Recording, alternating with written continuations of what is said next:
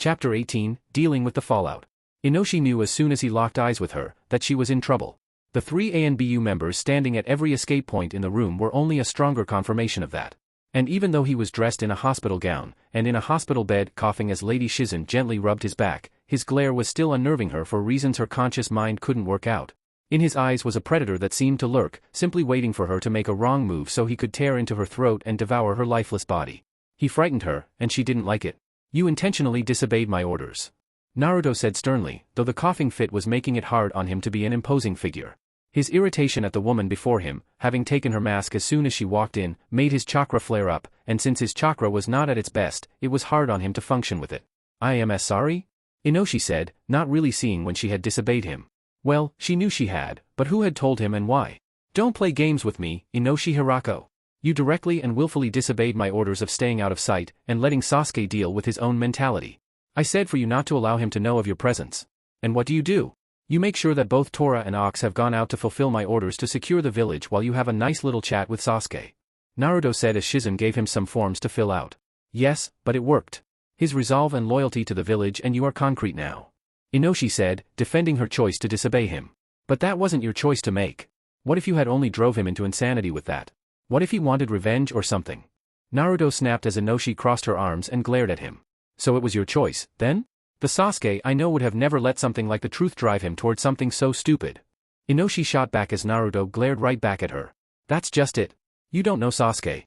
You've watched him by himself for over 7 years, but you don't know him. You don't know what's in his heart. If you really knew Sasuke then you would have known that he has revenge issues." Naruto shouted hotly as everyone was stunned into silence by his last statement. Revenge issues?" Inoshi said, blanking her eyes as she tried to comprehend. "See what I mean? You don't know him. But I do. Sasuke is a true nutcase, right down to his little emo core. If he's not plotting revenge on something, then he's sulking about how no one understands his pain. This is why I told you not to interfere with him, because now he's gonna have to go back to Inoichi Yamanaka for counseling.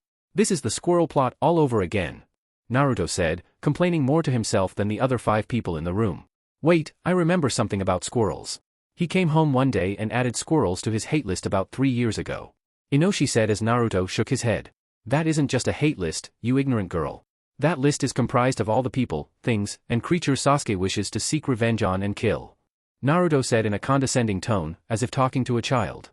"Oh, so that's why Itachi's name has sparkles, hearts, and designs all by it," Inoshi said, feeling a little stupid in the fact that she hadn't worked that out. "See what I'm talking about? You don't know that crazy little ball of hate and vengeance.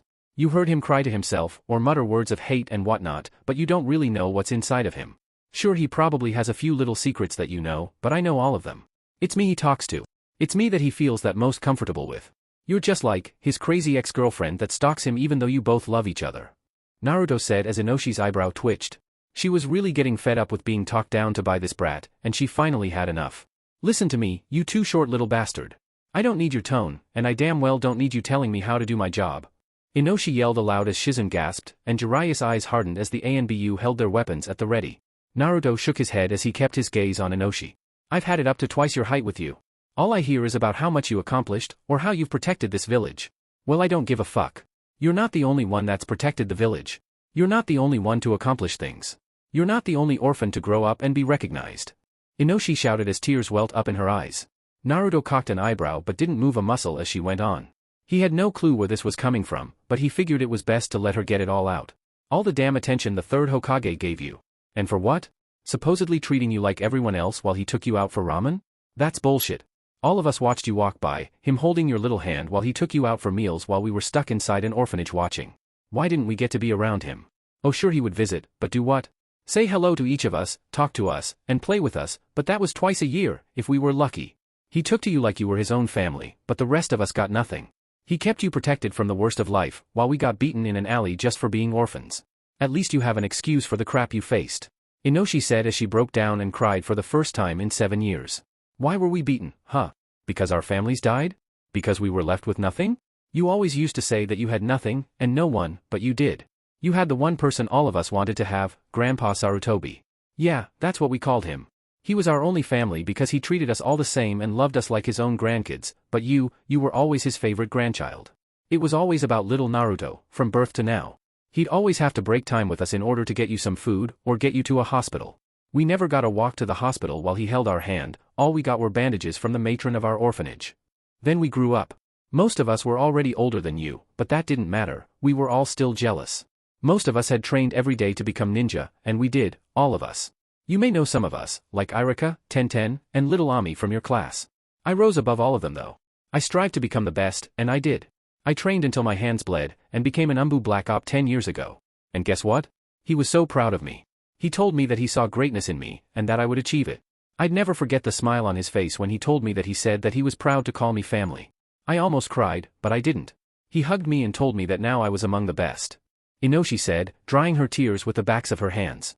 She remembered it all like it was yesterday. Then it came, he received a message that you had been almost kidnapped by the hidden cloud again. He rushed out of the room after handing me my mask with the umbu. I was once again reminded that no matter what I did I, and all the others, would only be second best to Naruto Uzumaki. Inosi said, glaring up at Naruto, whose face was hidden behind his bangs. I trained and trained for 2 years, perfecting my earth element until no one could beat me in it, not even Kakashi-senpai back then. I had surpassed them all, and you know what, I gained the boar mask of the umbu. He handed it to me, and told me again how he had been so proud. I forgot how bitter at you I was, and basked in his praise. You didn't cause trouble that day though. My first real assignment was watching over Sasuke Uchiha 3 times a week. At first I had thought I was cheap-ended, but it turned out to be better than I thought. Then came the real shitstorm, your last 2 academy years. He would always be found behind his desk grumbling about how you weren't graduating, and finally I grew fed up with it and told him to stop griping and do something about it. He turned to me, and said how he couldn't, how you were supposed to pass or fail on your own 2 feet. I wanted to yell at him about your younger years, but didn't. When you stole the scroll, the first thing he was worried for was you. When you were tested by Kakashi, you. When you went on your wave mission, you. When you entered the Chunin exams, you. During the month-long reprieve, you. You were always at the top of his concernment list. It was always you, damn it. Inosi said, her voice getting louder as she reflected on those times. Naruto still hadn't moved, but the silent tears that ran down his face and landed on his hospital bed sheets were evident of his emotional state. Why? Why did he care about you so damn much? Was it the fox, or was it something else? What made him so proud of you when you accomplished the shadow clone jutsu? What made him smile like he did when you came back from wave with a bridge named after you? What made him so peaceful when he watched you win in the Chunin exam finals against that Hyuga kid? What, damn it, what? Inosi said, breaking into sobs as she sat on the floor. She hadn't cried in 7 years, and that last time was when a small orphan had asked her why Naruto was being taken to Ichiraku's by the Hokage. That was one of the worst days of her life as she watched the sorrow fall on the little girl as she explained the norm to her. You really miss him, don't you? Naruto said in a hoarse voice as he finally looked up at her, showing his tear-stained face as he thought about the old man. Inosi moved quick, and had him up by the scruff of his shirt's collar while she glared into his eyes. How dare you? You don't even deserve to speak about him, and you didn't deserve his attention. He was the best human being I had ever met, and he was the only thing of a grandfather all of us had. You were a worthless, moronic, simpleton that didn't deserve to breathe the same air as his kindness and companion.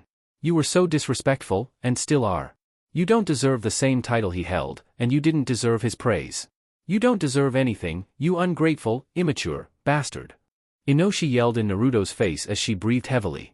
Naruto only turned his face from her, as if looking into the very past itself, as his face turned saddened 1 second and somber the next. He was great, and you're right, I didn't deserve any of it. I was such a little punk back then. But you were wrong about a lot of things. I didn't get time with him as much you thought. I only saw him once a month. I never got an orphanage with other kids. Since I was old enough to remember, I've been at the same apartment. I was all alone there, with no one but him that one time out of the month. He'd talk to me about things, and then he'd leave. I did anything I could just to have a little more time with him. I begged, pleaded, and everything else I could think of just to make him agree to me buying him a bowl of ramen. I would follow him out of my apartment, walk with him to the tower. He'd hold my hand, and make me walk back, alone. Naruto said solemnly as he continued looking out at the memories as if they were displayed on the corner of the room. Everything was silent as heads bowed and tears fell in memory of the 3rd Hokage. He was the best person. Always so kind, so wise, and so companion. He always felt that we were all family, and that he had to do what was best for the family. That's why I wasn't mad when I found out about everything. I realized that it was just his way of protecting me. I realized that in some way I didn't understand, he was not trying to be mean, but simply trying not to lay any more burdens on my young shoulders.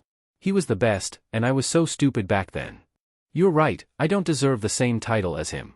But I have it. Naruto said, giving Inoshi a look of fire. I have it, and I plan to live up to his greatness. I plan to surpass him someday, and I won't give up until I do. He was like a grandfather to me, and we were all his family. Now it's my job to take care of the family, because now I'm head of the house. I may not be him, but I will do my best. I am the 5th Hokage, and I will protect our family. Naruto said, his once wavering voice filled solid with his determination and guts.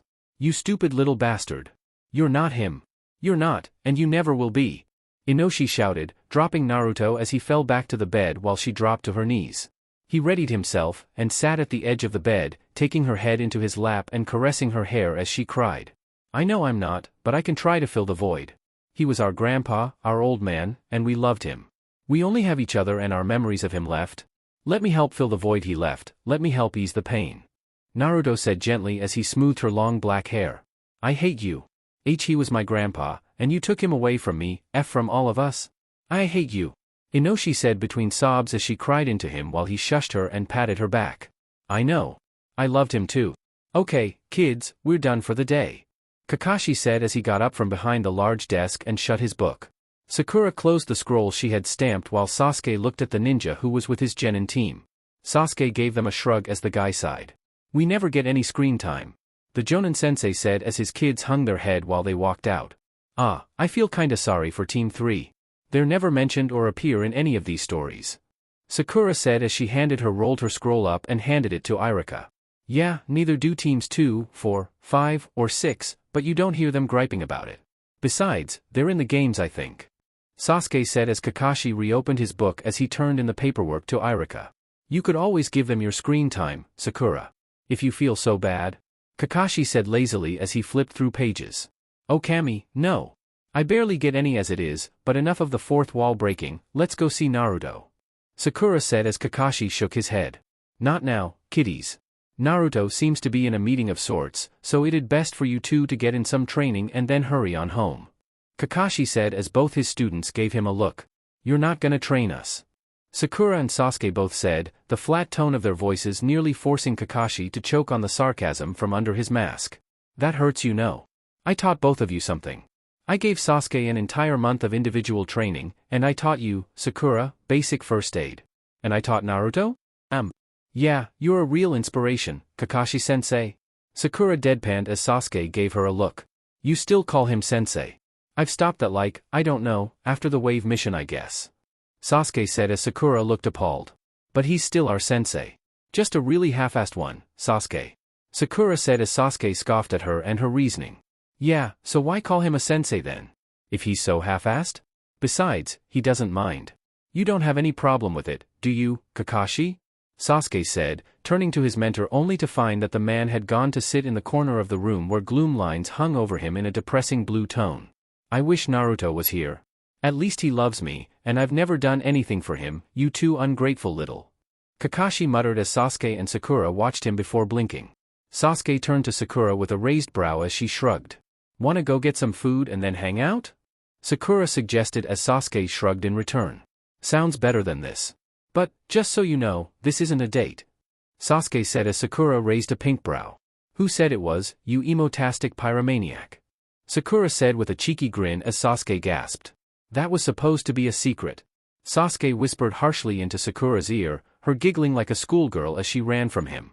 Get back here, you duo-personality pink-haired spawn of circus freaks. Sasuke shouted as Sakura turned to look at him while she continued running. My Gramps was an actor, and my insult was way better, emo.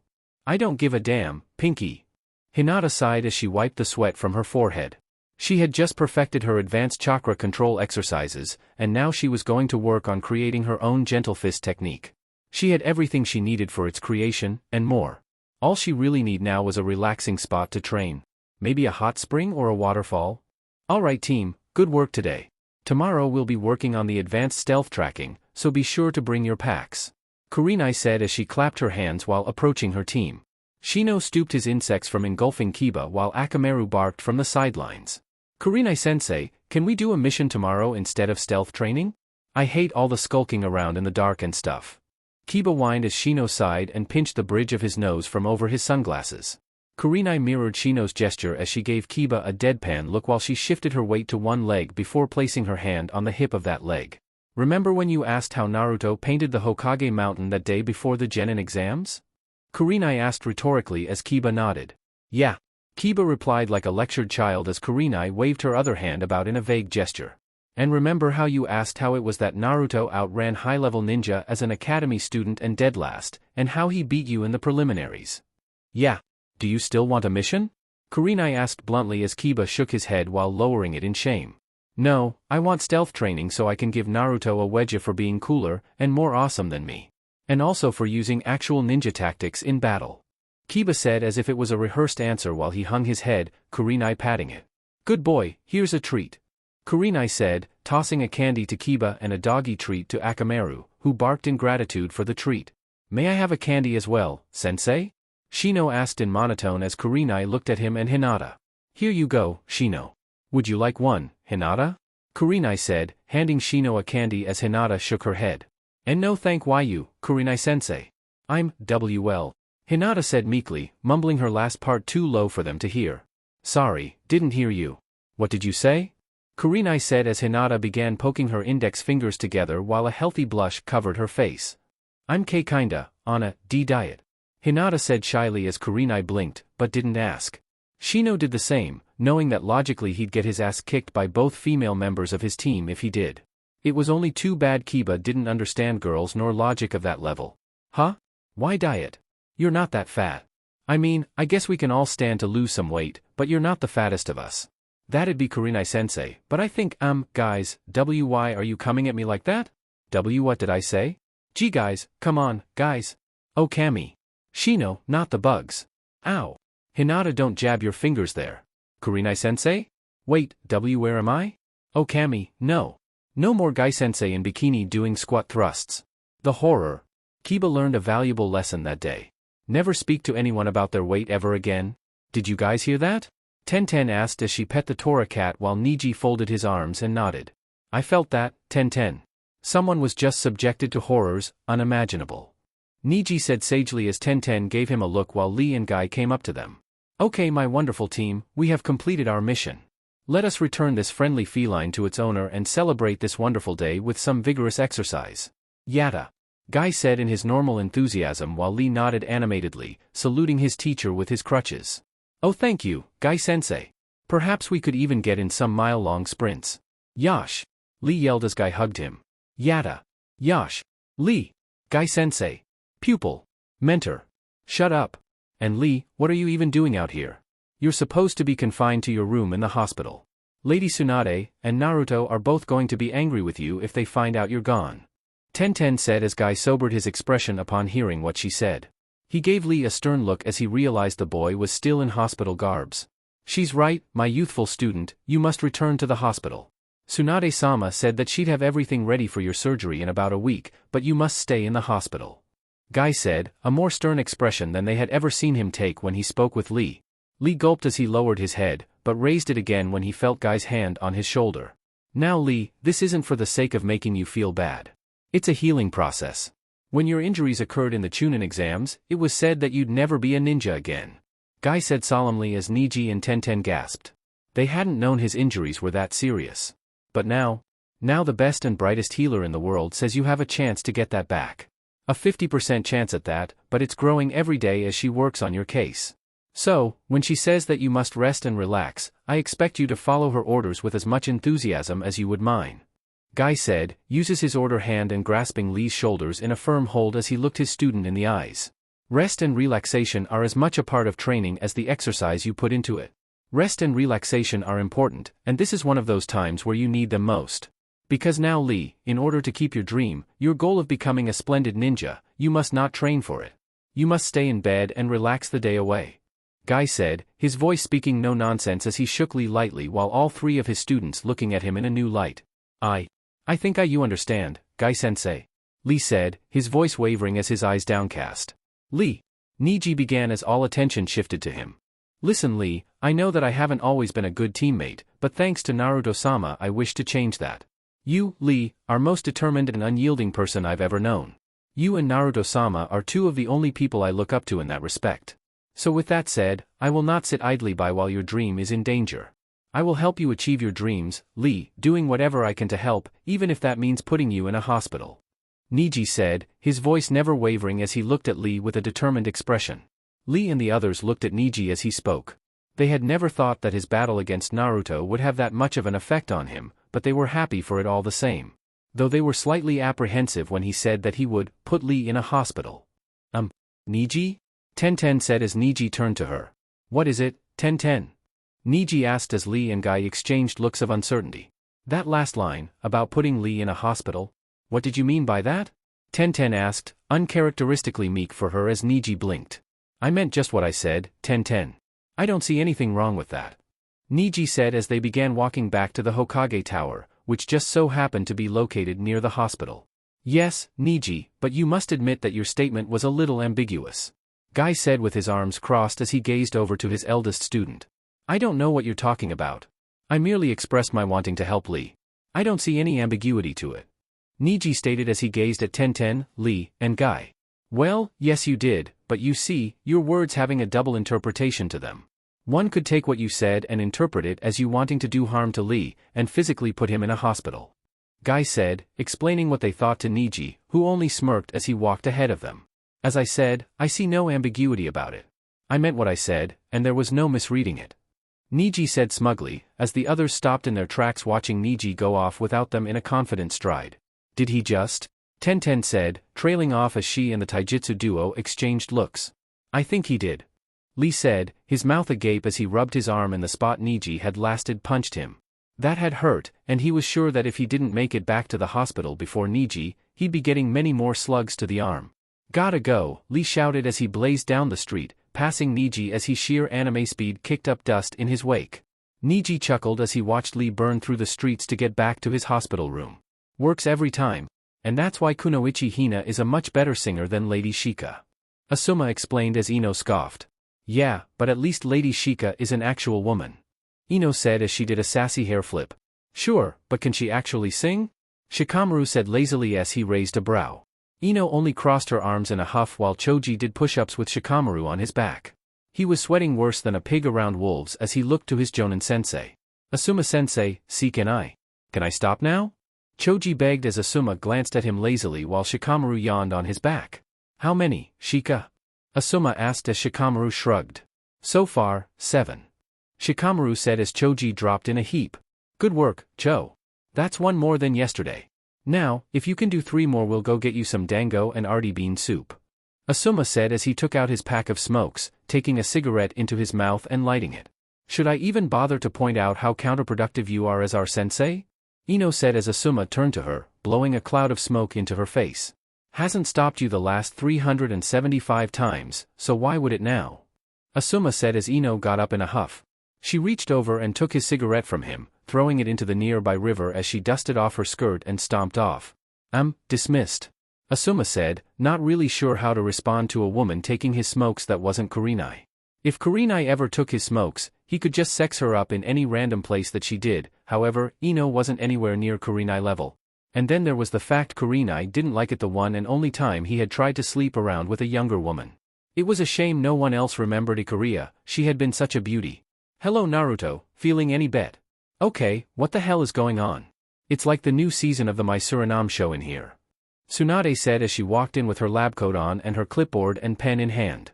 Tsunade looked around Naruto's private room, which a week ago had been redesigned to be his Hokage room, only to see 4 ANBU, Jiraiya, Shizune. And most importantly Naruto all around the young blonde Kage's bed while he was speaking. She could see that all of them had been crying more or less, even the ANBU with their garbs stained with tears, as she moved into the room and shut the door behind her. Oh. Hey, Tsunade. We were just having a memorial of sorts. Jiraiya said as he blew his nose into a handkerchief comically. Tsunade shot him a look before she turned the irate expression to Naruto. What the hell is all this? Why are you making Ambu Ninja cry? This is a hospital, not a rerun of The Young and the Ninja. Tsunade shouted as Naruto winced at her volume. We were just sharing a few stories about the old man. He was like a grandfather to me. Naruto said, lowering his head as his voice took on a solemn tone.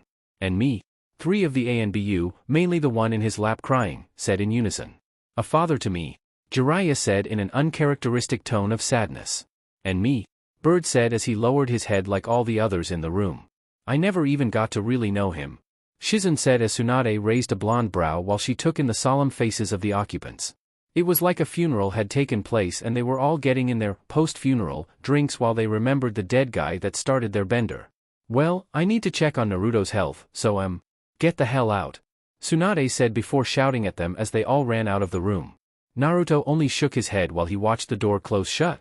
We were kinda having a moment there. Naruto said as Tsunade scoffed. Yeah well, you shouldn't be depressing your ninja with pointless crap like that. Tsunade said irritably, her voice a bit more somber than she would have liked. What do you remember about him, Granny? Naruto asked as Tsunade sighed while she raised his shirt and checked his heart rate. Ugh. I remember the first mission we had as a team. Back then there were no D ranks, so we had real missions since peace was rare in those days. It was a joint mission with some other ninja of various ranks.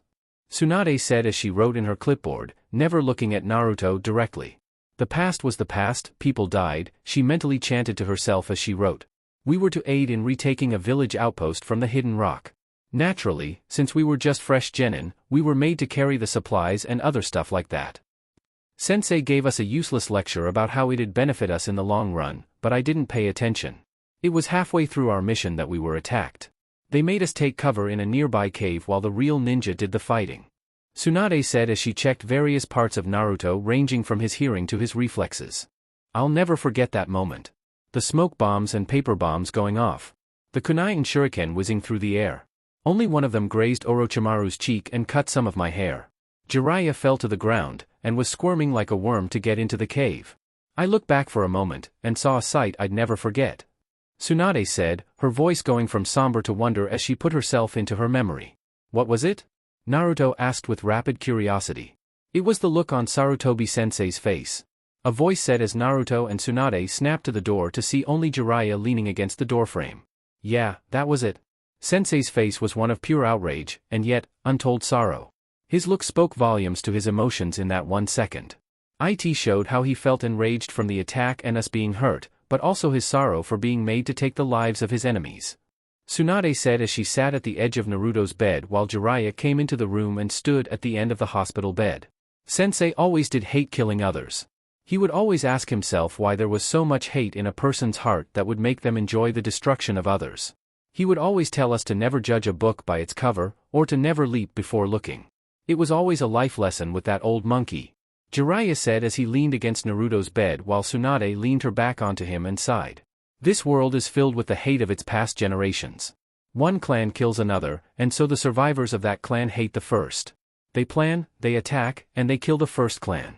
From there it breathes an endless cycle of hate within the hearts of shinobi the world over.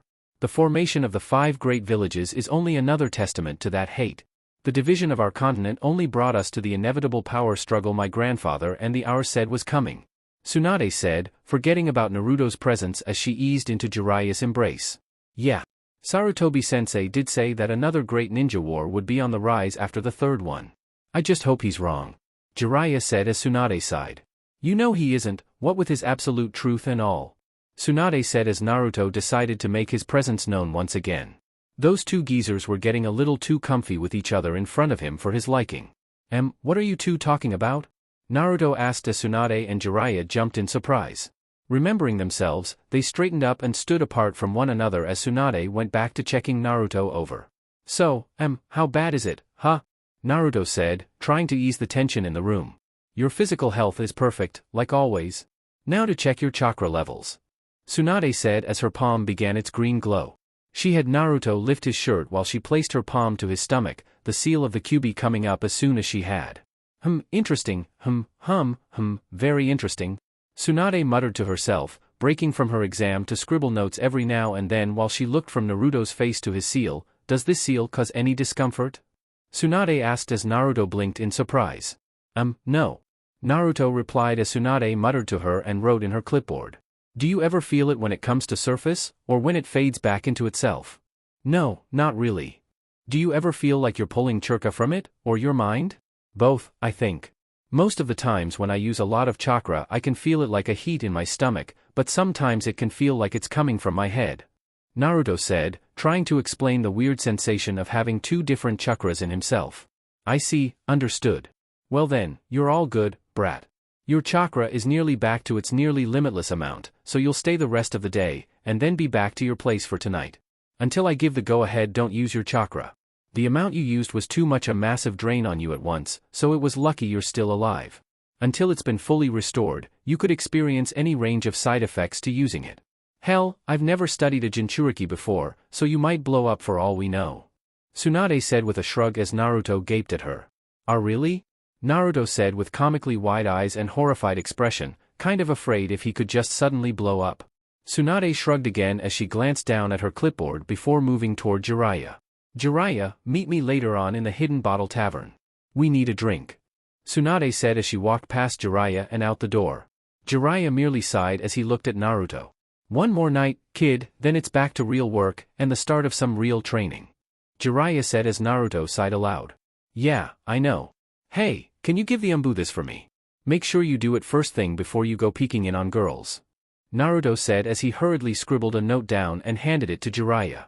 Sure kid, I'll do just that. Jiraiya said as he disappeared out the window. Naruto sighed as he let his upper body drop on the bed. He didn't want to dwell on the thoughts of the old man, but he found himself thinking back to all the good times they had together.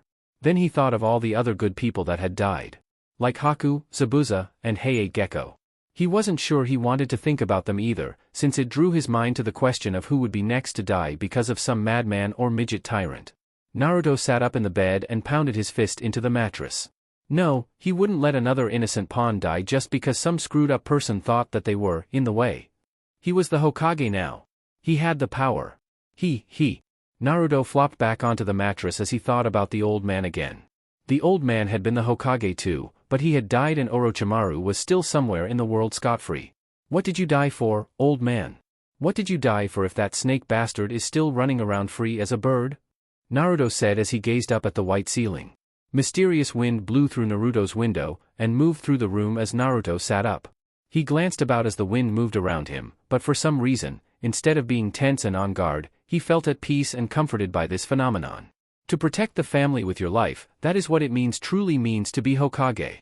Naruto heard as his eyes widened. Old man. Naruto whispered out as the wind moved out the window. Protect the village, Naruto? Protect the family. The wind whispered to him as Naruto nodded, his determination and resolve strengthened to new levels. I will, old man. You hear me? I'll protect everyone.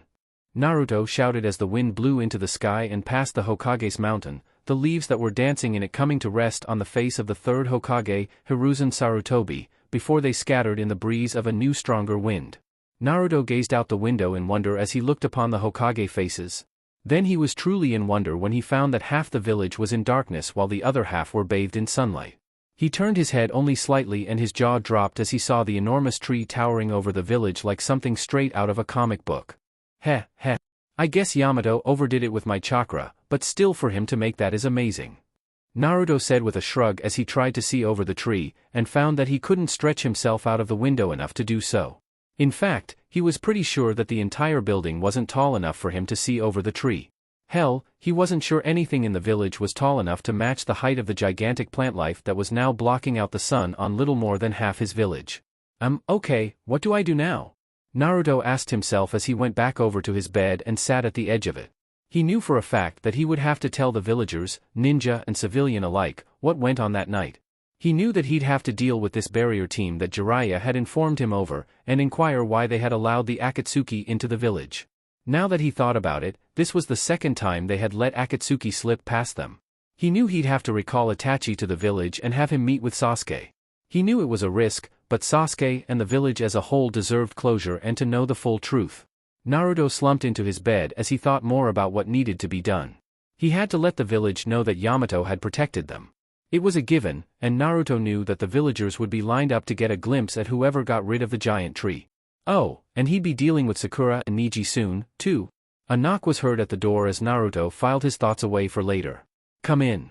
Naruto said as Shizune came in with a neatly folded set of clothes for him. They were a tailored set of orange and black clothes while a pair of black shinobi sandals rested atop them. Naruto gave Shizune a smile as she handed him his clothes. Your Kage robes are? Well, We all felt that you didn't need to wear those robes all the time, so a few of the kunoichi went out and bought you these with your money. And when they saw just how much money you had. They kind of went crazy in the shopping. Though most of it was for you," Shizun said with a light blush as she tried to explain. Naruto laughed good-naturedly, throwing back his head as Shizun blinked at him. "Thanks, Shizun. I needed some new clothes anyway. I didn't have anything except my old jumpsuits, and those were too small. Besides, who cares if you all went a little crazy, my money is your money. Not all the time, though, but for the most part if you ever need anything, then feel free to ask," Naruto said as he grabbed the hems of his hospital gown. Shizun blushed lightly as she averted her eyes. Shizun was a professional healer, now that her and Lady Tsunade were off the road, but while they were she didn't have much, barely any, experience with the opposite gender. In fact, the first time she had ever seen a male more than half naked was when Naruto had answered his hotel door in only a towel. While she had taken an odd job or two to heal people, Lady Tsunade had been surprisingly protective over her, healing any injuries that the males had while Shizun only worked with small children or women. If a man had been so hurt that it required the both of them, then Lady Tsunade would work on the below waist while she was forced to heal stomach and above. Now that she was an actual doctor in an actual hospital, Lady Tsunade had made her the assistant director of the entire hospital, which was mostly paperwork and helping interns. Though, she had caught Lady Tsunade 3 days ago writing a slip to have her tested as a medic ninja and jonin of the village. Shizun could only wonder why the sudden change had come about, but she shook away those thoughts as Naruto was about to raise his gown. And Naruto," Shizun sputtered out, trying not to seem so embarrassed at the fact he was about to change in front of her. Naruto turned back to her with a confused look as he took in the sight of her slightly reddened face. "Yeah, Shizun? What's up?" Naruto asked as she began to make vague gestures. "Well, Naruto, it's just that you aren't supposed to see change clothing in front of others. It's, rude, you know," Shizun said, trying to keep cool and seem more like the experienced and professional woman she normally was. "Okay, you can go into the bathroom if you want. That's not what I meant, Naruto." "Oh come on, Shizun, I'm 13 years old. You act like you've never seen a guy naked before," Naruto said without facing her. When his only answer was silence, Naruto turned back around and saw that Shizun's face was as red as a festival cherry. Naruto raised a brow at her strange behavior, but then the light bulb in his head lit up before he smirked at her devilishly. "You've really never seen a guy naked, have you? Not even a kid like me?" Ha, Naruto asked before he busted into laughter at Shizun's defensive sputtering. How could a woman as good-looking as her have never saw a man's privates before? It was so funny he couldn't stop laughing. "Don't laugh at me. Lady Tsunade is a lot more overprotective in that respect than you think. She once broke a man's arm just from looking at me when I came out of a hot spring. Why do you think Lord Jiraiya doesn't perv on me like other women?" Shizun shouted in an embarrassed fury. Naruto simmered down in his laughter as he actually thought about it, and found that Shizun might have been telling the truth. He couldn't really remember Jiraiya even thinking about Shizun in the wrong way, except by pairing him, Naruto, and her, Shizun, together for the old perv's books. He actually wondered why Jiraiya had never hit on Shizun, and now he had his answer. It unnerved him somewhat on just how scary Granny Tsunade must have been to get even the pervy sage to not perv on Shizun. "Wow. But you have at least been with someone before, right? I mean, you're too pretty not to have at least dated," Naruto said as Shizun blushed in both embarrassment for his question and his unconscious compliment. "Well, no, I've never dated. Lady Tsunade and I moved from town to town, never being in the same for any longer than a week. One time we were really bad in debt, so we had to take on disguises and new identities. She made me the old crone while she masqueraded as my beautiful teenage daughter," Shizun admitted shyly as Naruto tried, and failed, to keep in his laughter. "What is wrong with Granny? I mean, she trained you to be a doctor, and you haven't even seen a man nude before. She's going senile on us," Naruto said aloud as Shizun looked affronted. "I've seen pictures in textbooks. I know more about the male body than you do," Shizun said as Naruto looked at her in mocking disbelief. "Yeah, and you're how old?" Naruto asked as Shizun took on the look from before. Naruto noted that Shizun looked like she had swallowed a lemon at him asking her age. "You never ask a woman her age, Naruto," Shizun reprimanded as Naruto frowned and folded his arms. "Answer the question." Naruto shot back as Shizun huffed. "I'm 28, Naruto. More than half your own age. I left the village with Lady Tsunade when I was a 13-year-old chunin," Shizun said as Naruto snorted. "And yet, I've seen naked girls before you've seen naked guys." Naruto said proudly as Shizun looked cross at his proclamation. Naruto. I knew Lord Jiraiya was a bad influence on you. Shizun shouted as Naruto looked like someone had smacked him with a smelly fish. It was long before I met that dirty old perv. Besides, it was by accident anyway, and I don't feel like going into the details. Naruto said with his arms recrossed. He looked down at the bed and saw that while they had been arguing, he had yet to change and get out of the hospital. His clothes were still there on the bed, as neatly folded as when Shizun handed them to him. Look, I've got stuff to do, and so do you. So, the question is, do you want to see a naked guy or not? Naruto asked as he placed his hands on his hips. Shizun, being completely caught off guard by that, sputtered out nonsense while she was in shock. Her face turned a whole new shade of red as Naruto gave her an impatient stare. She really had to ask herself the question. Did she really want to see a guy's unmentionables? Plus, this was Naruto for Kami's sake. He was a kid to her. And yet, he was a Hokage, a fighter, and a pretty decent guy. Besides, he was just a kid. Seeing his little buddy wouldn't be such a big deal, especially since she could just say that she had given him a checkup or something. Shizun took a deep breath, and sighed it out before nodding to him. This was her one chance to see what had been so bad about the male genitalia that Lady Tsunade refused to even let her see pictures of them with the skin on. Tsunade sighed as she sipped at her sake, which she had cleverly disguised a coffee with a genjutsu. She had just finished working on some new methods and practices for Rock Lee's upcoming surgery, and she felt good. She was walking past Naruto's private room, when she suddenly heard a loud exclamation.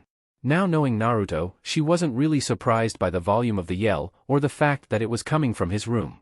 No, she had been caught unaware by the voice the yell had come from, and what was exclaimed by said person. Oh my kami-sama! Are they all like that? Is that why Lady Tsunade wouldn't let me see them? Dear Kami, it's huge, Naruto. Tsunade spit out her sake like a garden hose, and it all went into the face of the nurse and doctor she had just been about to talk to. The two medical staff didn't even get angry as they ran in fear. Tsunade's mug was crushed into practically dust as she bared her teeth and glared at the door next to her. Naruto would be dying soon. Tsunade busted into the room ready to kill the brat and say that he died in surgery or something like that. However, the only things in the room were an extremely shocked and red-faced Shizun who was still sputtering about how Naruto was so big, Naruto's old hospital gown, which had actually been two sewn together since the boy had to be so damn gifted. Tsunade raced to the open window, only to see Naruto was already halfway to the Hokage tower by then. She cursed as she slammed her fist into the wall, knocking it out with her super strength. I'm gonna murder that brat.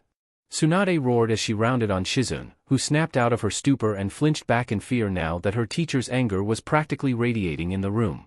And don't think you're off the hook either, Shizun. I'm telling you that kid is dead for showing you his wang. Dead, I tell you. Dead. Tsunade raved on and on as she stomped out of the room, her heels creating craters with each step and shaking the building while everyone cleared out of her war path. Shizun was only left there as she shook like a leaf in the wind. She had never seen Tsunade so enraged before. She scrambled to her feet as she hopped out the window. Naruto would need to be immortal or really good at hiding to survive whatever Tsunade had in store for him. Did you hear that, Master Jiraiya? Kakashi said as Jiraiya looked both elated and fearful. I felt that, Kakashi. My godson is a man among men. He has done what no other man would have ever dreamed of. Jiraiya said in a highly praising tone as Kakashi looked at him. What? Kakashi asked as he was sure that Tsunade had just sworn to kill Naruto. He has corrupted the closest thing to a daughter and little sister Tsunade has. That means, Tsunade is now going to either kill him. Jiraiya said, trailing off as Kakashi put his book away. Or she's gonna set the two of them up. Jiraiya finished as Kakashi looked confused. Aren't they at least 10 years apart? Kakashi asked as Jiraiya nodded. Doesn't that kind of make her a pedophile? Kakashi asked as Jiraiya looked affronted. And you call yourself a lover of my work, my #1 fan? Have you not read page 356 of Ikeika Hospital? Jiraiya accused as Kakashi gasped and went wide-eyed. Forgive me, O great creator of the holy relic. I did not take into account the medic edition. Please, forgive my stupidity. Kakashi said, bowing to Jiraiya in the middle of the street as Jiraiya looked aloof. I suppose I can forgive this offense this once. However, it shall not happen again. Now come, Kakashi. We must save my student. If he is to make it with Shizun and do what no other man can, then he mustn't die at the hands of the horrid one. Jiraiya said as Kakashi saluted him, both of them speeding off toward the Hokage tower. Open this door, you little dash, Tsunade yelled as she banged on the door to Naruto's underground Hokage compound. Lady Tsunade? He's not so little dash, Shizune interjected meekly with a light blush as Tsunade fixed her with a glare. Shut up, Shizune. Open this door. Why can't I beat it down, or break it? Damn you, Grandpa for making these damn things. Open up. Tsunade, you mustn't harm my apprentice. Shut up, Jiraiya. He's right, Tsunade-sama. You can't hurt Hokage-sama, or else you'll be executed. Shut it, Kakashi. I'm gonna rip his wang off, and stab it through with his own sword. Open up, and take your punishment like a man. How dare you ruin my little Shizune? Lady Tsunade. I'm 28 years old. I said shut up, Shizune. Open this damn door so I can murder you. Not by the hair on my chinny chin chin. Naruto yelled back before he went to his room in the subterranean compound. I'll catch you someday, brat. And then you'll be sorry. Do you hear me? You're dead. Conan. Yes, Pain? What is it? Conan said as she looked back at Pain from by the open window of their office. He opened his eyes to her. Itachi and Kisame have arrived. Please, go and greet them while bringing them here. I'm sure you and Itachi can find another opportunity to discuss various things. I find it pleasant knowing that you and he have grown closer since his joining. Pain said as Conan gave him a look. You just want me to distract Itachi while you, Madara, and Kisame all talk. Conan said with her arms crossed as Pain rolled his eyes. No, I like seeing that you grow closer to your fellow Akatsuki. Pain said as Conan didn't even blink as she gave him a dead stare. Pain sighed in defeat as he threw up his hands. Fine. I really do want Itachi out of the way while the three of us talk. Madara doesn't trust Itachi as well as it looks, but it's got nothing to do with you. You had better feel lucky that Itachi is actually a very nice person, and a keen mind on origami techniques along with being a fellow Pocky lover. Conan said as Pain sighed in relief when she disappeared in a paper trail. Glad to see you two could make it. The leader is expecting you, Kisame. Conan said as Itachi rolled his onyx black eyes while Kisame grinned, puffing out his chest as he strutted forward through the constant rain. So, you and I are alone once again? Itachi said as he and Conan gave each other impassive gazes while standing in the middle of the rain. Yes, it would seem that way, Conan said as Itachi gained a ghost of a smirk on his face. Conan broke out into a full grin as Itachi stuck out his arm while Conan latched onto. Well then, my old friend, do I have some news for you? Itachi said as Conan rolled her eyes while they strolled through the rain. You always have a tale to spin, you little weasel. Conan said as Itachi chuckled. Yes, but this time it comes with a proposition. So, me and Kisame snuck into Konoha, and you'll never believe what we found. Itachi said as Conan raised a brow. What? Conan asked as aloofly as Itachi smiled at her. Well, it all started after Kisame and I fought off 3 Jonin at once, making it look incredibly easy by the way. Chapter 19, Show 'em who's boss. Inoshi walked through the streets of Konoha, grumbling as she once again adjusted her Chunin flask jacket over her well-developed bust. How could this have happened to her? After years of training and sharpening her skills, she's reduced to a mere Chunin on gate duty because of disrespectful conduct and disobeying specific orders. How could he do that to her? After she had poured her heart out to him like that and they all had a emo moment together. Such betrayal. So, how's the demotion going? Kakashi asked in a musical tone of voice as Inoshi growled at him. He walked beside her, reading his little perverted book as he glanced at her every now and then for her irate reaction. Just fine. I don't care. Been talking about quit tin the Umbu Black Ops to watch a stupid gate all year now. It's always been a dream of mine to guard the damn thing. Inoshi shot back as she threw her hands up in frustration and tore the flask jacket off her ample chest. Kakashi raised his headband and watched her bobbing chest for a full 5 seconds before he put it back down. Best memory yet? Inoshi calmed herself as he closed her eyes. It wasn't so bad, right? She hadn't been killed or made to clean toilets. Plus, watching the gate was so easy that Izumo and Kotetsu had been doing it for years. Yeah, this could work for her. Oh, thank you, twin-like voices rang out as Inoshi's eyes snapped open just in time to see 2 people flying at her with arms outstretched. Thank you, oh savior. Kotetsu said gratefully as he rubbed the side of his face into Inoshi's side. We are not worthy. Izumo said with equal love in his voice as he was rubbing his face into Inoshi's side boob.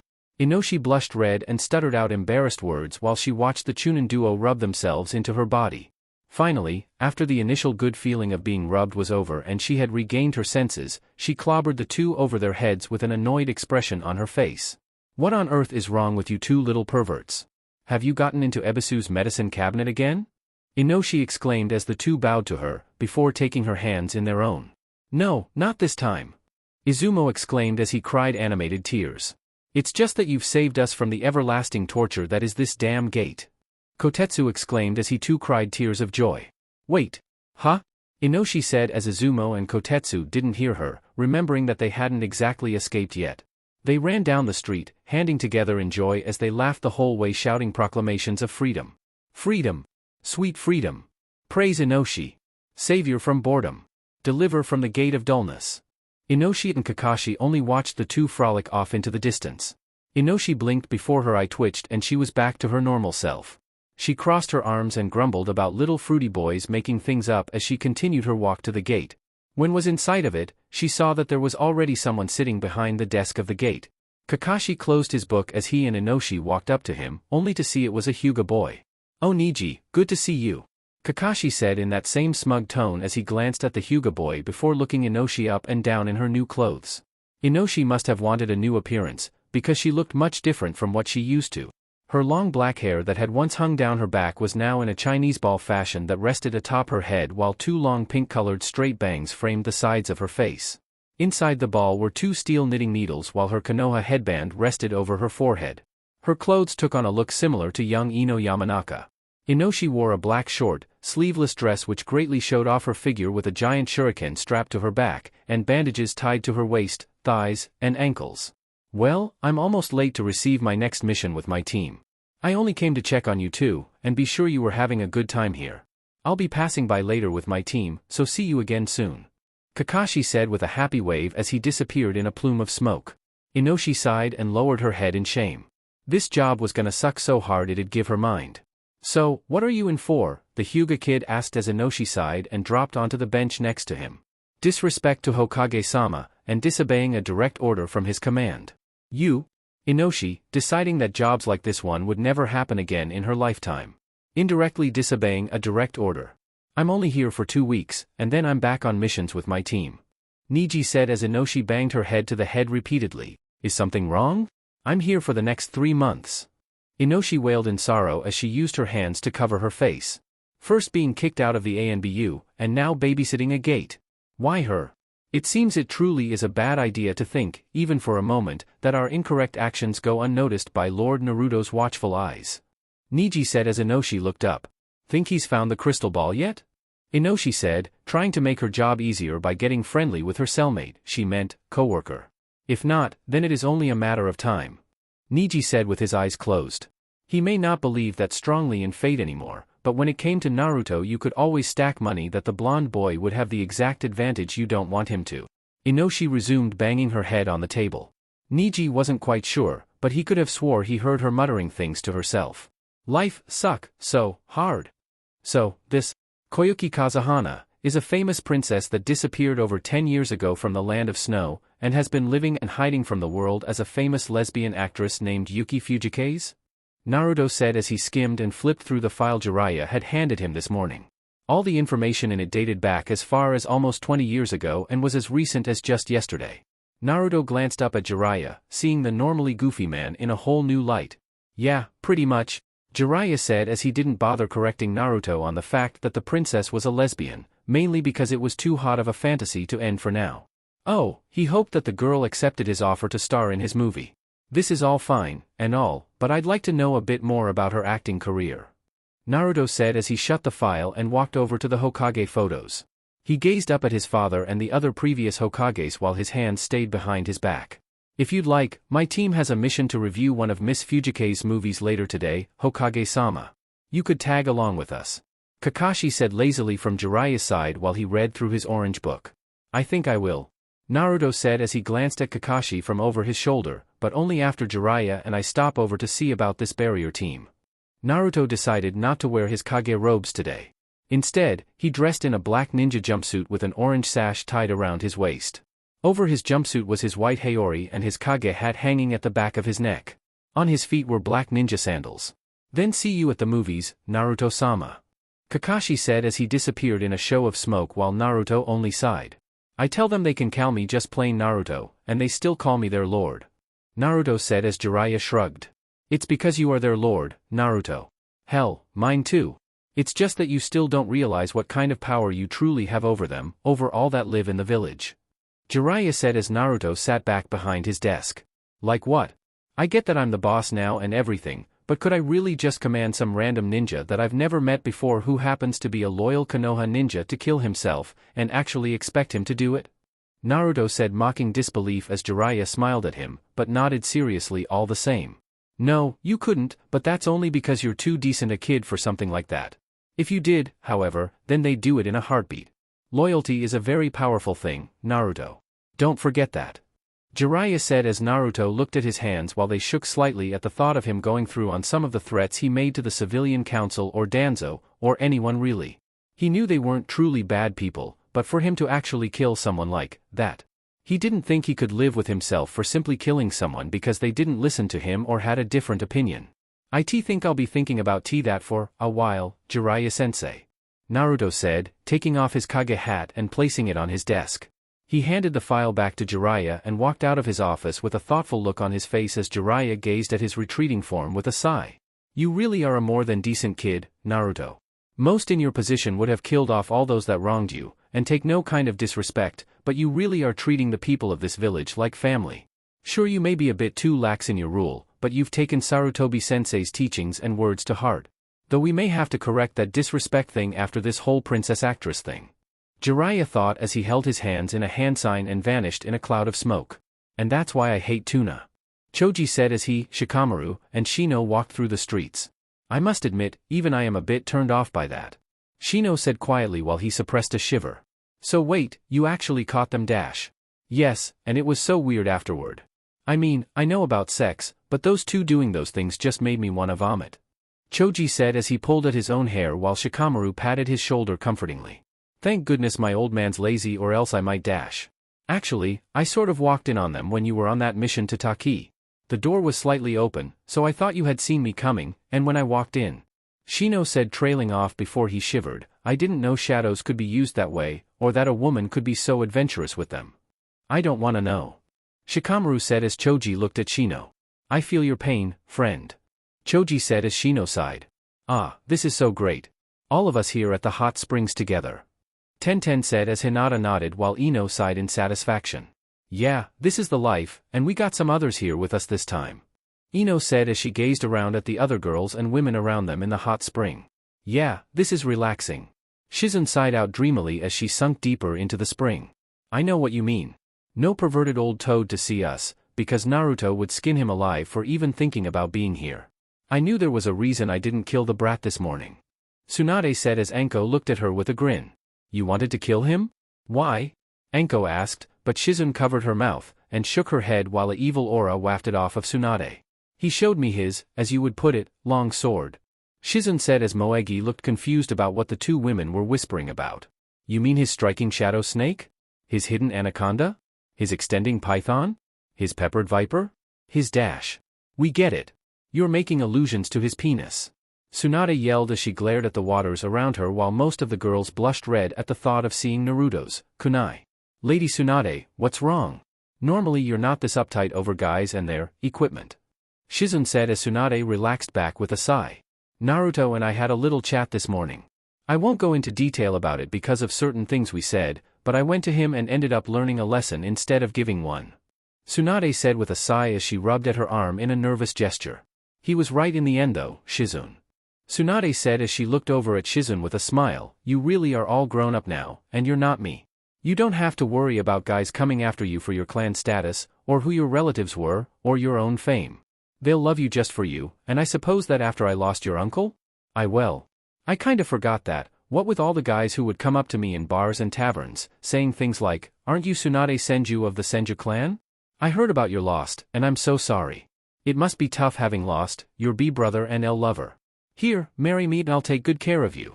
So, basically what I'm trying to say is that I guess with all the idiots out there that tried that on me, I thought I had to protect you from that as well. I treated you like you came from my own womb, and I don't regret it either. I sheltered you. The only reason you know how babies are made and what parts make them is because I couldn't say no to the way your eyes lit up every time you asked me about medical work. Tsunade said as she took a hold of Shizun's hand and gave her a motherly look while Shizun was at a loss for words. Naruto was right, Shizun. You're 28 years old, and you've only seen a man's organ yesterday. I shouldn't have coddled you like I did, but the damage is already done. That's why I've given the go-ahead to have you tested to become a jonin of the village and Naruto's personal assistant. I'm sure you'll find the right guy for you. I know it. Tsunade said warmly as Shizune looked ready to cry. Oh, Lady Tsunade. Shizune said before she hugged the woman that had been like a mother to her for over 15 years. Tsunade's face went cheery red as Shizune pressed her own naked body against hers while all the other girls blushed at the intimacy between the two. Anko licked her lips jokingly at Tsunade while the blonde Sannin could only sputter out nonsense. Shizune, we're naked in a hot spring. Let me go. Tsunade said as Shizune yelped and backed away quickly with her face just as red as Hinata's was from simply watching. Sorry, Lady Tsunade.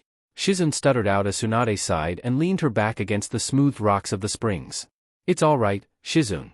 Maybe this experience will help you get a man quicker.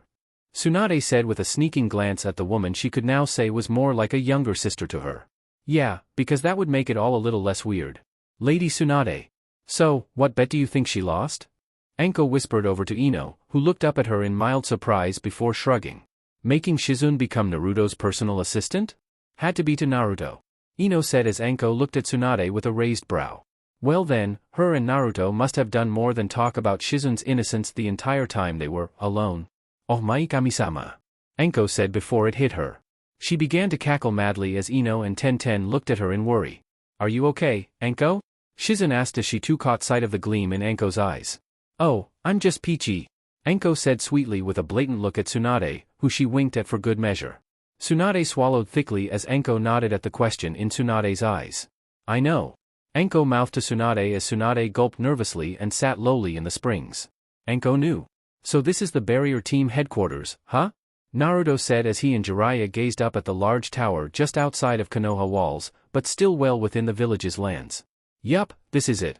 It was created after the Second Great Ninja War due to the rise in Sensor Ninja. No one could get in or out of the village without the knowledge of the barrier team and the Hokage. Jiraiya said as Naruto looked up at him in confusion. But I didn't know. Naruto said as Jiraiya waved him off. That's only because you weren't using the crystal ball when those Akatsuki entered.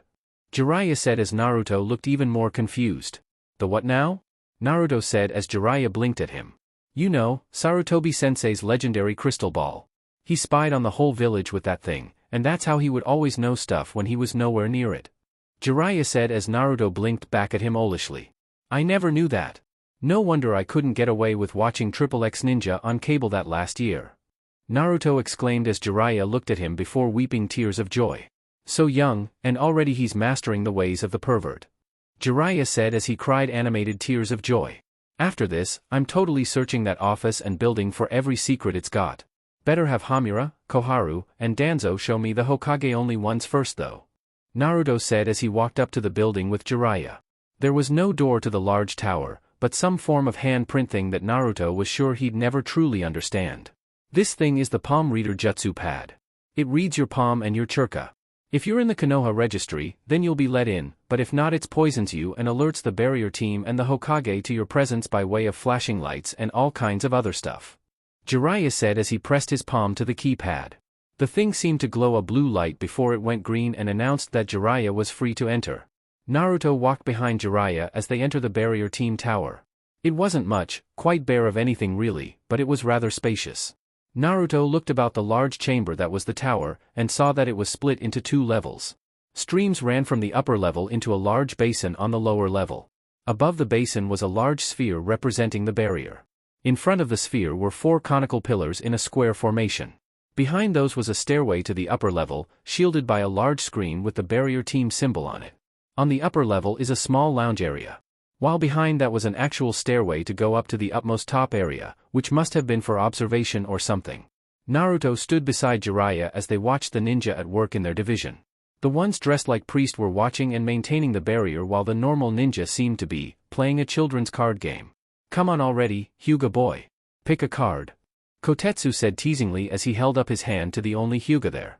Naruto raised an eyebrow at them while Jiraiya chuckled quietly. Only one of any of the barrier team members looked over at them, and he seemed to be the laziest of the bunch.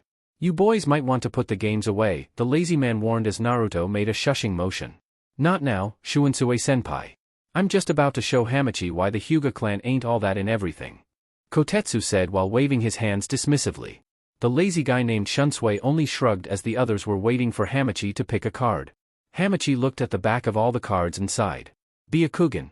Hamachi said, activating his bloodline while Kotetsu shot up. Hey, you can't do that. That's cheating. No fair. You can't use your Byakugan in a children's card game. Kotetsu exclaimed as the others merely laughed. Naruto felt his eyebrow twitch at their basic drunken stupor. Jiraiya. Naruto gritted out as Jiraiya quickly moved to the side. Naruto placed his hands in the ram hand sign and in a poof of smoke he stood in complete Hokage robes. He cleared his throat loudly as he moved toward the barrier team. What the hell is all this?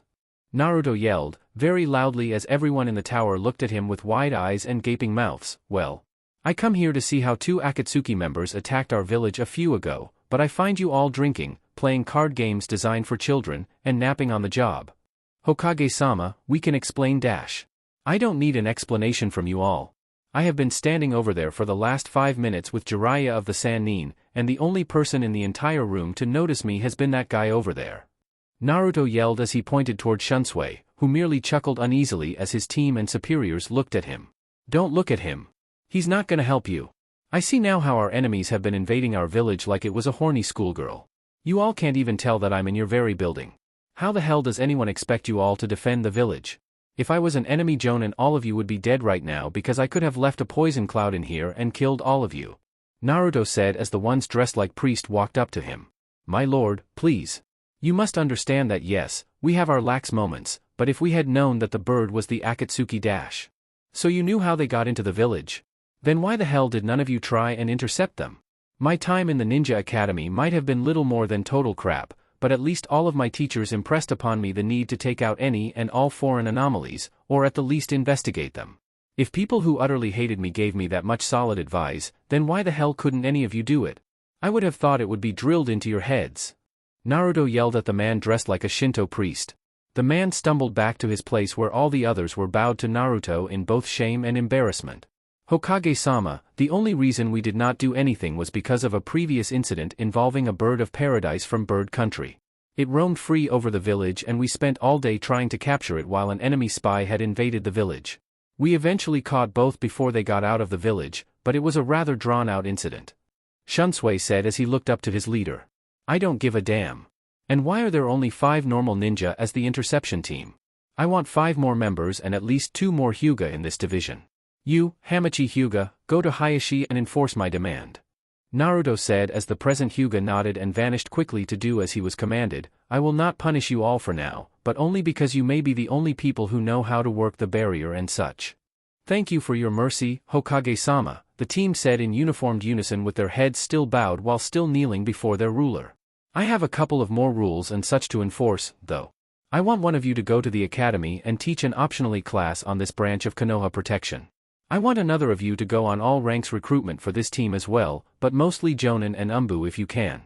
I want at least 2 teams on standby and rotating with all of you to work the barrier. I want at least 2 members to be from the Aburame clan, and another 2 to be medic ninja. Naruto said as they all quickly agreed to his demands. Jiraiya, I want you to spend money from the weaponry budget to get them all headsets. They'll need to coordinate from the tower here to out onto the field in order for them not to be running about all day while people sneak into my village. That's about all I can think of, for now. Naruto said as he turned away from the barrier team. Jiraiya nodded as he made a note of everything in one of his small notebooks. I will have someone watching over all of you every now and then, so if I ever have to come back. Naruto said, leaving the threat hanging as he walked off. Yes sir, Lord Hokage, sir, the barrier chorused as they heard the stone door to their tower slam shut. That was interesting, Shunsui said, wiping the sweat from his forehead as Izumo and Kotetsu exchanged looks. Why did we never think of using headsets? The leader of the barrier team asked to one of his detection members, who shrugged with a confused expression on his face. I don't know, sir. I just don't know. The member said as the leader sighed and turned to all his members. Well, you heard Hokage-sama. Get to the recruiting and all that. So, when you get back from your mission I'll begin your training Earth-style ninjutsu and the rest of the frog kata. Kakashi has already told me he'll start training you in lightning-style chakra while on your mission. Jiraiya said as they walked through the streets of the village. I've only got 1 lightning-style jutsu, so I'll be taking my scrolls on nature transformation to get a jump start on my wind nature training. Naruto said as he gazed down at his clothes. He had returned them to their original black and orange state right after he left the barrier team tower, and the people around them seemed to like the change from all orange to mostly black. I understand, but remember, don't do anything too dangerous on your own. You may be Hokage, but your ninja training was far too stunted during your academy days. You may have to eve more than one blood clone here this time to deal with everything. Jiraiya aid as Naruto nodded. Gotcha. I'll leave 3, 1 for my office, 1 for the mission hall, and 1 to brush up on my basic ninja training. Naruto said as Jiraiya stopped their walking to look him in the eye. It's not that you're not a great ninja. In fact, you have more ninja sense than most of those these days, but it's that you don't understand or know anything about the important things. You have the practical training down like a mat under an akimichi, but your informational and sensible training aren't at what they should be. I know I've been training you up for the past month or so, but I've been making you battle-ready, not politic-wise. Just be careful while you're out there, kid. You could get yourself and the village into a lot of trouble if you don't watch what you say. Jiraiya said as Naruto sighed. To be honest, he was feeling a little insulted by always being told he was at the right level yet, and that he had to be watched like some 4-year-old child in a supermarket.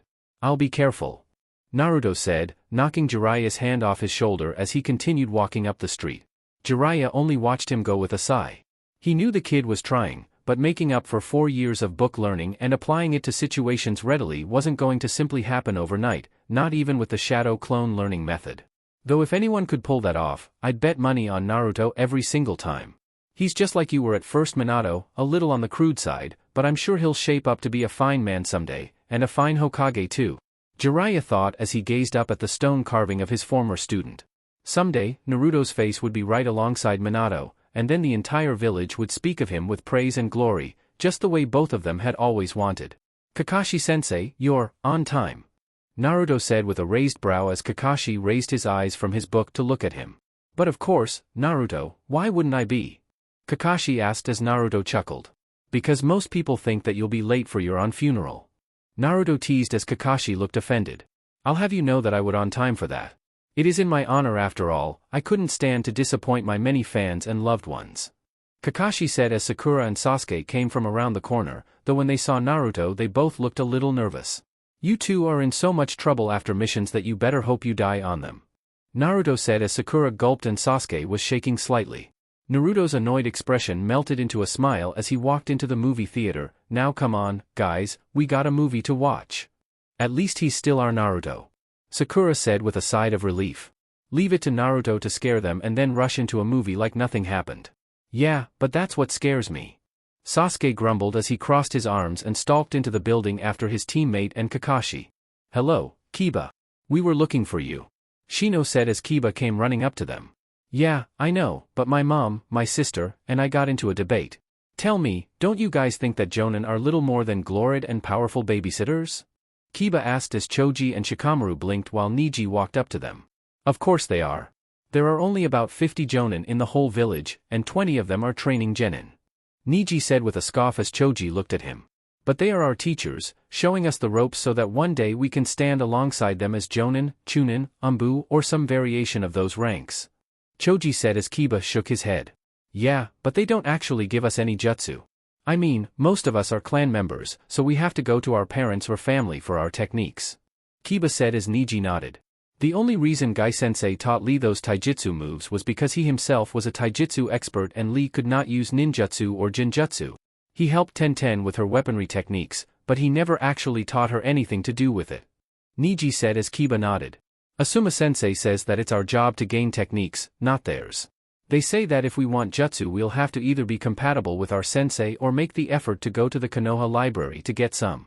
He also said that a teacher could pass down techniques if they wanted, but it would be up to them to train the student or students extra in order for them to get it, Shikamaru said as Shino raised a brow. I know Kurenai-sensei has been teaching Hinata some minor genjutsu for a while, but she stopped that last week saying that Hinata should focus on her own ninja development, Shino said as Kiba nodded once again. See what I mean? They don't really teach anything aside from teamwork and morals. They're nothing but glorified babysitters to us, Kiba said as Shikamaru and Neji exchanged looks. Wanna bring this up to Naruto next time we see him? Shikamaru asked as Neji shrugged. I honestly don't care, but if you do come and retrieve me, well, my break is almost over. Can we get something to eat? Neji said as the others nodded. I heard of this great place in the downtown district. Yeah? They give special discounts to any active ninja, and they have a buffet option. You would know these things, wouldn't you, Choji? Damn right, Kiba. That movie was awesome. Naruto exclaimed as he ran out of the movie theater like a hyped-up child. It was alright, Sasuke said impassively as Naruto scowled at him. He could see that Sasuke was holding himself together until his big confrontation with Itachi, but did he really have to still be an asshole? Well, the fight scenes could have been better, but overall it was great. Sakura mused as she and Kakashi exited the building together. Yeah, and the dialogue was a bit spotty, but it was decent enough. One of the better movies I've seen in a while, Kakashi said as he rubbed at his masked chin. It didn't matter that it was the first movie he had seen in months since taking on his first ever genin team. The kids didn't need to know that he had no life outside of missions and training. Yup, they most certainly did not need to know that about him so they could add it to their growing list of things to tease and mock him for. Yeah. So, I'll see you later today in my office then, right Kakashi-sensei? Naruto said as Kakashi nodded. Then from there it'll be off to the mission hall to collect our team's mission. Kakashi said as he whipped out his orange book and began reading. Right then, see you guys later, Naruto said happily as he ran down the street toward his mansion. Is it just me, or has being Hokage not really changed Naruto much? I mean, I get that he's still him, but you'd think he'd want to be a bit more reserved while in and out of the village. Sakura said as Sasuke shrugged and Kakashi only glanced at her. He is Sakura, but I'm guessing you can't change your attitude that much once you feel a sense of normalcy restored to you after having such a high title of power thrust onto you. I guess Naruto just found his quicker than others, Kakashi said as he flipped a page in his book. Either that or the shadow clones doing all the work for him makes it so he doesn't have to act dignified, Sasuke said with a careless shrug while Sakura and Kakashi looked thoughtful for a moment before their shoulders slumped and they sighed sadly. It's the latter, they said in unison while Sasuke shrugged yet again. Chapter 20, The Kick-Ass Actress. Naruto walked through the streets of the village hidden in the leaves, or Konoha. It was his village, his home, and the home of all his villagers. Now that Naruto thought about it, there were thousands of people who lived inside the walls of the village, and even that didn't account for those that were of the village that lived outside its walls and around the area. Hell, he barely knew 100, so how was he to know all of them? Maybe the shadow clone jutsu would help, but Naruto wasn't sure if he literally made thousands of clones like he boasted. He'd think about it later. Naruto smiled softly as he saw the children of the village at play on the streets. It was a great sight? Well, if you didn't account for the fact that there was still a giant tree in the middle of the village like an umbrella, then all was well. Naruto wondered when Yamato would be well enough to take the thing down. Ah, there you are, Lord Hokage, a noble, yet somewhat cheerful voice cut through Naruto's peaceful thoughts as he looked up only to see Hayashi Hyuga standing in front of the Hokage mansion. Hey, Hayashi. You do know that you don't have to call me that, right? I mean, I'm still just Naruto, Naruto said, not seeing why people enjoyed making such a big deal out of him being Hokage. In his youth, which now that he thought about it was only 6 months ago, he would have loved to have people bow down and call him their lord, but now, it just seemed a bit rushed and unearned. He hated to think of it like that, but he really felt like he didn't earn the title of Hokage. Hayashi, as if he could sense Naruto's thoughts, chuckled as he ruffled Naruto's already messy blonde hair. You have earned the title of Hokage far more than you think, Naruto. It is because you think yourself unworthy of it that you can handle its responsibilities, Hayashi said with a small smile as Naruto looked at him, but then looked away as he felt a little embarrassed about being so transparent in his thoughts and emotion. Yeah. I've been hearing things like that a lot lately, Naruto said, waving the comment off as Hayashi looked amused. Then perhaps you should listen to it, Hayashi said before he contained himself. It simply wouldn't do to have some random strange see him in a good spirit. He had a reputation to keep, you know. Anyways, I've come to give you this, Lord Hokage, Hayashi said as he reached into his robes and handed Naruto a scroll. At Naruto's questioning look he smiled. It's every picture I could find with your father, myself, and Tsuchi as teammates under Lord Jiraiya. I even got some of my wife's old pictures of her, Mikoto, and your mother under Lady Tsunade and Elder Koharu. Wait, what do you mean Granny Tsunade and Old Lady Koharu? Naruto asked as he put the scroll away for later. Well, as you know, Tsunade left the village after the Second War, so Elder Lady Koharu took over her team of Chunin, which was your mother's, Hayashi said as he and Naruto began to walk into the Hokage mansion. Okay, but what I still don't get was why one team was all boys and the other all girls, Naruto said, allowing his confusion on the subject to be evident. Those were different times, Naruto. We had been trained while brought up in war. There was no time to have girls going through their feminine problems under a male leader, and no time for boys to be distracted by the wilds of women. In fact, there was a period in time where the three Sannin left the village on a mission in Rain Country. This was before we were to be trained, but the mission lasted longer than expected, so all of us were placed under the two elders, Lord Hamura and Lady Koharu. Hayashi explained as Naruto rubbed his chin and thought. Yeah, that must have been around the same time when the pervy sage was training that Akatsuki guy. Naruto muttered to himself, seeing where the dots connected as Hayashi nodded. Also, there was another reason why I came. Hayashi said, the change in his voice from casual to formal not going unnoticed by Naruto. Naruto's gaze sharpened on him as Hayashi frowned a bit. I'd like to know your intentions with my daughter regarding the request I placed upon you, Lord Hokage. Request? What Oh, that request. Naruto said, at first confused by what Hayashi was alluding to until he remembered that he had promised to marry Hinata. I'm not the only one wanting to know these sensitive things, Lord Hokage. Lord and Lady Yamanaka would also like to know your intentions regarding their daughter. Hayashi said as Naruto whirled around on him just outside the Hokage office. What? I mean, I have only the best intentions regarding the daughters of such noble clans.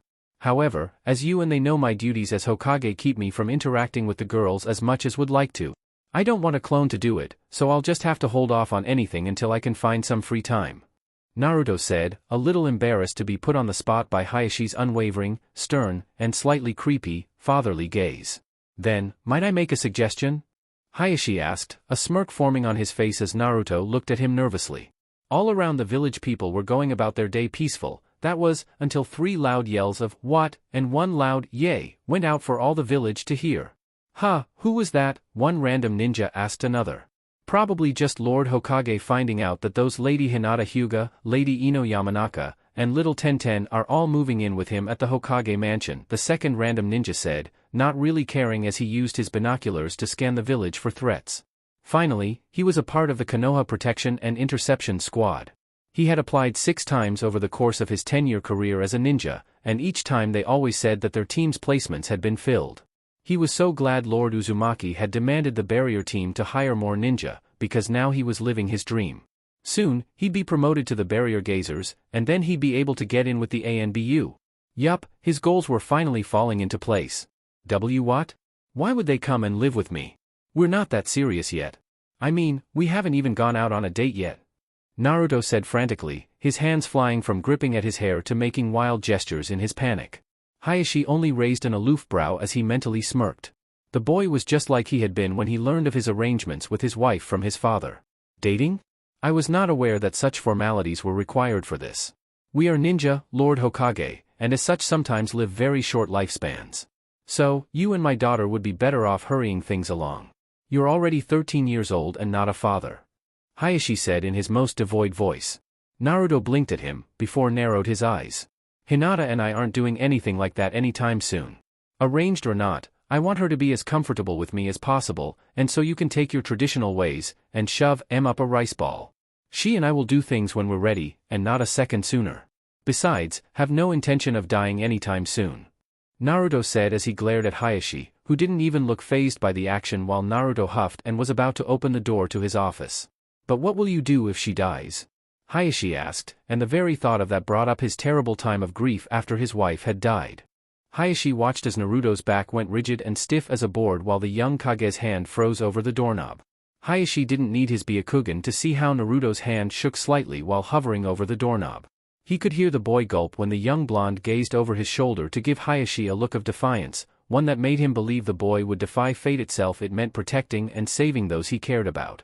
If I can, I'll make sure that won't happen. I'll die first if it means she lives. Naruto said as he gripped the doorknob firmly and opened the door to his office. Hayashi didn't follow him in. No, he only watched the young man walk into his office with confidence and passion. He was so much like his father, sacrificing himself and his well-being in the name of those he cared for and loved. He only hoped that Naruto wouldn't die so young like his father had. Hayashi smiled a true heartfelt smile as he turned on heel and walked away from the young Kage's office. Naruto would go far, just like his father had. Naruto dropped into the comfy chair behind his desk with a sigh. Hayashi's last question shook him to his core for reasons he couldn't even place. He really never wanted to think of things like the death of those he considered to be his friends or more. He still had some nightmares about the day Irika and he protected the forbidden scroll from Mizuki. That large shuriken to Irika's back? It sent cold shivers down his spine. Then there was the day he found out the old man didn't make it out of his fight with that bastard Orochimaru. He swore utter hate on that snake charmer after having cried his eyes out over the old man's grave. But then his thoughts crossed into terrain he had hoped they never would have. What if someone killed Hinata, or anyone he cared about? He wasn't sure he could take another loss like the old man. If Hinata, Ino, and Tenten got so close to him and became targets of hate, what could he do to protect them? He was only one person, and he didn't think he was strong enough to keep them safe.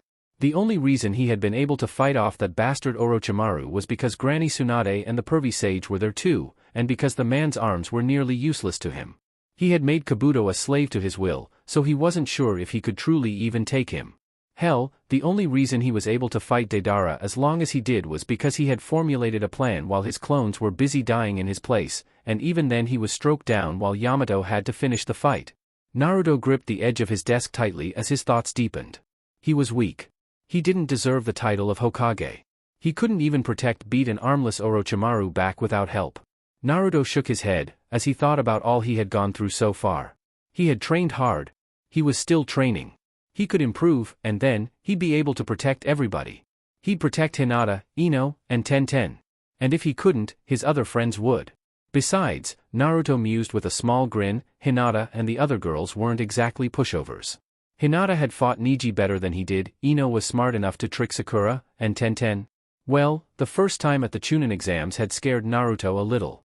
She had so many sharp objects and pointy weapons? Naruto sighed to himself as he stood, making 10 shadow clones to go through his daily job as Kage while he attended to some of the more important paperwork. His eyes landed on a red folder that was on his desk, and he opened it only for his eyes to widen at what was inside. Hinma, Ado. Naruto called as the two ninja dropped from the ceiling on bended knee, kneeling before his desk as if they had been waiting all day to be called. Okay, that's a little weird. Do you guys just wait in the ceiling for me to call you, or something? Naruto asked, figuring he could since he was a little curious. No, we actually can hear you through the use of special jutsu in place around the village. If we're inside the village and you call for us, we're instantly brought here, but if we're not then others will fill our place. Gunma explained as Naruto gestured for them to rise. Oh. Well then. Naruto stuttered out before he cleared his throat. Right then, listen up. I've come upon some rather disturbing news, but first I have a mission for the two of you.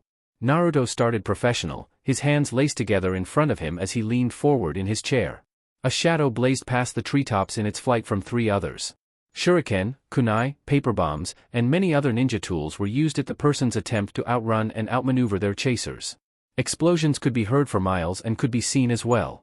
The figure leapt out of the trees just as an explosion blew apart the treetops and the grunts of the figure's chasers were heard from being in said explosion. The figure landed on their feet at the ground blue, barely a sound being heard as the tattered cloak they clutched to their body gently fell all around them before stifling in the breeze created by the explosion. That should take care of them for a while. Now I can go to about my business of not having any business, the figure, voice clearly female, said as she walked toward the giant village and tree in the distance. Her cloak billowed to her right in the wind as she made her way toward this village. The village hidden in the leaves, or Konoha, which is ruled by the Hokage Naruto Namikaze Uzumaki. Though this woman didn't know that last fact. Ugh, my head. Yamato said groggily as he sat up from his hospital bed. You may not want to move around so much, Yamato-san, an impassive voice said from the dark corner. Yamato's body didn't move, but his eyes sure did snap toward where the voice had come from. Who's there? Yamato asked, trying to seem more intimidating that he was in a hospital bed while IVs and monitors were all around him. The person stepped out of the shadows. It was a boy, no older than the current Hokage, maybe even younger. He had short jet black hair, ink black eyes, and extremely pale skin. Yamato nearly thought the boy was a patient in the hospital, but the boy's attire spoke otherwise. In fact, the boy was dressed rather scantily. The kid wore a short black jacket and a gray high-collar shirt which exposed his pale midriff. Looking the boy over further, Yamato saw that he wore a low-riding pair of black pants, shinobi sandals, and a pair of gloves which left the index finger and thumb exposed. Though what worried Yamato second to most was the tanto the boy had strapped to his back along with small dull red backpack the kid was carrying. However, what worried Yamato most of all was the expressionless face of the boy and the void of emotion in the kid's eyes. He was in the ANBU for nearly his entire life, but he had never seen a person so blank. It was almost unnerving. This boy was the perfect example of what the ANBU were supposed to be and look like, and yet Yamato felt so sorry for the boy's obvious lack of emotional exposure. There was only one person that could make someone a ninja and as emotionless as this boy was. "Danzo, you twisted bastard." Yamato roared mentally as he gritted his teeth. "Just wait until Hokage-sama hears of this. Your days and those of Roots are finished." "You seem tense, Yamato-san," the boy commented as he stepped closer. "I am, of course. I just woke up, and now I'm staring at someone I don't know. Add that to the fact that you're armed and I'm not, I guess you can see my reasoning for being tense," Yamato said lazily with a shrug as he eased himself back into his pillow. "My apologies. I am Sai. I was sent here by Danzo-sama to ensure your protection until you awoke, in which I was to alert Tsunade-sama." Sai stated blankly as Yamato sighed, feeling all the emotion from him being sucked away to the black hole of feelings that was this boy. Is everyone en route like this? Hokage-sama isn't gonna like this. Yamato though with a sigh. "I shall be going to alert Tsunade-sama of your awaking now," Sai said as he stepped back into the shadows and disappeared. "Things have just gotten a lot more complicated for Naruto-sama," Yamato said as he closed his eyes, feeling his chakra extremely weak and trying to help its recovery. "We understand, Naruto-sama," Gunma said as he strapped his pack to his back. Adu nodded from beside him as he was tightening his sandals.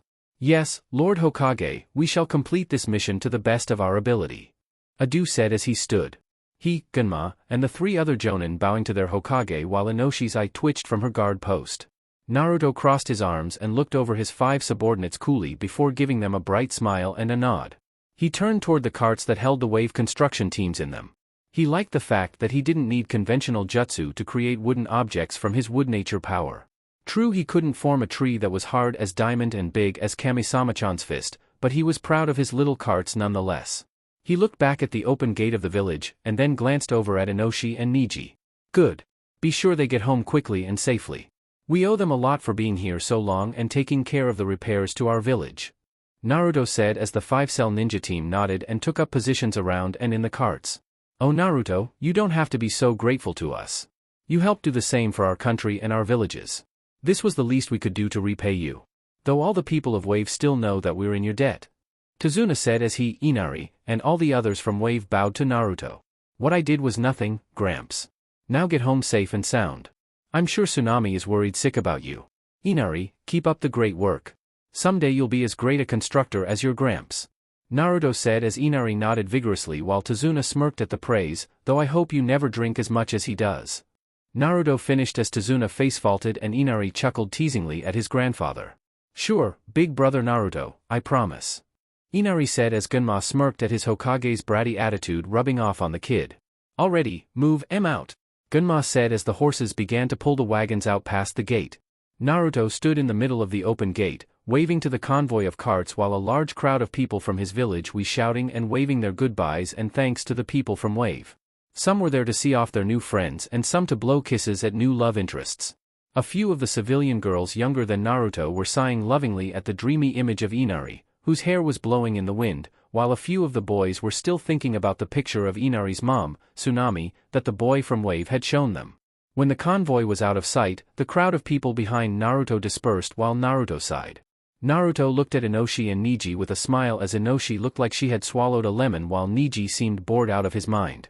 "Hey," Naruto said as Inoshi's eyes twitched. "You put me here." Inoshi grounded out as Naruto's smile fell. "Yes, I did. I don't like your little attitude, and sob story or not, punishments should be given for those who disobey orders. You're not the only ones who are getting it, trust me. The next one, who will have it worst, is getting it when I get back to the village," Naruto said, not bothering to stand around and chat as he walked back into the hustle and bustle of the village. "You know, I think I actually respect him a little more for not caring about my sob story enough not to punish me," Inoshi said as Niji looked up at her with a raised brow. "My sob story didn't stop him from beating the crap out of me while in the finals of the Chunin exam. Why should yours get you off the hook?" Niji said as Inoshi blinked at him, but then let her head drop to the counter of their gate stand. "These next few months are gonna suck a kimchi nuts," Inoshi groaned out as Niji cracked a smile. "Thank Kami-sama he was only there for 2 weeks. Where is she? Where did she go? Do you think she went to the village? Of course, she couldn't survive out here in the lands. She must have gone to Konoha. Then let's go." "Yes, sir." 20 figures leapt out of the peaceful forest, all intent on getting to the peaceful leaf village. So let me get this straight. You all think that our sensei, are overglorified, babysitters? Naruto asked, his eyebrow nearly to his hairline when he was done speaking slowly to his 5 friends, who all nodded in unison. Come on, Naruto, even you have to admit it. They don't teach us any cool jutsu dash. Actually Kiba, learning jutsu is our own responsibility. As ninja we're supposed to learn new techniques on our own time, and practice them during team meetings. Naruto said as he leaned back in his office's chair and shrugged. Yeah, but they're supposed to teach us something other than teamwork and the like. That crap got old months ago, and you know. Kiba said as Choji nodded. True, but that's the way it is, and unlike some things in this village, it works. I mean, Kurenai-sensei specializes in genjutsu. Do you want her to teach you that? I've seen her stats and it's pretty much all she knows aside from the standard Jonin stuff. Naruto said with a wave of his hand. No thanks. Kiba said as he went pale. Never call anyone fat, never mention weight again? Regardless of the jutsu, they don't do much for our training methods. You've seen how one of our training days go, Naruto.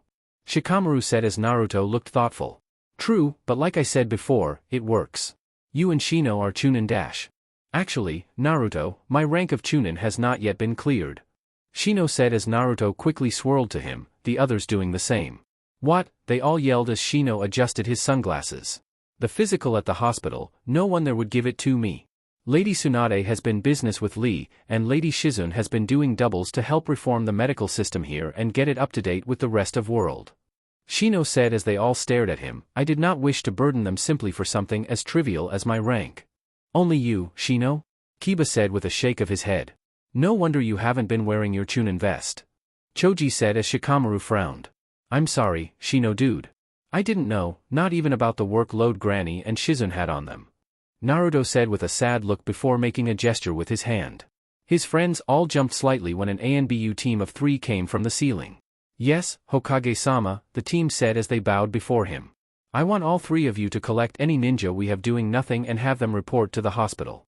I want them to help out any way they can. Our hospital is one of the most crucial parts of our village. I owe it enough as it is, and without it, who knows where I'd be after that last fight. Tell them this is my will, and that none are allowed to ignore it. Naruto said, his face and tone firm as the 3 ANBU nodded and disappeared to do the will of their Hokage. Whoa! I guess you really are a Kage now, huh, Naruto? Who would have thought, huh? Kiba said with a smirk and a shake of his head. Shikamaru and Shino exchanged looks while Neji was as impassive as ever. Choji seemed to be in the same boat as Kiba as he smiled at Naruto. Listen, we'll finish this some other time. I want you all to go down to the hospital and help out too. Except you, Neji. You get back to your gate watching. Naruto said as Neji had looked hopeful, but pouted as he was told to go back to the most boring thing he had ever done. You know, in training my eyes for the Chunin exams I once watched paint dry for 6 hours, and it was nowhere near as boring as babysitting that gate. Neji said as he stomped out of the room dramatically. Naruto simply chuckled at his unprissy behavior while the others sighed and resigned themselves to trudging toward the hospital. Naruto sighed to himself as he went through some of his paperwork by himself before creating clones while he sat behind his desk going over the really important things.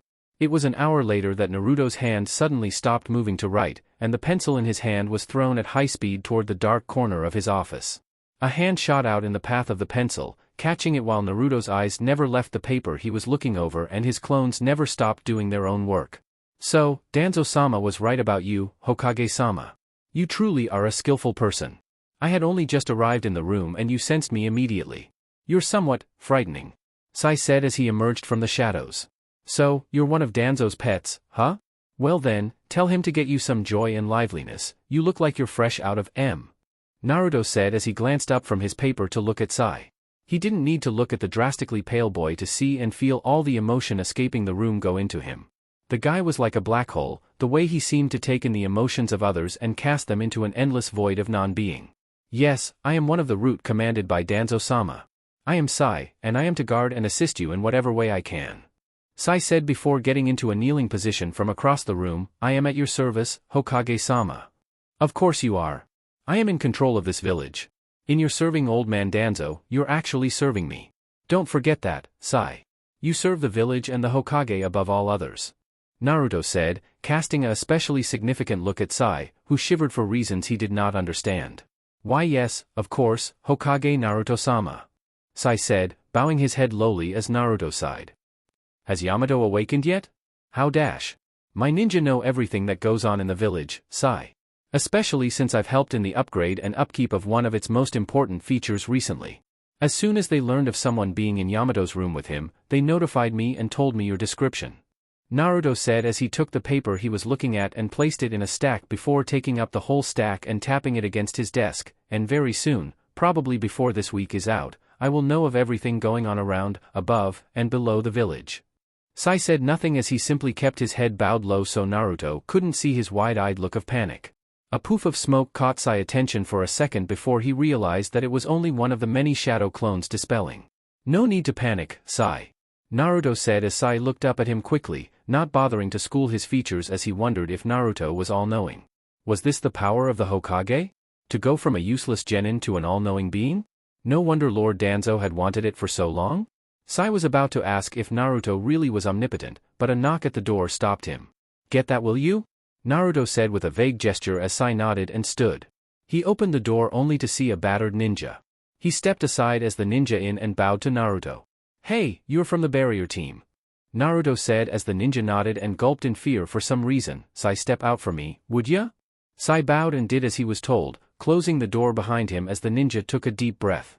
I'm so sorry to disturb you, Lord Hokage, but there's a disturbance in the village which requires your attention, the ninja said as Naruto raised a brow, both at the ninja's mild injuries and the fact that some kind of problem had broken out in the village. What is it? Naruto asked, rising from his chair and going around his desk while the ninja stood rigid. It's an actress, sir. Chapter 21, First Impressions Can Be Cruel. You want to repeat that? Naruto asked with a deadpan expression as the ninja looked upon him nervously.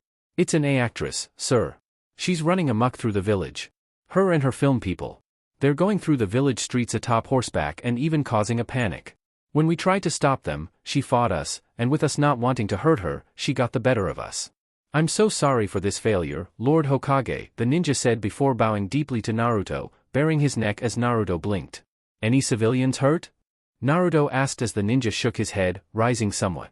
No sir, the civilians have remained unharmed, the ninja said as Naruto sighed. Good, because if even one of them were hurt, I'd be hearing Sakura's mom in my ear all day long about it. Naruto said as he raked a hand through his mess of blonde hair before he started for the door. Let's go, Hamachi. We have work to do. Hamachi Hyuga stood there, rooted to the spot as he watched his leader, his king, and basically his master walk away from him calmly without so much as yelling. He couldn't understand it, even Lord Sarutobi would have chewed him out as both the messenger and one of the failed party. Hell, Lord Uzumaki even knew his name, and not just as a member of the Hyuga clan, but as a person. He didn't know if that was good or bad thing, but he was overjoyed nonetheless. You coming, Hamachi? Naruto asked as he looked over his shoulder at the stunned ninja. Hamachi snapped out of his stupor as he blinked and shook his head. Right away, Lord Hokage. Hamachi said as rushed to catch up with his young lord. Even Lord Hayashi bowed to the kid, and now Hamachi could see why. The world around Konoha was peaceful. The skies were only partly cloudy, the breeze was refreshing, and the streets were being mobbed by horses and black knights? Oh, crap. Sasuke? Yeah, Sakura? What? Sasuke said as he jerked his arm out of Sakura's grasp. Do you see that?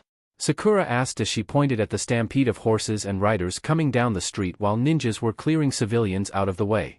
Sasuke actually blinked in disbelief before he facepalmed himself. Yes, I do, Sakura. What the hell is going on now? Sasuke said in an aggravated tone as Sakura still looked mildly stunned. Should we help? Sakura asked as she took her eyes away from the chaos and looked to Sasuke for his answer. Fine, whatever. It beats mulling around the streets like a couple of idiots. Sasuke said as he jumped to the rooftops, not bothering with the fact that Sakura was blushing as she followed. He said couple. We are so together now. Sakura's inner romantic screamed as she giggled. Girls are so weird. Thank God Naruto and I are boys. Sasuke thought as he rushed from building to building. Sasuke jumped off the building just as a woman riding on a white horse jumped over a large gate next to the theater, riding away. Sasuke was forced to jump out of the way before the band of horses with riders barged through the gate and after the woman. Sakura jumped atop a horse, and knocked its rider off just as many Narutos began raining down from the sky above. For a second, Sakura blushed as she remembered having a dream like that, but then her face went completely red as she remembered other parts of that certain dream involving her, Sasuke, and 10 Narutos. Sakura was brought out of her reminiscence when she heard groans coming from the knight Sasuke was defeating. She shook her head as she pulled out ninja wire, lassoing the 3 riders in front of her and their horses while Naruto's clones took down the rest. A Hyuga clan member dropped down from a building, panting heavily as he knelt before one of the Narutos. Naruto looked at the scene before him before sighing and looking at Sakura and Sasuke. The real me isn't here. Hamachi, get these idiots off my streets and hold them in that studio near the theater. The real me will be along shortly, so have who's ever in charge of these guys with you. And Kakashi, get down from there, the Naruto clone said as a person shimmered into sight, looking as though it had dropped from thin air, revealing their sensei Kakashi Hatake. I had been on my way to your office when I saw you were already here. Kakashi said as he put his orange book away while Naruto nodded. You heard my orders, right? The clone asked as Kakashi nodded. They will be followed. Kakashi assured as the clone nodded before it and the others dispelled. Now then, let's untie these guys and get them to that studio. Kakashi said with an ice smile as Sasuke and Sakura groaned. We should have just mulled around the streets like a couple of idiots. Sasuke muttered as he took out a kunai and cut his ropes. A week's worth of ninja wire and ropes, wasted. 10 minutes of his life, wasted. Sakura, however, was blushing madly. Her and Sasuke as a couple. Now that, and the fact that Naruto had and could teach Sasuke the shadow clone jutsu. Both also being, well-endowed boys, priceless. Jiraiya sneezed from his spot on the roof of the hot springs. His perv senses were tingling and one of the few female pervs had reveled themselves in the village. One of the chosen ones are near. Jiraiya muttered seriously as he got up and put away his telescope. There was no time to perv on unsuspecting women when one of the chosen few was so close by. So, what's it like being the Sky Princess, Lady Fujikaze? Naruto asked mockingly as he neared the actress, startling her slightly. Yuki was tired. She rested at the edge of the lake near Training Ground 7 while her horse drank from the water quietly and greedily. Naruto saw that her hair was no longer in the ponytail it was when he had began tailing her, but was now flowing long and freely down her shoulders to come to rest at the small of her back. I'm not the Sky Princess, I'm just an actress. Yuki told him harshly, never turning her eyes from the lake as she watched her white stallion. I know you're not. I said, what's it like being the Sky Princess, not, are you okay, Sky Princess? See the difference? One merely isn't the same as the other. Now are they? Naruto replied in a mockingly condescending tone, no longer sounding like his friendly self. He had seen her kind before. People who felt that their troubles were the biggest thing in the world and didn't care for others well. He really disliked those sort of people, mainly because they were annoying whiners. At least Sasuke seeked power and did something to get stronger, but her. She made no response to him, so he tired the friendly approach once more. Just to be able to say he did. He smiled goofily with a chuckle as he scratched the back of his head. I suppose it's still a little hard to believe that I'm seeing you here in person. I just saw your movie too, after all. It was really great. Humph, whatever. Yuki said as Naruto's eye twitched. So the kind approach didn't work. Back to business then. Why were those men chasing you? Again she made no response, just sitting there and staring at the lake like some statue. Naruto was about to repeat his question when Yuki suddenly jumped up, grabbed the reins on her horse and took off before he could get over his shock. Naruto shook his head at the sight. That woman was something else. Yuki looked back, to see that the blonde rodent was nowhere in sight. She felt relieved that one less headache was out of the way. She rode for a few minutes then looked back again to see if the blonde brat was trying to catch her. What she saw shocked her when she turned back to the road in front of her. There he was, leaning against a tree calmly, looking both bored and annoyed with her as she passed him. He made no move to follow as he merely rolled his cerulean blue eyes, but she was still too much in shock. How did he get there? When did he get there? No one was that fast. She kept riding as if she hadn't seen him, and when she glanced back he wasn't at the tree anymore. Lady, do you really think you can escape me that easily? A voice from in front of her path asked as she looked straight ahead. There he was. Just leaning against another tree as if he had been there all day. She passed him once more, and kept her gaze on him as she did. He looked as though he hadn't moved an inch. Was she trapped in one of those ninja illusions? No, he didn't look the type to play tricks with the minds of ours. It sounded much too complicated for some idiot like him. She glanced back again, and he was gone. Her head shot forward to see him already near the gate leading back into the major part of the village. He was leaned against the gate exactly how he was against the tree. How the hell was he doing that? So, does anyone want to report to me the reason why I didn't find out about a bunch of samurai running rampant through my village until after they had gotten here? A Naruto clone said with his arms crossed while Kakashi shrugged. We're not sure. This amount of people entering the village would normally be reported immediately to the Hokage or at least the Umbu before they were all done being processed at the front gate. Kakashi said as he placed a hand to his masked chin and rubbed it in thought, unless. Unless what? Naruto asked as the 10 ninja and Kakashi all seemed a little reluctant to tell him something. Well, the only way this amount of people won't be reported to you or the Umbu is if one of the councils gave them expressed permission to enter before they got to the gate. Kakashi said as Naruto narrowed his eyes. Then which of my councils gave them permission to enter without my knowing? Naruto asked tightly as Kakashi's eye narrowed as well. Not the Shinobi Council, I know that much. Kakashi said as the Naruto clone closed his eyes and turned away. Then I will allow my real self to deal with that problem when I dispel. Come, we must meet with Mr. Sandae-sama. Naruto said, his hands in the ram hand seal. A poof of smoke was all the warning the ninja got as the clone transformed its appearance in front of them. When the smoke cleared, the Naruto clone was in full Kage garb as he tipped his triangular hat at them with a smirk while they were confused. Kakashi, how good are you at genjutsu? The Naruto clone asked with a smirk. Pretty good, mostly just the simple ones. Why? Kakashi said as the clone's boyish smirk turned into a full-on grin. Perfect. Follow me. The rest of you, round up the civilian council and direct one of the clones to the office. I want order restored, the clone said as he and Kakashi walked away. Yes sir, the ninja chorused before moving quickly to carry out his orders. Okay, what's going on? Kakashi asked as Naruto smirked once more. I have a plan, was all the Naruto clone said as they walked. It is a pleasure to meet you all, the man with glasses said with a bow. This gentleman here is the one who requested our services, assuming he still wants them after being knocked out and tied up by you. Kakashi said as he gestured to the man aside of him while Sasuke and Sakura stood in front of both men. No harm done. Sandae insisted, brushing the incident off while giving them all a friendly smile. I'm actually quite impressed. We were caught completely off guard by these two and those others. Those were most efficient tactics you used. Better even than what was said by your Hokage, which was quite praiseworthy. I must confess I had a small doubt on whether or not genin were suited for this mission, but I'm glad to say that your little show has completely erased my doubts. Allow me to introduce myself properly. I'm Sandae-sama. It is a pleasure to meet your acquaintance. Sasuke Uchiha? Sasuke muttered coolly. This guy must have had some training to be so calm and praiseful to them. No normal civilian would be so cool about being knocked out and tied up. Unless they were into that kind of thing, but that was besides the point. Even where I'm from I've heard about you. Sandae said as he turned to Sakura, and you, young lady? I'm Sakura Haruno. Sorry again about the whole dash, Sakura said as Sandae interrupted her with a chuckle. Think nothing of it. Sandae insisted with a smile, a pretty young lady such as yourself has no need to apologize. Kakashi and Sakura beamed at the man's friendliness. Kakashi glanced over to Sasuke and... Wait, was Sasuke's right eye twitching? But that only happened when... Oh. Heh. Now Sasuke was staring at his right foot pointedly. Kakashi could read his student like a book, and peeking into the diary that was Sasuke was giving him some juicy material to gossip about to his fellow Jonin ninja. By the way, Sandae began, now speaking to all three of them, which one of you created all those clones and caught the other group? That was some top-notch work. Ho.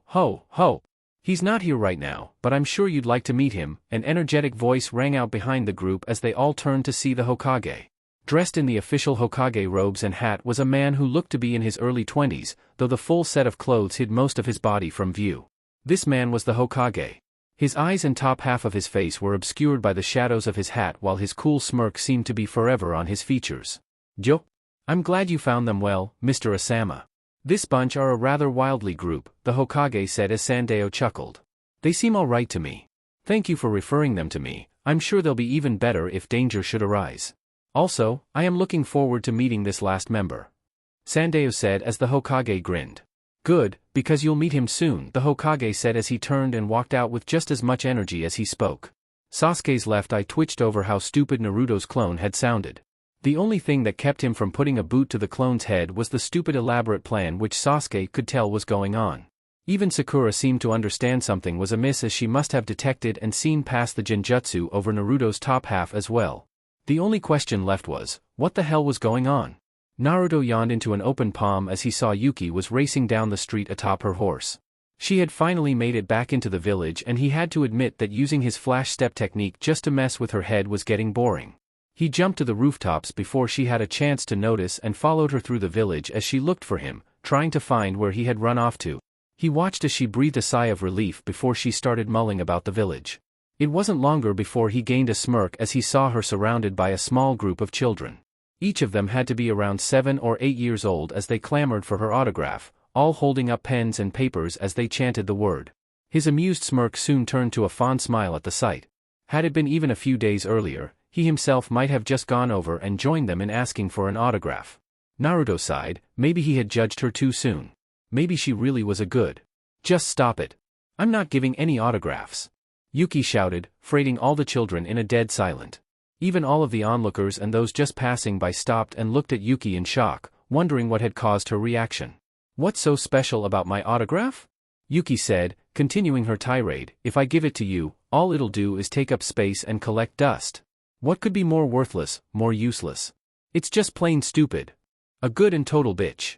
Naruto thought, feeling his fist clenched at the look on the children's faces. And with that, Yuki Fujikaze took off running down the street, leaving the kids behind. Naruto felt sorry for the kids, especially the one of which looked ready to cry. Already the people in the streets were chatting and gossiping about what had just happened, none of them impressed with the actress anymore. Wow, and I thought that Hikari Nico was bitchy. One of the women said aloud as the others around quickly agreed with the random woman while they began to slowly disperse. Naruto gritted his teeth as he gazed down upon his people. His face was set in anger as he took another brief look at the children. Watched as their parents gathered about them, consoling them as the one child was actually crying and sobbing softly in her father's arms. Silently, he took off after Yuki again.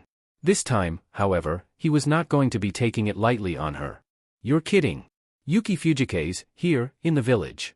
Ino said excitedly as she leaned on the sales counter while Kiba and Shikamaru nodded, both looking worked over as though they had been working for hours at a time. Ino knew they had, like many of the ninja in the village, been helping out at the hospital to update the system. She, like many others, was surprised when just earlier her father and even her mother, who hadn't been a ninja a day in her life, but did work as a nurse some time, were called to help out at the hospital on her dad's only day off. Neither parent had complained, however, unlike her, who made a big fuss about it, as both knew the importance of the hospital to the village. Ino understood that it was the only hospital the village had, but did it really need that much reorganizing? Why that many people helping? She didn't think so. Yeah, we saw her riding horseback through the village while Naruto was watching her. I know how much you like her, so dash. What are you kids talking about? A voice said as they all turned to see Anko coming into the open doorway of the flower shop. Yuki Fujikaze is in the village. Right now. Ino said as Anko scoffed at her excitement. Sorry to burst your bubble, kid, but that woman ain't all she's cracked up to be. Anko said with a sassy hand on her hip. What do you mean? She's one of the greatest actresses in all of the elemental countries. Ino retorted as Anko only scoffed once more. Remember when we all went to see that Princess Gale movie, and I said that she'd be a really stuck-up bitch? Well, guess what? Anko the forever sexy was right, the woman was downtown screaming at some kids who wanted her autograph. I heard from Kotetsu, who heard from Irika, who heard from Adu, who heard from Konohamaru, who saw one of the kids crying. Anko said as Shikamaru raised a brow while Kiba looked confused. No way. Ino said as Anko nodded. Way. That's awful. She sounds like a total bitch for making some kid cry. Yeah, that's more of a jerk move than when Inchman stole Commander Orgy's utility belt of endowment. You've been hitting up the late-night TV again, haven't you, Kiba? You bet your justice genitals I have. Bwahahaha. Ugh, this is why ninjas shouldn't have television.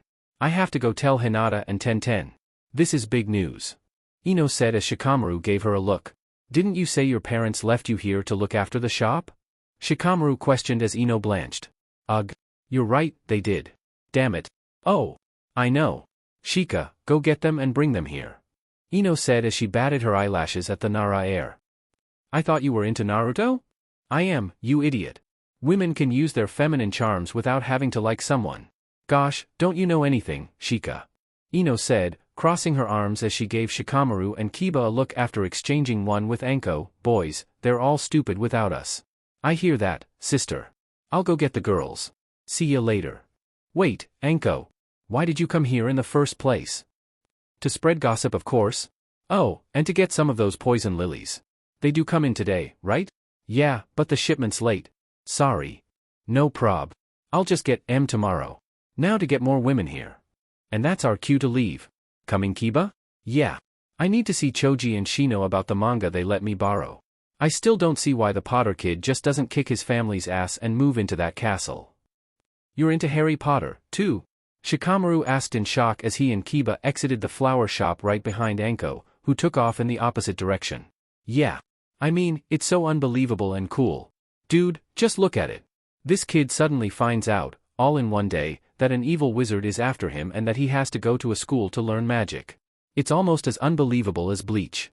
I mean, whoever heard of multiple Shinigami? Kiba replied with a grin as he nudged Shikamaru, who smirked somewhat. Yeah, that is pretty crazy.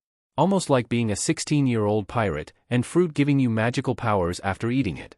Shikamaru said as Kiba laughed. Dude! You read One Piece, too? Who are you and why have I never met you?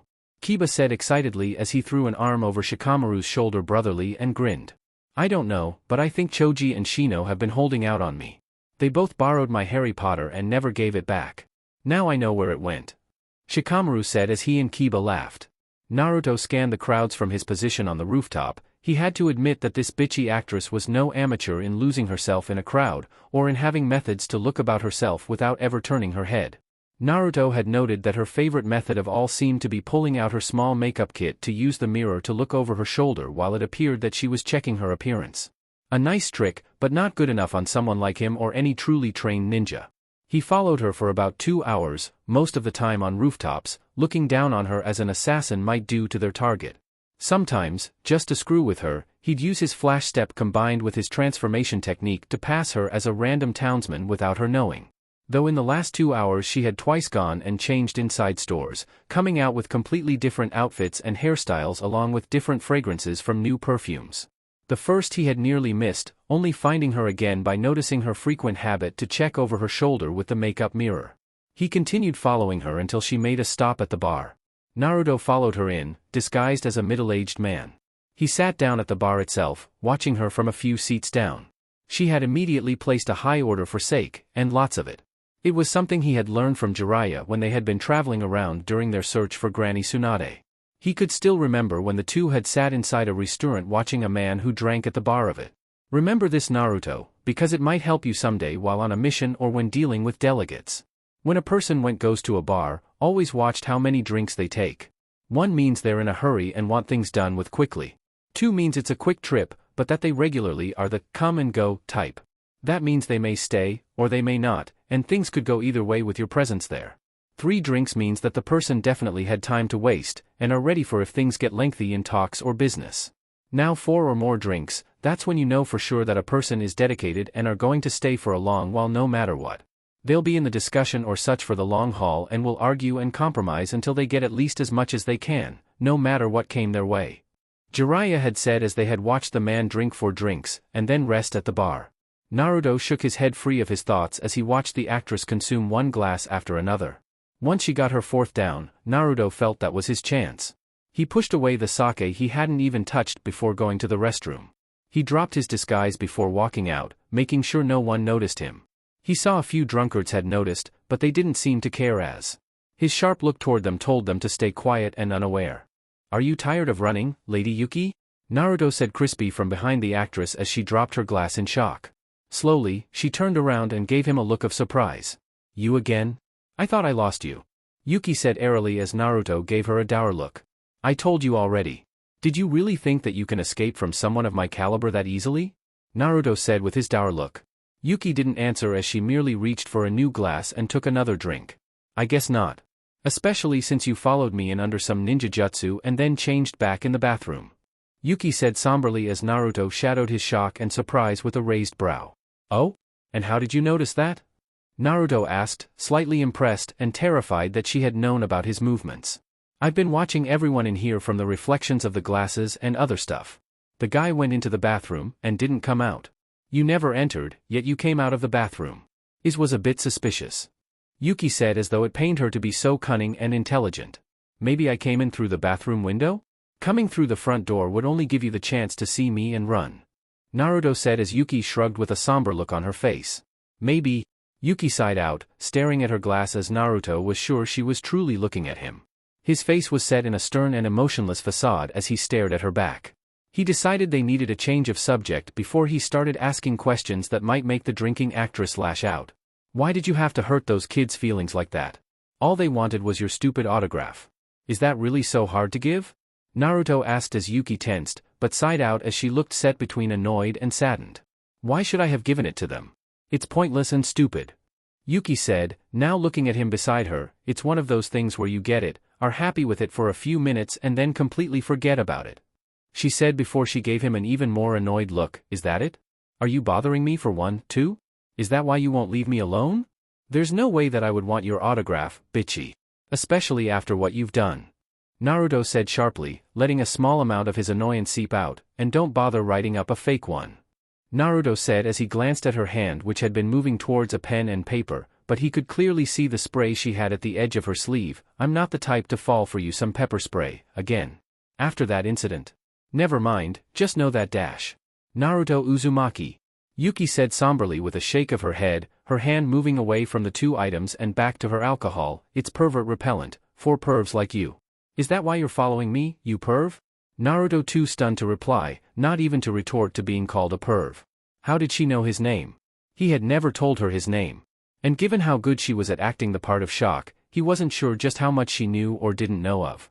There had only been a few times when he was so truly surprised with those around him. The first time was when Jiraiya had demonstrated the destructive power of the Rasengan in front of him. Another was he had learned that Orochimaru had been using a jutsu to reanimate the dead Hokages. The last time was when he saw his first vision with Sasuke planning to attack Konoha. Now he was forced to add some bitchy actress to the list. Spiky blonde hair, the only ninja to wear orange no matter what. Loud-mouthed, yet hides certain degrees of emotion. Your reputation precedes you, Uzumaki. Yuki said without looking at him any longer, just like mine does. My reputation? I wasn't aware that I had truly acquired one just yet. Naruto said slowly and carefully. Did she know about him being the Hokage as well? He felt unease grip at the edges of his heart. Just how much did she know? You defeated the Sand Village's monster and some prodigy of the Hyuga clan. Yuki said dryly, leaning back a bit after taking another swig of her drink. The former is the one I was more interested in. The demon known as Shikaku, and its host Gaara of the Cactus, or whatever the hell his name is. They say that you used the summoning of Jiraiya of the Sannin and now that you're apprentice. They also say you decimated an entire section of forest with your battle. When you're a participant in the Konoha Chunin exams, it's obvious that such an achievement is going to be heard throughout the entire elemental continent. Naruto said nothing as he crossed his arms and narrowed his eyes. If push came to shove, he'd have someone erase or seal her memories of everything dealing with Konoha. Yuki laughed bitterly as she took another gulp of her drink, some stupid and heartless beast of the Sand Nation.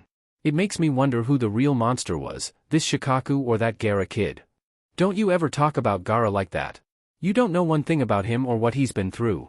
Naruto yelled, small amounts of his chirka already increasing the air pressure in the bar while most of the people in the bar began backing away, though Yuki herself was either too drunk or too oblivious to notice Naruto's sudden change.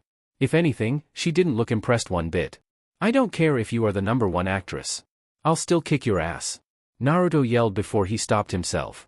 What was he doing, getting angry over her words? Exploding at her like he used to do? He couldn't do that anymore. He knew that, but hearing her talk trash about Gaara made his blood boil as he clenched his fists. She didn't know him. She didn't know what Jinchuriki suffered through. Yuki laughed at that. At him. Laughter was the last thing Naruto was expecting as the laughs grew louder and bolder. He was about to summon his sword and lop her head off when she started speaking. #1 actress? Yuki asked incredulously between her fits of amusement. Oh dear Kami-sama, that's rich, that's very funny. What's so funny about dash? You say it like being an actress is so great. Yuki said, her entire demeanor changing from the amused to somber. Being an actress is an awful job. Naruto stopped at that. His anger ebbed away without his consent. His confusion at the whole of her change and rods was nearly touchable. Huh, was his oh so intelligent reply. Being an actress means that you're the lowest of the low. Yuki said, picking up her empty cup and waving it around, it's the worst job anyone could do. It's a life filled with lies, followed by a script that someone else writes. Heh. It's really stupid actually. Stupid? Naruto asked, blinking in bewilderment. He never heard of an actor describe their job like that.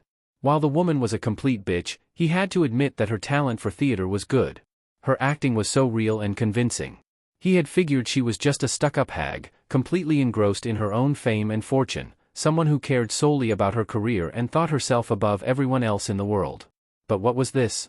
She made it sounded like she had lived the miserable life, his life. Maybe he really did judge her too quickly? Before they could continue their conversation, the door to the bar burst open as several people came running in, nearly trampling some guy that had been trying to leave. Naruto gazed at the door, reining in his wild emotions as he saw Sakura, Sasuke, and Kakashi with some older man with a beard and glasses. Before he had the chance to even mentally question it, he felt memories and information float his mind from a clone that must have dispersed. His fists clenched even more than before. He'd be kicking so much counsel as later. Lady Yuki, the man in glasses said in a hurried voice, trying to catch his breath, the normal ship departing for Snow Country left an hour. I'm sorry, ma'am, but we'll have to wait another 2 weeks before the next one comes in. What? Yuki interrupted, slamming her glass down on the bar with added emphasis, screw it. The Sky Princess is leaving. Leaving, the man repeated in complete despair, what do you mean? It's fine. Yuki said far more calmly than she had been a mere 2 seconds ago, waving her hand in front of her dramatically, it happens all the time. Lead actresses change all the time, as can directors. You can find a replacement easy dash. Quiet, the guy, which he knew from the clone's memories as Sandeu, yelled, making Yuki drop her waving hand. To Naruto's amazement, she did shut up immediately, even looking a bit concerned. He guessed the guy never raised his voice at her or was too stern unless the situation called for it, since she didn't react at all when he was shouting at her just moments ago. Whoever the hell the Sandeu guy was, he obviously had more than a bit of influence over her. The role of Sky Princess Gale can be played by no one except you, Lady Yuki. Sandeu yelled in passion. Yuki stared at him for a moment and then looked down at her drink like a scolded child. Naruto and the others only watched as Sandeu continued on in a softer, but still firm voice, besides, if you drop out this late in the game, you'll never work in this business again. Yuki was silent as Naruto thought that maybe Sandeu had actually got through to her. So what? I don't care. Yuki said as Naruto let out a mental sigh. Maybe not? Then I guess we have no choice. Kakashi said in his usual lazy layabout voice. Naruto looked toward Kakashi as the man moved forward, lifting his Konoha headband just enough to expose his left eye, his Sharingan eye. Naruto raised a brow as Kakashi looked Yuki directly in the eye, and seconds later, Yuki collapsed in Kakashi's arms like a useless rag doll. Mind telling me what you just did that for? Naruto asked, his brow still raised. Don't tell me that you're into Dash. She's our next assignment, Naruto. Kakashi interrupted, giving his Hokage his usual eye smile as they played the part in front of Sandeu. You're now part of her bodyguard until further notice. I see, so you're the boy the Hokage of the Leaf Village talked about? Sandeu said as he outstretched his hand. Hello, I am Sandeu Asama, and I happen to be Dash, her personal assistant. Naruto said, finishing the man's introduction as he jabbed a thumb toward Yuki's unconscious form. Yeah. Sandeu said, using the hand he was reaching out with to scratch the back of his head sheepishly. And I'm Dash, Naruto was saying, but got interrupted by a loud and jolly voice. Naruto Uzumaki. The number 1 genin in all of Konoha, the loud and annoying voice said as Naruto felt his eye twitch. They all turned toward the door of the bar, only to see the smirking Hokage standing in the doorway. Chapter 22, Governing Soberly and Sexy Bodies. Naruto sat behind his desk, staring at the paperwork in front of him. He didn't want a clone to deal with, since it wasn't much. But for some reason, he just couldn't focus on it. He felt a nagging sensation at the back of his mind, but couldn't tell what it was from. He pushed himself from the desk, deciding that a clone could deal with the work while he cleared his head. The whole incident with Yuki Fujikaze yesterday had been an ordeal. A boat had been secured for their mission, but it wouldn't come for another 2 or 3 days. Naruto walked the halls of the Hokage mansion in thought, his arms behind his back as he focused his gaze on the floor before him. He still needed to meet with his ever-wise civilian council. He might have understood them, but he also thought he had made his thoughts on the matter clear as well. They needed to be dealt with, and as much as he hated to do it, there was only one way he could think of to do so. Hinma, Ado. Naruto called as he walked, the 2 ninja coming from the shadows as they kept pace behind him. Yes, Lord Hokage, the 2 chorused as Naruto glanced over his shoulder at them. I want the councils, all 3 of them, present in the council meeting room. Have them all there by noon. Naruto said as the 2 wasted no time to give his orders. You can come out at any time, Sai. Following me under illusions isn't the way to go. Naruto said, glancing at a wall as he outstretched his hand, ripping away Sai's genjutsu while said pale boy was wide-eyed and surprised. How the... What did he just do? He ripped it, physically. But how? That shouldn't be possible. There are only two ways to dispel a genjutsu. What is he? He is truly a god? Sai thought in a panic, though none showed on his face. That technique I just used is one of my own design. I came up with it while Jiraiya-sensei and I were searching for Tsunade. I force my own churka onto the illusion and disturb it with multiple waves of churka while moving my hand, hence why it looked like I ripped your genjutsu away. I'm still thinking of a name for it though. Naruto said as Sai merely fell into step behind him respectfully. I see, then why not name it? Norin Makuri? Sai suggested as Naruto rubbed his chin. Curtain stripping, you say, that's good, Sai. Thanks. Naruto said as he gazed over his shoulder with a smile. Sai felt his heartbeat increase while heat rose in his cheeks. He didn't know why, but that smile, it gave him an unusual feeling, a feeling of ease. Sai hated that feeling. How is Yamato doing? Naruto asked as he and Sai stepped out of the Hokage's mansion. Tsunade-sama says that he will make a full recovery within a week. His vitals are stable and the only thing he needs now is rest and a steady diet of healthy foods. Sai said impassively as Naruto nodded. Good, good. How's Danzo? Naruto asked, his voice carrying a little more firmness to it as Sai felt himself tense without wanting to. He is well. Sai said with inflection, as if he was being indirect. Oh? You didn't say Danzo-sama. Am I to take it that you can't? Or maybe you'll explode if you do. Naruto said, taking the fact that Danzo seemed like the cold-hearted type to do something like that. The former. I can't speak that which is not to be talked about. Sai said quietly with his head bowed. That's fine, Sai. Naruto said, though his fists were clenched, I knew Danzo wouldn't send someone to me without some security measures, but what if he's done this to every other ninja under his command? I'll just have to figure out a way around whatever defenses he has on Sai, and then remove them completely. You should know Danzo, you're playing at a young man's game and your time is nearly up. Naruto thought as he took in a calming breath. What did you say? Hayashi asked the ninja without turning from his cup of tea nor his two daughters and Niji as they sparred. Hokage-sama has requested the presence of all council members and his 3 elderly advisors. Any who do not attend by noon will be dealt with by Hokage-sama himself, the ninja said as Hayashi sighed. Understood. You may go. Hayashi said shortly as the ninja nodded before vanishing. What could have happened that would cause Naruto to call an emergency meeting of all 3 councils before the normal time? Hayashi thought as he sipped at his tea, watching Niji flip Hinata while he kicked Hanabi backward. I just hope they'll have better luck with the village when I'm dead and gone. A meeting you say? Inoichi said as he wiped the sweat from his brow. With a sigh, he and Chojiro sat down the large box they were carrying while Shikaku raised a brow. Yes, all members of the 3 councils. Attendance is mandatory, the ninja said. All right. Message received. You can go. Shikaku said with a lazy tone and wave of his hand. The ninja nodded as he vanished from the inside of the hospital. A meeting, huh? Why am I being summoned then? I'm not one of the 3 councils. Tsunade said, sparing the ninja a glance from her paperwork.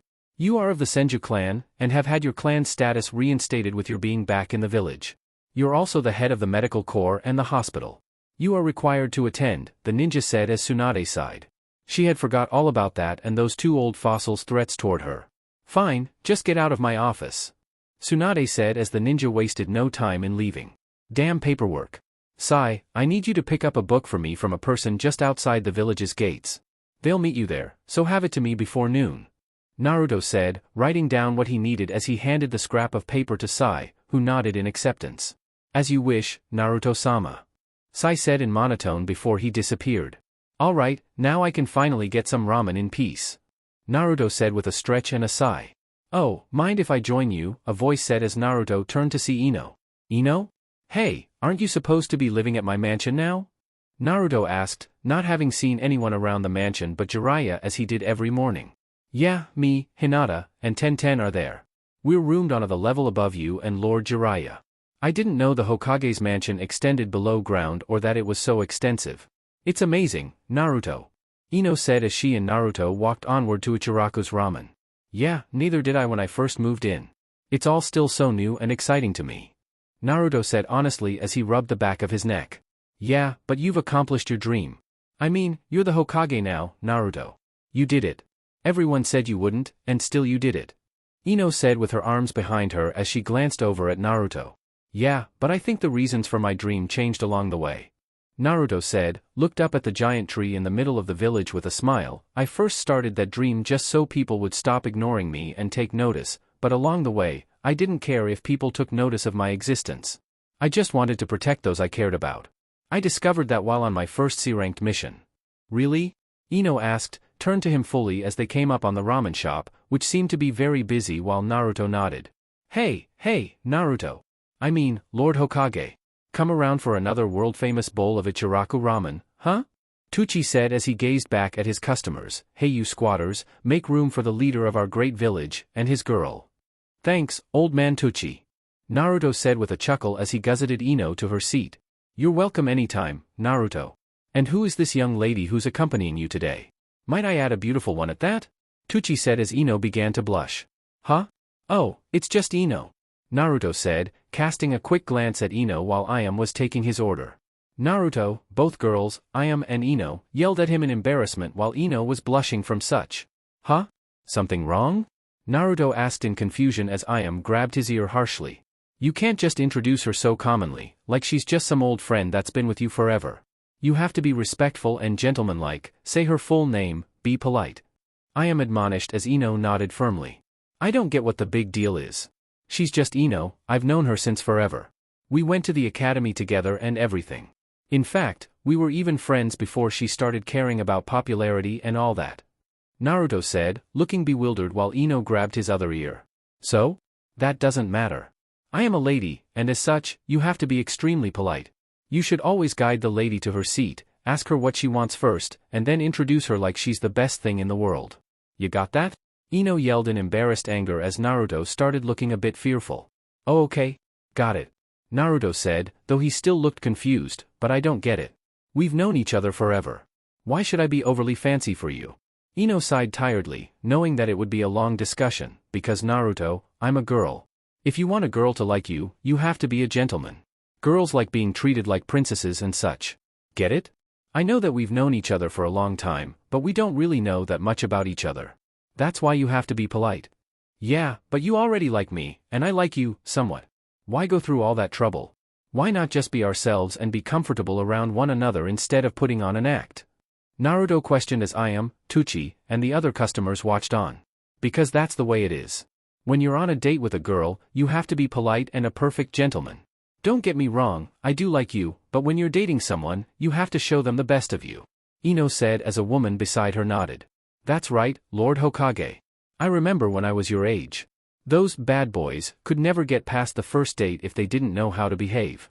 The date shows just how far you're willing to go for the girl, and just how much of a good guy you are, the woman said as Naruto perched his lips in thought until a guy next to him patted his shoulder. Don't worry, Hokage-sama, it's a lot of work, but it's worth it if it's a girl you really like. Besides, the girls have to be ladies and polite as well. Most of time try and starve themselves on the date to show that they're not pigs as they like to call themselves.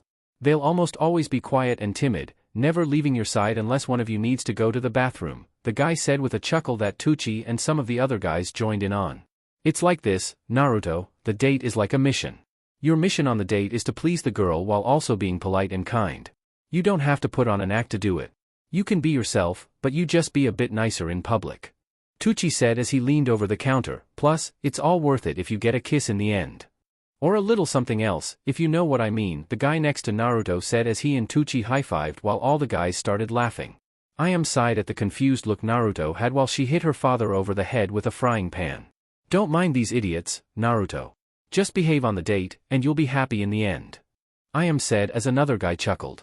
Yeah, happy ending, the guy said as the others started chuckling even more. Perverts, the woman next to Ino said as Ino, Ayam, and she nodded with frowns. Don't be like them, Naruto. They don't get girls. Ino said as Naruto looked confused. Okay. Naruto said as he glanced between Ino and Ayam. So Ino, what do you want to eat? You pick first. Ino smiled at Naruto as she wrapped her arms around his right and leaned her head on his shoulder. I'm not that hungry. Maybe just a small miso ramen. Ino said as Naruto shrugged. I think I'll have a medium one. I'm not that hungry either. Naruto said, getting an approving nod from Ayam and the lady seated next to Ino. Smart boy, he catches on quick, the woman said with a smile, remembering her late husband, Okazama, he's just like you were on our first date? I miss. Edges I like rough? Sai sang in monotone as he walked past the village gate. So, you've arrived, a voice said from the shadow of the trees. Yes, I am here on behalf of Hokage-sama Naruto Namikaze Uzumaki. He has sent me to retrieve some book from you. Sai said as the figure nodded. The paper, the figure asked for as Sai nodded, walking over and handing the paper to the figure. The figure, obviously a male now that Sai was so close, wrote on the paper and handed it back to him. There. He'll be able to get the book from that. Be sure you get it to him.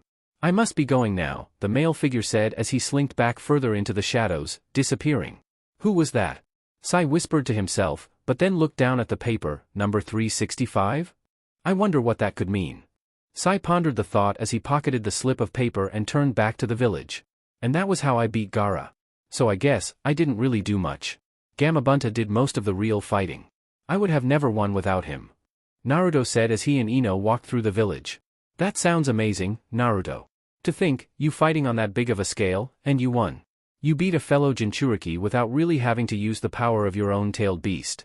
Ino said, amazed at the battle Naruto had. Yeah, but the fox isn't all that bad. I mean, without him I would have never walked this path. I mean, I'm sure my life would have been different if he never would have attacked the village, but would it have been better? You never know. That's why I'm not focusing on the past, but trying to build a better future, for everyone in the village. Naruto said, gazing up at the Hokage faces before he looked down at Ino. I wish I had gotten to know you in the academy, Naruto. If you were half as great as you are now, I wouldn't have minded being your friend like Shika and the others were. Who knows, I might have even fallen for you like Hinata. Oh, Ino said, quickly slapping a hand over her mouth. Something wrong, Ino? Naruto asked, if it's about Hinata liking me, then I already know. You do? How? Ino asked in surprise, her eyes slightly wide. She flat out told me. I guess we all could have made better choices back then, but hey, we were still kids. I think we were all trying to grow up a little too fast. Naruto said, reflecting on his attitude and ways from when he had attended the academy. It seemed like it was years, decades even, instead of just months. It seems like it was so long ago, you know? Like we've grown up so much since then. Ino said as she wrapped her arms around Naruto's right one and laid her head on his shoulder. I was just thinking the same thing. Tell me, Ino, what would you change if you could go back? Naruto asked as Ino looked up at him. What I'd change? That's a tough one. I guess I would have focused more on my ninja career instead of guys, popularity, and gossip. I mean, all the time I was fawning over Sasuke, I guess I could have devoted to training. Ino said as Naruto raised a brow. Yeah, but you're still doing the same thing. You're fawning over me. Naruto said as Ino punched him in the arm. I am not. I was a little fangirl to Sasuke, but with you? I don't know. I mean, I'm not screaming about how cool you are or anything, so that's an improvement to myself. I just feel more at ease with you. Like I don't have to rave about your looks or your charm to get your attention. Ino said as Naruto chuckled. You didn't have to do that to Sasuke either. He hated you girls, and said you gave him headaches. It was so funny to see you girls get ignored, but I was kinda sad that no one was like that to me. Naruto admitted as Ino looked up at him. You had Hinata. Ino said as Naruto smiled warmly. Yeah, you're right, but at the time, I didn't know that. My point is that Sasuke never liked you girls fawning all over him.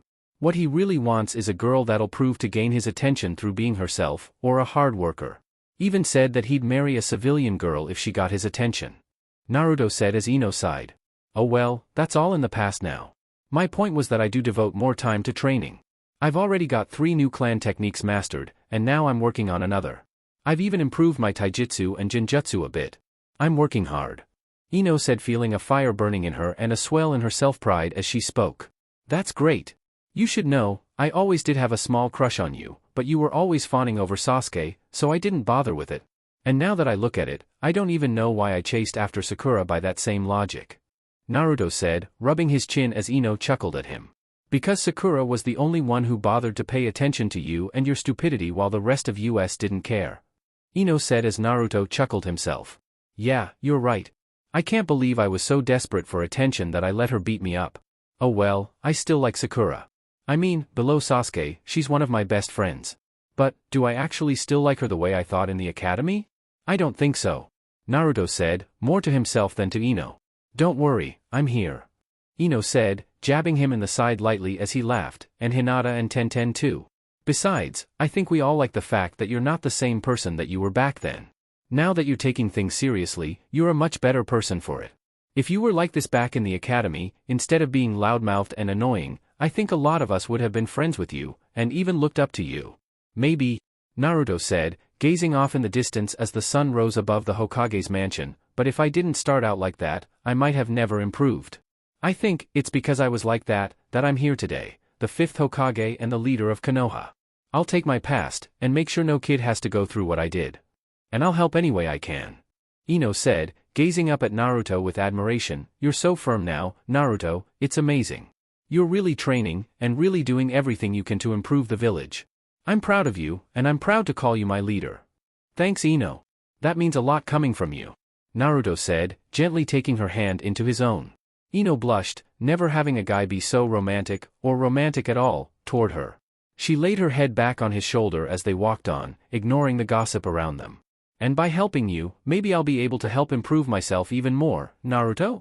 Ino thought peacefully, her eyes closed gently as she walked hand in hand with Naruto, her new budding love. A knock came to the door of Tsunade's office as the woman was all too grateful for the chance to break away from her work. "Come in," Tsunade said, as the door opened to reveal Sakura. "Lady Tsunade?" Sakura called as Tsunade moved her work to the side. "Yeah, you're that Sakura girl, right?" Tsunade asked, not forgetting the pink hair. "Yes, I'm Sakura Haruno," Sakura said firmly as she stepped into the office and closed the door. "Okay, what can I do for you, Sakura?" Tsunade asked, her hands folded neatly on her desk as she leaned forward in her chair. I'd like to request training under you," Sakura said, gathering all of her bravery while Tsunade kept a blank face. "Why come to me?" Tsunade asked carefully as Sakura bowed respectfully. "I want to do something to contribute like the others can. I'm not very strong, and I don't have chakra like Naruto or Sasuke, but I'm smart and workable. You're titled as the world's greatest kunoichi, so please, I'd like to learn anything I can from you," Sakura said as Tsunade hummed in thought. "I've read your file from Naruto. You're adept at genjutsu. Why not have asked that Kurenai girl to train you, or even young Anko? I'm sure they would have been better and more direct choices than me," Tsunade said as Sakura shook her head, still not looking up. "No. Kurenai-sensei is strong, but in only genjutsu. And Anko-sensei is a bit much. You're not only strong in medic ninjutsu, but also in taijutsu and other things I'm sure. The truth is, I don't expect to gain your legendary strength, but I just wish to learn how to heal others," Sakura said, looking up and into Tsunade's eyes for the first time. "I've been useless to my team this whole times, nearly getting them and myself killed. I want to learn how to not only protect myself, but when my teammates, my boys, get hurt, I want to be able to patch them right up and send them running back out onto the battlefield." Her eyes, they're almost like Naruto's eyes were when he fought Orochimaru, just burning with determination. "She reminds me of myself, or Dan, and my brother. Wanting to not burden others, but to protect them and help them as well. Maybe, I'll give it another shot. I mean, Shizune didn't turn out so bad," Tsunade thought as she allowed a small smile to grace her features. "Fine, kid, but don't expect it to be easy. It's not easy to train to become a medical ninja, you know. Medic ninja require a lot of different skills compared to normal ninja who focus on fighting or specialization. You must have every aspect of your chakra control refined to perfection, study a large amount of specialized knowledge, and have the ability to apply that knowledge all the while never giving up," Tsunade said, leaning back in her chair as she watched Sakura. "I know," Sakura said, a serious and determined look on her face, "but I'm willing to do anything you say." "Is that so?" Tsunade said, a smirk on her face as she placed her feet on her desk like a big shot while Sakura nodded nervously at the deadly smirk. "All right then, I will train you, but I'm not taking it easy on you. You'll be wishing for death when I'm through with you, and you can ask Shizune for advice on that." Sakura only nodded her head, not trusting her voice as she feared it would betray her and reveal how frightened she was as the woman before her began to smirk more widely. Perhaps she should have gone to Anko instead? "Humph. I don't know why this meeting was called, but for our need to be here as well, especially with the chaos of that half-witted invasion over, it must be important," Hamura said with his ever-present scowl. Danzo nodded, humming in thought while Koharu mirrored Hamura's scowl. "Yes, you're right. I'm sure Naruto knows how to handle his Hokage duties by now, and it can't be the hospital under Tsunade, so I still can't imagine why we're needed to his meeting. Our job as elderly advisors is to lend advice and counsel during times of distress or judge over crimes done by ninja," Koharu said as Danzo nodded once again, his visible eye closed as he appeared to be either deep in thought or sleeping. Danzo raised his head as he slammed his cane to the ground sharply, making Hamura and Koharu glance in his direction sharply. Uzumaki is obviously about to reveal something, or has need of our presence here. My sources tell me that he has summoned all 3 councils to this meeting. As you know, normally all 3 councils are never called in at once unless the village is in a state of instability or dash. When one of the 3 council is about to be suspended. Koharu and Hamura finished warily as Danzo nodded again, his eye opening as they all exchanged looks. But which one? Koharu asked as Hamura and Danzo both gave her a look that amounted to that of a casual shrug. The 3 scholarly advisors and senior ninja waited with small talk and suspicion for 10 whole minutes before the doors to the council chambers was opened. In walked Naruto, rubbing the back of his neck and looking vaguely tired as he strolled into the chambers. Elder Hamura, Elder Koharu, Elder Danzo. I am glad that you could make it, and thank you for arriving so promptly. I didn't expect for anyone to have arrived just yet. What with it being still 10 minutes before noon? Naruto said as he bowed respectfully to his advisors. They all gave a nod back, their joints protesting getting up from their comfy chairs. You're being oddly respectful. Hamura commented dryly as he raised a brow while Naruto took his seat at the head of the council table with Hamura and Koharu behind him on either side while Danzo sat the opposite end of the table with an open chair next to him at that end. Yeah well, things are gonna get a bit messy in here, so I want to be as respectful as possible. Naruto said, giving his 3 elders a steely look. Danzo hummed in thought as they all waited. I see I've arrived early, but not early enough. Hayashi commented as he entered the chamber. Hello. Please, Lord Hyuga, have a seat. Naruto said, gesturing to where the man sat beside Hamura. Hayashi raised an eyebrow at Naruto's respectfully distant tone, but nodded as he took his seat. Thank you, Hokage-sama, and might I extend a good day to you from the Hyuga clan. Hayashi said impassively with a bow as Naruto nodded back. Yes, and I thank you. Naruto said shortly as they all waited in silence. In that silence the ANBU commander, Dragon, dropped down into his seat next to Danzo. None of them seemed surprised, except Naruto who hid his by raising a brow. The doors creaked open once more, but with a groan from someone as 3 people shuffled in. Ugh. You made us early?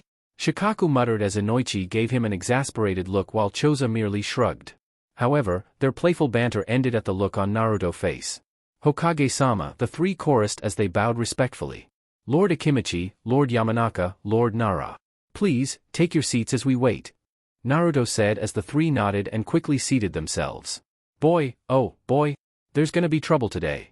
Asuma commented as he walked into the council chambers and saw the expressions on everyone's face. Yes there will, Lord Sarutobi, so please take a seat. Naruto said as Asuma flinched and quickly bowed deeply, his body at nearly a perfect right angle. Good morning, Lord Hokage. Please forgive my casualty. Asuma said as Naruto sighed. Just sit down, Asuma-sensei. Naruto groaned out as Asuma smirked and took his seat between Hayashi Hyuga and Inoichi Yamanaka. Good morning, Hokage-sama. Lords and lady, a civilian man said as he and his 2 fellow civilian council members bowed in greeting. Naruto easily recognized the burly man as the one who had first spoken at the last meeting he had with the civilian council. Names and occupations. Naruto commanded as the 3 came out of their bows.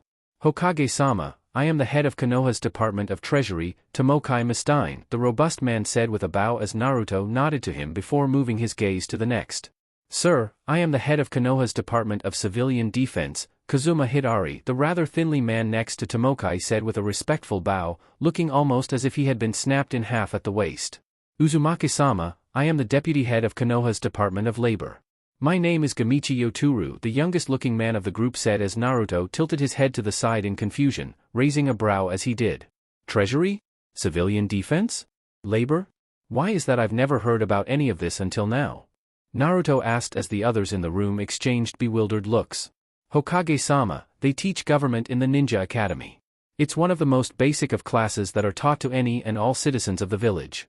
Hamura said, his mouth a thin line as Naruto sighed and slumped back in his chair. Sadly, that part of class always seemed to bore me or I skipped it. The only thing I got out of it was that the Hokage, that's me, was the supreme authority no matter what. That and the 2 council along with the elderly advisor council. Other than that, I got nothing. Naruto said with a shrug as the others exchanged looks once more. I will say this, and I shall only say this once, Naruto, for everyone's sake and because we are all thinking the same thing. Hamura said, fixing Naruto with his most piercing of looks, when this meeting of yours is over, you will learn everything about Konoha's system of government and its many departments. The Hokage may be the absolute authority, but he does not run this village on his own, nor does the Hokage deal with every problem that occurs within the village's walls. This village was founded on the ideas that it takes more than simply one person to make a difference. One person leads the movement, and the others make the movement possible. After this meeting we will send the appropriate texts to your office and you will commit them to memory. I understand. Naruto said, his head bowed in shame. He felt anger, like he was some scolded child again, but he knew better than to argue. He was the leader now, and these were things he needed to know, so it was right of them to scold him for his ignorance. Good, Hamura said, exchanging looks with Danzo and Koharu, all of them nodding to one another in some unspoken agreement. The council chambers remained silent, all except the for greeting of council members as they came in and took up their appropriate seats. When everyone else had arrived, Naruto took in a deep breath and exhaled it to calm his mind. He gazed out over his council members, taking in each of their anxious faces, some hiding it better than others, before he leaned forward in his chair. It has come to my attention that there was an incident yesterday in Konoha downtown. Over 20 actors and an actress were running rampant in the streets, horseback. Naruto said slowly, looking into each face as he scanned the councils for their reactions before moving on. As you can imagine, the civilians and ninja in that area, who were all caught completely unawares, were, well, caught unawares. Luckily, I and the ninja of the area were able to safeguard the citizens and put an end to the scene before someone was hurt. Once again, Naruto glanced about the room slowly, taking in the fidgeting shoulders of one man among the civilian council and the constant glances of another. When I spoke to the one in charge of this, and to some of the senior ninja, they all expressed the same thing. That the civilian council gave them permission to enter the village and shoot their movie. Naruto said, snapping his vision toward said council as he gave them his sharpest of looks, scowling deeply while he glared, I want an explanation. Now. Lord Hokage, we are deeply sorry for this incident and do apologize for it, a suave voice cut through the air like a hot butter knife. Everyone turned to see the man sitting opposite Hayashi rise from his chair, his charming features not ignored as he rose gracefully. I am also deeply sorry if I did not introduce myself earlier, having arrived last to this meeting. You see, my father recently retired his position on the civilian council to me, and so I am here for the first day of my new career, having served as his assistant and deputy nearly all my life. My name is Takaru Kira, and I am in charge of civilian commerce for the village. Go on, Lord Takaru. Naruto said, bringing his hands together and leaning back in his chair as he narrowed his eyes. Was this guy born in gold or just dipped in the stuff? He was so suave, so graceful, so unnatural. Thank you, Lord Hokage. Takaru Kira said, bowing before he continued, you see, my father was worried that this incident might happen, so he gave me specific instructions to follow should a time such as this meet light. Lord Hokage, this incident was signed into effect before your reign came to be known. It was put in place while Lord Hiruzen Sarutobi was still the living Hokage of Konoha. I suppose the members of this esteemed council simply forgot about it with all the excitement that has been going on lately. I see, Naruto said, steeping his fingers into a pyramid as he leaned back further into his chair. Hokage-sama, this incident can't simply go unpunished. Hayashi Hyuga said, slamming his fist into the table, they have forgotten their place. They did this behind Sarutobi-sama's back, and thought to do it so behind yours as well. Just because they pretty up their phrases means nothing when they're saying the same thing. They went behind both your back and the previous Hokages so they could make a quick Rio and have the ninja council cleaning up the mess. Now hold there, Lord Hyuga. Tomokai Mistine boomed, slamming his own fist to the table, we resent that. All money made from shooting scenes within the village would go directly to Konoha Bank. Yes, but what about village security? Shikaku questioned lazily with a yawn, filming the village without the ninja here being aware puts us at risk. Our enemies could divine a tactic of attack just from the smallest piece of information, as we would do the same had it been some other ninja village. Our security has been changed once, and it can be so again, a civilian said as Danzo scowled. So you'd put the village at risk? We have just been invaded, 3 times, nonetheless. Would you give our foes more wood to put on the dying embers of those 3 attacks? Danzo sneered as Sayuri Haruno stood. How dare you? We love this village just as much as anyone else within its walls and would never do anything to endanger it. Sayuri yelled as Naruto slowly turned to her. But you all did. Naruto said calmly, seeing no point in getting angry with the bickering that was going on around him. You have allowed strangers to simply walk through our village gates in broad daylight with not even an identity check at the gates. But Lord Hokage dash. Enough. Naruto said, raising a hand as he could feel a headache coming on. It is by my word that the civilian council be suspended and disbanded immediately until further notice. But Lord Hokage, that is completely unreasonable. I protest this outrageous abuse of power. I will appeal. The suave man from earlier said hysterically, looking quite panicked that he was being suspended on his first day. To no one. Naruto said, glaring around at everyone, this is your own fault. You have endangered the village and our lucky Danzo here isn't Hokage or you'd probably be hung in the town square or something. Now all of your duties will be handled by your ninja counterparts, and whatnot. Dismissed, except for you, Lady Haruno. As everyone gave backward glances while leaving the council chambers, Naruto got up from his chair with a sigh, walking over to the chamber's only small window to look out at and over the village. Ms. Haruno, do you know what your daughter did just yesterday? She fought actors trained to fight and use swords while riding horseback. Naruto said, watching Sakura's mother from her reflection in the window. Now he saw why the old man had never really looked at people while he was scolding them. It seemed so much harsher when you did it without looking at them. It made people feel disappointed that you couldn't even look at them while you spoke directly to them, like they were children who had broken a priceless family heirloom. She what? But, oh my. Sayuri muttered to herself, seeing where the talk was going. It would seem to me, and many others, that I should just get rid of the civilian council. Isn't that right, Ms. Haruno? The only things I've seen this council do so far was put your own children at risk and in dangers due to your indirect actions. Sayuri didn't speak, knowing that anything she said at this point would be meaningless. However, I don't want to do that. The civilians deserve a voice in their village. I mean, I've lived most of my life knowing the sting of not having people hear how I felt and what I wanted. Naruto said as Sayuri physically flinched. Was he purposely saying that to further let his disappointment in the civilian council show, because it was mostly civilians that had scorned him as a child? Most likely so. What do you want me to do? Sayuri asked quietly, her head bowed in defeat as images of what her own actions could have cost her daughter. She'd do anything to protect the last of her family, her only daughter, their daughter, his daughter. I want you to go home and speak with your daughter, Ms. Haruno. Get her to open up to you about her career as a ninja. Naruto said, still not looking directly at the woman before him as he turned and began to slowly cross the room toward the door, stopping at it with his hand on the handle. Then I want you to do the right thing. Become my eyes and ears on the civilian council. Redeem yourself, so that your daughter might live a day where she would have died. Naruto finished with a heavy sigh before he ghosted from the door, closing the door on the unusually solemn and quiet Sayuri Haruno. It was a new day, Sayuri realized as she clenched her fists at her sides. It was a new day, and she'd not just her but all of them, had allowed their bitterness at being rejected from their childhood dreams to affect their judgment and actions. How her rash decisions and scorned feelings could have hurt her daughter. Sakura could have lost a limb by now, and what would she have done? Blamed the ninja, she realized as her eyes widened a bit and her mouth opened to gape. That's right, she would have blamed the ninja, because she would never have seen that the blame rested with her and her fellow counselors. Well, Sayuri began heavily, swallowing the lump in her throat. Today is a new day. And the winds of change are breezing through the village.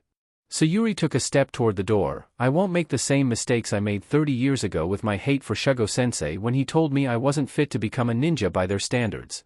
Sayuri took another step to the door, this one more steady. I won't be jealous of him when he came to me and said he had become a ninja. Another stronger step. I won't just sit there and cry like when he got those scars across his back from being tortured on that mission to the Mist Village. Another step, this time breaking into a weak stride. I won't just worry like when he didn't come home for months while I was pregnant. Sayuri's stride became more powerful as her voice rose in confidence, and I damn well won't endanger our daughter anymore because of that petty grudge. I will start acting like the mother my father and husband would be proud to see. Sayuri outstretched her hand to reach for the door handle. I am Sayuri Haruno, and I have made up my mind. And with that, Sayuri ripped open the door and walked out of the empty room, slamming the door in her wake. It was a new day, and a new Sayuri Haruno was there to greet it head-on. Chapter 23, Mrs. Know-It-All. Sakura sighed as she sat atop her bed, flopping back onto it without a care in the world as she finished her packing. When Kakashi-sensei had come by to tell her they would be leaving for the next boat, she had initially believed there wouldn't be another to come around for the week they had been promised. Though she was panicked when Sasuke came to her house, only to tell her the next boat would be coming by in the early morning. So, with that information in mind, Sakura had spent most of the night racing around her room, trying to find the right clothes for climate change, being sure all her ninja gear was put away in storage scrolls for her to pack, and taking extra care that her personal hygiene was top-notch, lest she be made to share a room with either of her teammates.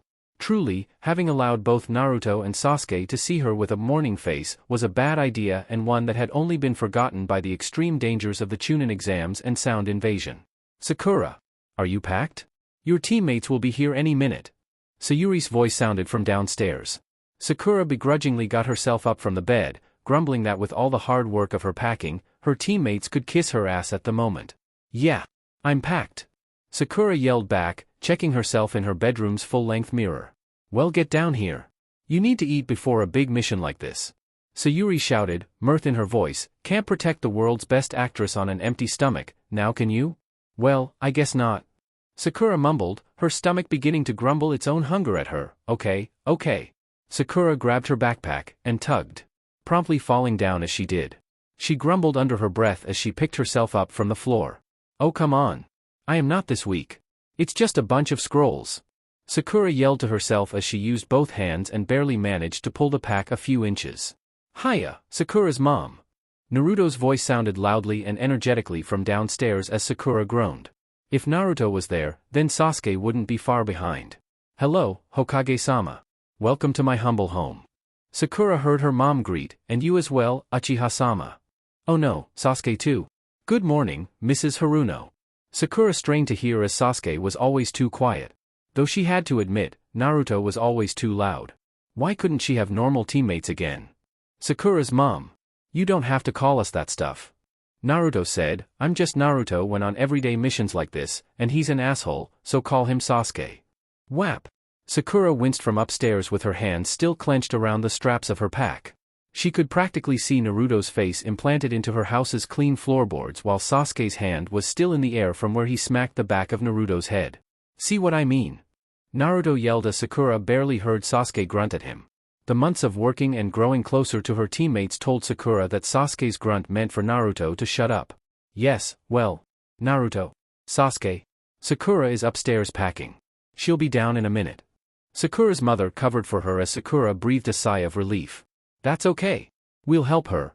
Naruto said cheerfully, probably with a big goofy smile as she heard his heavy footsteps going toward the stairs.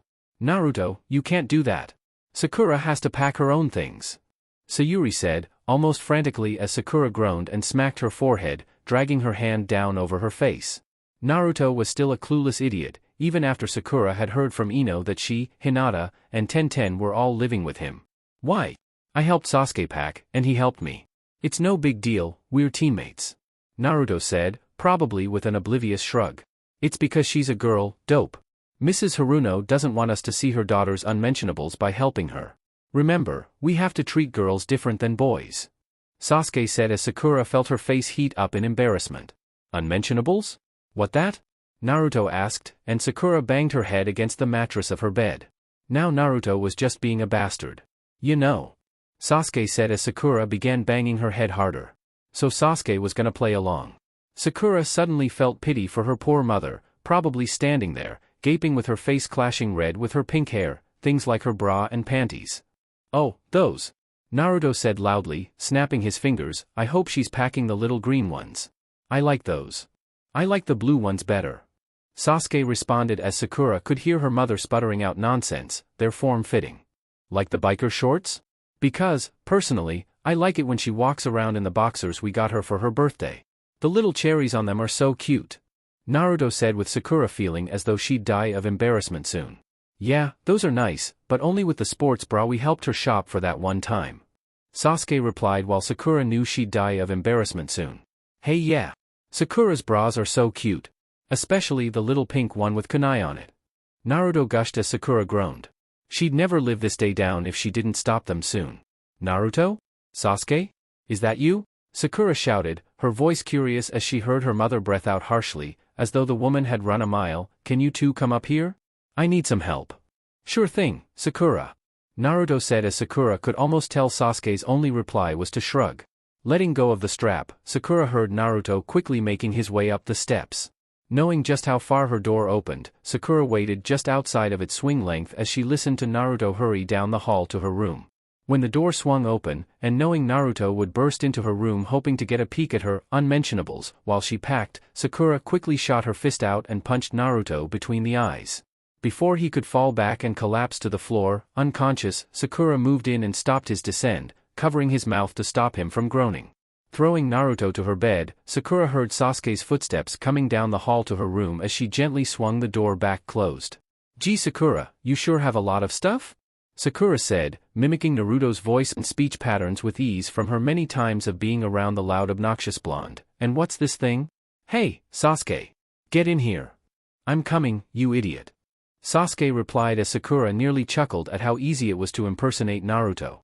"Well, move your ass, you bastard," Sakura shouted in Naruto's voice. "I'm here already. You dash," but as he was saying this and opening the door, Sakura hit him with 2 quick jabs to the stomach and 1 chop to his neck, knocking him out. Not letting him hit the floor either, lest her mother be suspicious, Sakura placed Sasuke next to Naruto on her bed before going into her backpack. Pulling out some steel ninja wire, Sakura chuckled darkly as she pulled the wire out. "Payback, chumps," Sakura said as she stepped closer to her unconscious teammates. "Payback."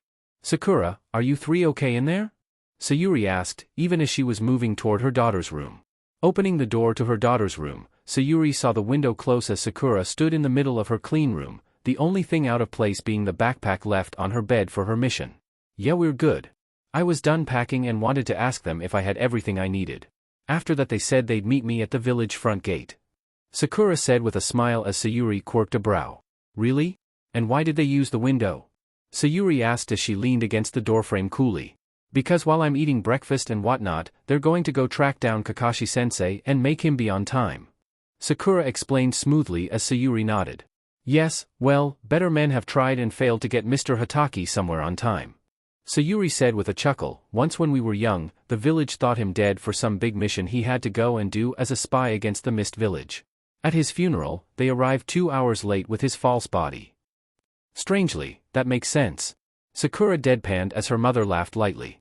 Yes, it does," Sayuri said before her smile dimmed a bit. "Sakura, we need to talk," Sayuri said solemnly, walking over to her daughter's bed and patting the spot next to her. "Okay," Sakura said slowly as she moved to sit next to her mother. "About what?" "About your ninja career, Sakura," Sayuri said, gazing directly at young Sakura. "I know you ninja aren't supposed to talk about some of your missions or some of the thinking you do, but you can always tell me if you're having a tough time." "I know that, Mom," Sakura said, looking at her hands in her lap as Sayuri wrapped an arm around her daughter's shoulders. "Sakura, my eyes have been opened. You were there when Naruto told me about only a few of the dangers you've put yourself in during your short time as a ninja," Sayuri said, as Sakura glanced up at her. "Don't worry, Mom," Sakura said, standing up and breaking away from her mother's embrace. "I can handle it. And I always have Naruto, Sasuke, and Kakashi-sensei there to back me up if I get in over my head." "I know that," Sayuri replied softly, standing as well. "But what if they can't make it to you in time? What if something happens to you? You're my only child, Sakura. I love you more than life itself. If something were to happen to you, I wouldn't know what to do with myself." Mom Sakura began, but her mother cut her off. "You're strong, baby. Much stronger than I ever gave you credit for. But I stood in your way when I helped approve the lowering of the academy standards. I stood in your way when I smothered you as a child. I coddled you too much, and for that I'm sorry," Sayuri said, looking as though she were coming to peace with her mistakes. Sakura couldn't say anything, her throat dry and her voice lost to her as she watched her mom speak so gently and look so at peace. "Sakura, I realize how dangerous the ninja path is to walk. Your father was a ninja." "Wait, Dad was a ninja? I thought he was only a volunteer of the last war," Sakura asked, surprise evident in her voice as she felt shocked to her core. Yes, he was. We had both tried out for the Ninja Academy at the haste of our parents. While I didn't make it, your father did," Sayuri said, looking as though she were reliving the memories. "I can still clearly remember the day your father ran up to me and told me had passed to become a ninja. He was so happy, and I was so bitter." "Mom, it's okay, Sakura. In fact, I think that somewhere, deep inside of me, it's been okay for a long time," Sayuri said, her face taking on a somber look as she dropped her gaze down to her lap, her hands wringing at each other as she fought back tears. "I've hated the ninja for a long time, and I think I always will, but now I know why I truly hate them. I hate them because your father fought and died as one proudly, exactly at the time you were born, Sakura. Huh? Sakura said, not understanding what her mom was talking about. You have a mission to get to, so we don't have much time. Sayuri said, picking up her daughter's pack and gesturing toward the door. As they walked down the hall and down the stairs, Sayuri continued, the point I'm trying to make is that you're going to be a ninja no matter what I do. You want to prove that you can handle it, not only to others, but also to yourself. I can't change that. You have your father's stubborn streak and mine to triple it. Mom Sakura said as they got at the door, but Sayuri silenced her with a hug. We'll talk more when you return home. I just want you to know that I'm proud of you, Sakura, and that if things ever get too hard, or you feel like you're too close to the edge, you can always come and talk to me. Sayuri said softly, embracing her daughter as Sakura didn't know what to do or say besides return the embrace. Thanks, Mom, Sakura said unsurely. Letting go of each other, Sayuri took and placed the pack in her daughter's hands, holding onto them as she placed the pack on Sakura's back. Now you go out there, and you show the world and your enemies why we of the Haruno family aren't to be trifled with. Sayuri said, kissing Sakura's forehead as she let her fingers linger in their grip around her daughter's shoulders and pack all the way up until she had closed the door. And Sakura fell over on her doorstep with a groan as she lay there, wondering just what the hell she had packed. I can't believe Sakura knocked us out, and tied us up, in a hot spring, naked, on the elderly women's side. Naruto shouted as he and Sasuke stomped down the street, their clothes wet and squishy as their scandals made weird squishy sounds with every step. I still can't believe it was Sakura that knocked us out. I'm telling you, it had to be someone else. Sasuke said, shaking his head. No, it was Sakura. Naruto said, then looked sick from having to admit that she of all people got the drop on them. No, it wasn't. It was an illusion by Kurenai-sensei to make us believe it was Sakura while it was really Hinata. Sasuke shouted as people began looking at him and Naruto oddly while they continued their trek down the road. You're taking this really hard, aren't you? Naruto asked as Sasuke sighed. You have no idea. Turning the corner as they continued, they quickly made their way to the village gate. Coming into view of the gate, Naruto grinned as Sasuke raised an eyebrow at the change in his friend's mood. Looking up to the gate himself, he saw what had suddenly made Naruto so happy. Inoshi and Neji sat at the gate check post, looking bored out of their minds. Naruto chuckled sinisterly when Inoshi began banging her forehead to the desk she sat behind while a civilian family were being assisted by Neji. Hiya, gatekeepers. Naruto greeted cheerfully as Inoshi looked up at him, and then processed to bang her head harder than before. Greets, Naruto-sama. Neji said with a bow as the civilians moved into the village with their children raving about all the place they wanted to visit. Why do you hate me? Inoshi asked, her voice muffled by having her face pressed against her desk. I don't hate you. Naruto said in the same upbeat tone, in fact, I like you. You helped Sasuke find focus, and not a lot of people can do that without him swearing vengeance against them. Hey! Sasuke protested, but he was politely ignored. Then why am I made to endure this inhuman torture? Inoshi asked as she looked up at him, and Naruto felt a tinge of pity for her. The next person that comes up here and asks where the nearest tourist attraction is, I'll slit their throat and feed their bodies to the tigers in the forest of death. That's not very nice. Naruto commented as Inoshi scoffed at him, folding her arms over the desk. This is a damn ninja village. We don't have tourist attractions, we have monuments. Inoshi said as Naruto shrugged. I don't know. Sasuke said, tapping his chin, the hot springs could be considered a tourist attraction. There you go. Naruto said, gesturing to Sasuke, next time, just direct them to the hot springs. Everyone loves the hot springs. I hate the hot springs. Inoshi said, I like a warm bath every now and then, but the hot springs are just too much. Plus, pervy guys are always there trying to sneak peeks. Maybe you're just imagining things. The only perv I know that does that stuff is the pervy sage, and even he isn't there most of the time. Naruto replied as Inoshi narrowed her eyes at him. What are you doing here anyway? Shouldn't you be stuck behind your desk, signing papers and yelling at ninja while giving out horrendous punishments like this one I'm made to endure? Inoshi said, gesturing to her and Niji's desk. What I do is none of your business, and if you keep talking like that you'll be behind that desk for an entire year. Naruto said, his eyes going from their casual playfulness to a stern sharpness that Sasuke could say he was proud of. Inoshi, however, was far too shocked by his threat to care about his eyes. You wouldn't. I can and will. Naruto said. I apologize for my lack of respect and total disregard of boundaries then. Inoshi said, not looking very apologetic at all. Naruto could only sigh as he placed his head in his hand. It's like raising a spoiled brat for a daughter. Naruto muttered as Inoshi looked offended. That is not true. I'm not spoiled brat. Inoshi said as Naruto gave her a look. Well, you sure act like one. You can't even respect me now after I've punished you. Naruto said as he gestured to her desk. Well, respect is earned, not given. Inoshi said as Naruto narrowed his eyes. Then I guess I'll earn it by giving you that year of gate duty. Naruto said as Inoshi groaned. If I was your daughter, you'd be the worst father ever right now. Inoshi grumbled as she sat back in her chair and folded her arms, pouting like a rebelliously grounded teenage. And if you were my daughter, I'd be very disappointed in you, young lady. Naruto mocked as Inoshi stuck her tongue out at him. You know, you two could be related. You're both so much alike that you clash with each other. It's almost like she is your daughter, or at least a sister. Sasuke said, raising a brow as he and Neji watched the two. Naruto turned to him, a sad shake of his head. Nope, no siblings. My parents both died an hour after having me. Naruto said as his gaze dropped to his shoes. How do you know that? Sasuke asked, uncaring for Naruto's emotional state. Pervy Sage told me when I met up with him earlier today before he set out. Then when I was meeting with the elders, they had an old file on my birth. Naruto replied somberly. The night of the Kyuubi attack, where the fourth sacrificed himself to seal the nine-tail beast away inside of a small newborn infant, orphan child. Inoshi said solemnly, who would have thought that the fourth Hokage would so love his child and his village that he would burden his only child with the protection of the village and the power to someday rule it. Silence fell upon them all as the mood grew solemn. Naruto sighed as he gazed up at the Hokage monument, eyeing his father's image and that of the third Hokage specifically. Ah, good. Kakashi's voice floated to their ears as everyone turned to see him coming toward the gate with Sakura in tow. We're all here. You're late, Kakashi-sensei.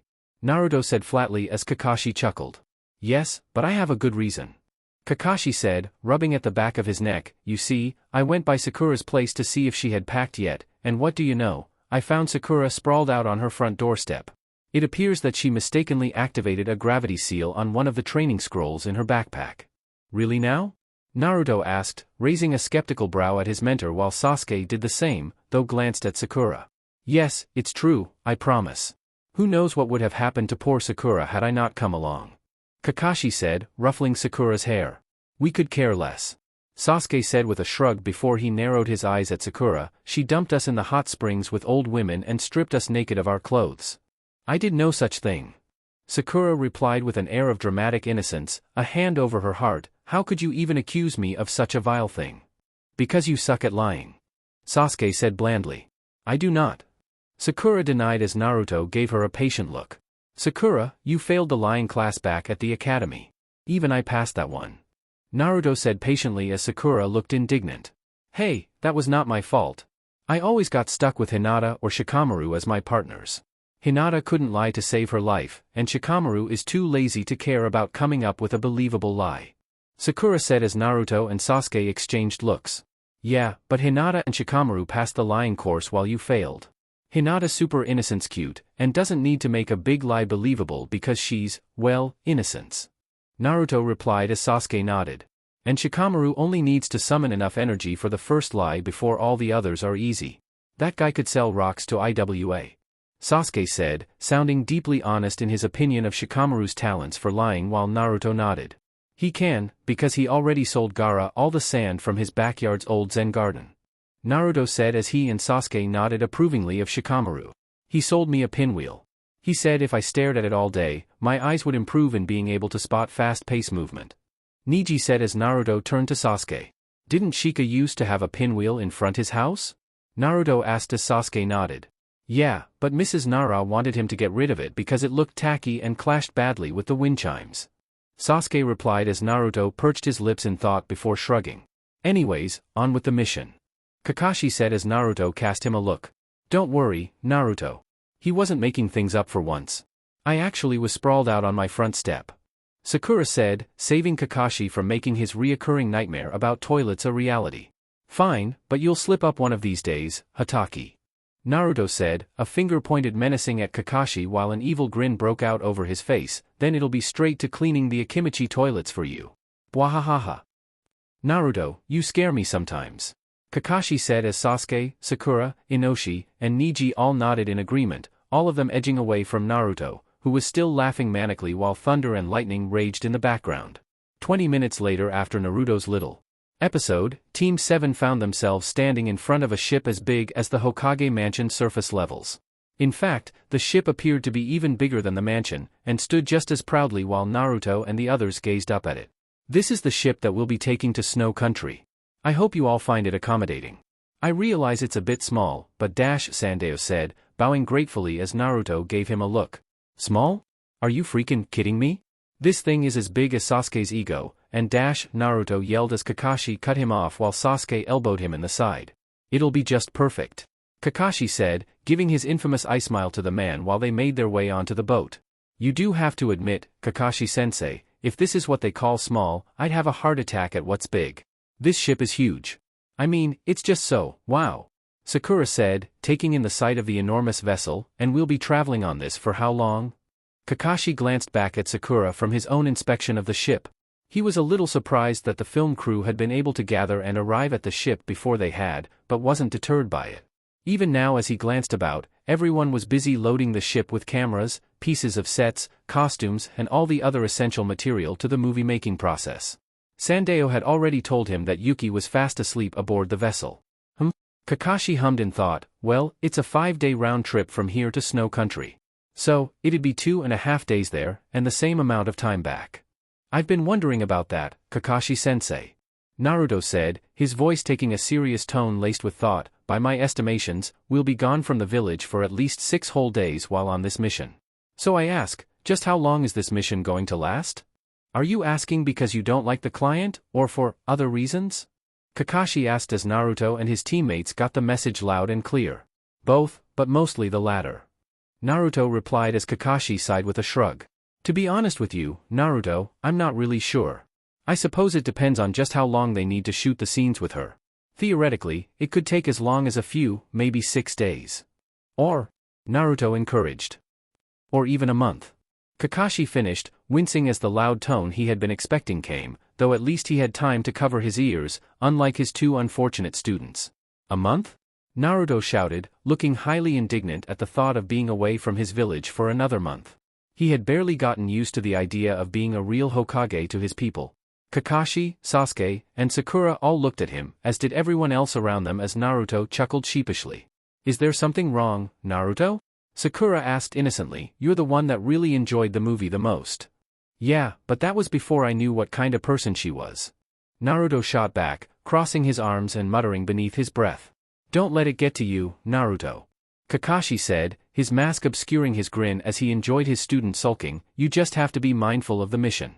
Speaking of which, I want to meet you all on deck at 5 in the morning. Why? Sasuke asked, glancing at Kakashi before he went back to looking like a poster child for impassive behavior disorder. We're going to cover some of the things you're going to need in order to be able to function in the cold weather and temperature that will constantly be present in Snow Country. Kakashi explained as Naruto still looked mutinous, and please, Naruto, no killing, maiming, pranking, or accidentally shoving the client off the ship while we're at sea. Why don't you just shove me off the boat? I can walk on water. Naruto muttered as he went ignored mostly. Now all of you, look on the brighter side of things. We all get to have our own individual rooms this time around, and with plenty of free time. Only one of us will be required to be with her at all times, and we'll rotate on that every 3 hours or so. Still seeing Naruto's stubborn look, Kakashi sighed as he went on, that means we'll have plenty of time to work on your jutsu, all of you. Oh, not just Sasuke? Sakura asked with the same innocent expression as before while Kakashi flinched. You're evil, you know that, right? Kakashi deadpanned to his only female student, who didn't look impressed. Yes. Sakura said with a wave of her hand, I am my mother's child. Naruto, however, wasn't paying their banter any attention when he stopped listening at the thoughts of training. Thinking about it, Naruto let a small grin break out over his face. While their team walked around the ship, Naruto and Sasuke, however, had casually strolled over to the side railings, looking out at the settling sea. I think I'll go to see Ms. Fujikaze first, then Sakura can take over 3 hours from now. Kakashi volunteered, making his way over to Sandayo. He said he'd train us. All of us. Sasuke pointed out as Naruto nodded. Threatening and yelling at people to make them better people seems to work wonders. Naruto replied as Sasuke gave him a confused look, but shrugged nonetheless. All 3 students relaxed along the railing, getting comfortable as they gazed out at the picturesque scenery that was nature. "You guys must be the ninja that were hired," a voice behind the three teammates said as they all turned to see a person from the movie crew. "I'm Koijo Yutaka, the assistant director. I'll be showing you guys to your rooms." Thanks," Naruto said, smiling as the guy smiled back. Following Koijo, Team 7 were led into the bowels of the ship and down a flight of stairs. Here they are, all in a row, and not too far from Lady Fujike's, either. "Just like Mr. Sandia wanted," Koijo said, grinning at whatever pun he was making. "Thanks, Koijo," Naruto said as Koijo chuckled. "No problem.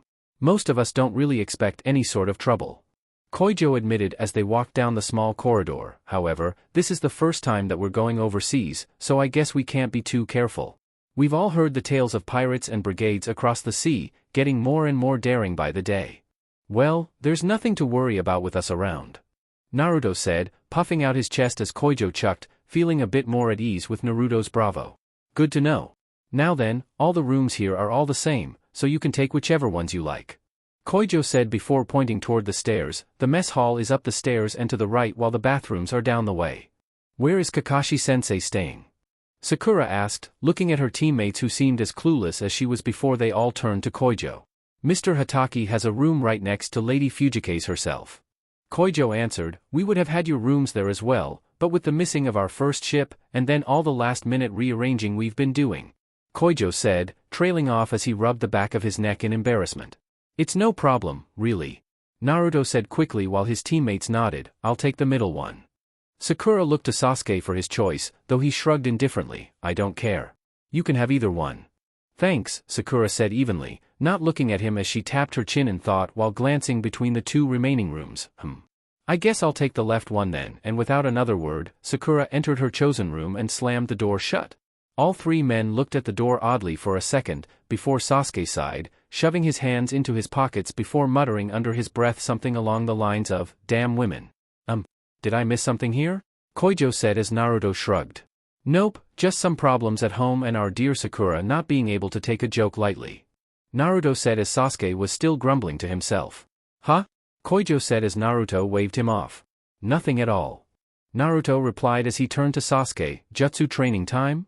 "Yeah, jutsu training time," Sasuke said as he and Naruto nodded to each other, walking into their own rooms and closing the doors in unison as Koijo shrugged and walked away to get his own work done. "Finally. Some privacy at last," Naruto said as he jumped onto his bed. "Walls are thin, Naruto," Sasuke yelled. "Yeah, we can hear you." Sakura's voice sounded loudly from the opposite direction. Naruto politely ignored his teammates since they wouldn't see him sticking his tongue out. Taking a few seconds to look around the room, he realized that it was a fairly simple one. The small medium-sized bed he was currently lounging on, a little dresser with a few cups and a pitcher, a small mirror, a fairly nice rug and a small heater. "Okay, let's begin training," Naruto said to himself as he sat up in the bed, shrugging off his backpack as he unzipped it.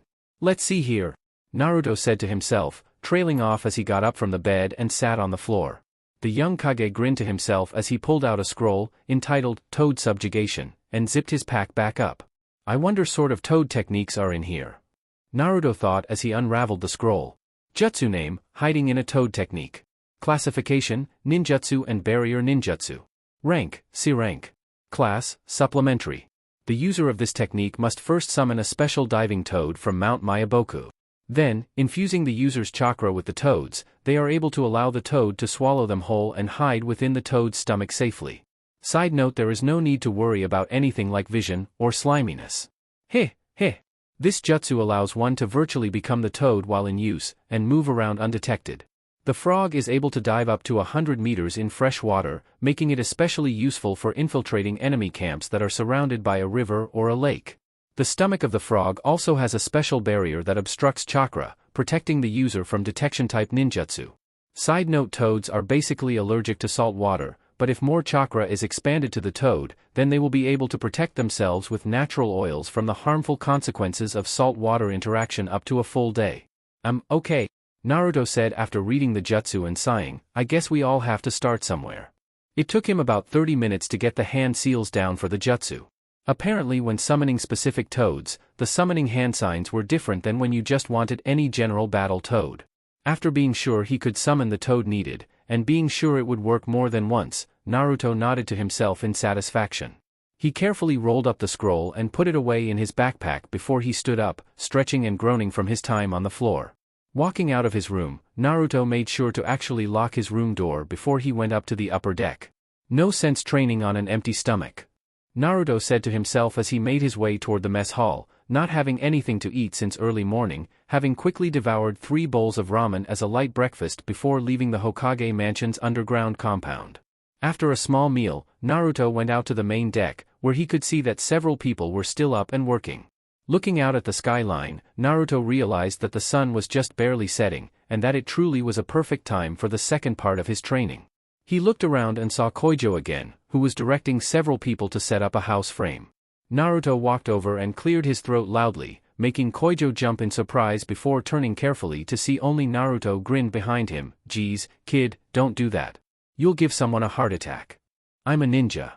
Naruto replied with a shrug. "Is it my fault I'm always stealthy?" "Yes." Koyuki deadpanned as Naruto shrugged again. "Anyways, what can I do you for?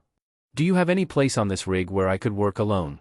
You know, without bothering or being bothered by anyone."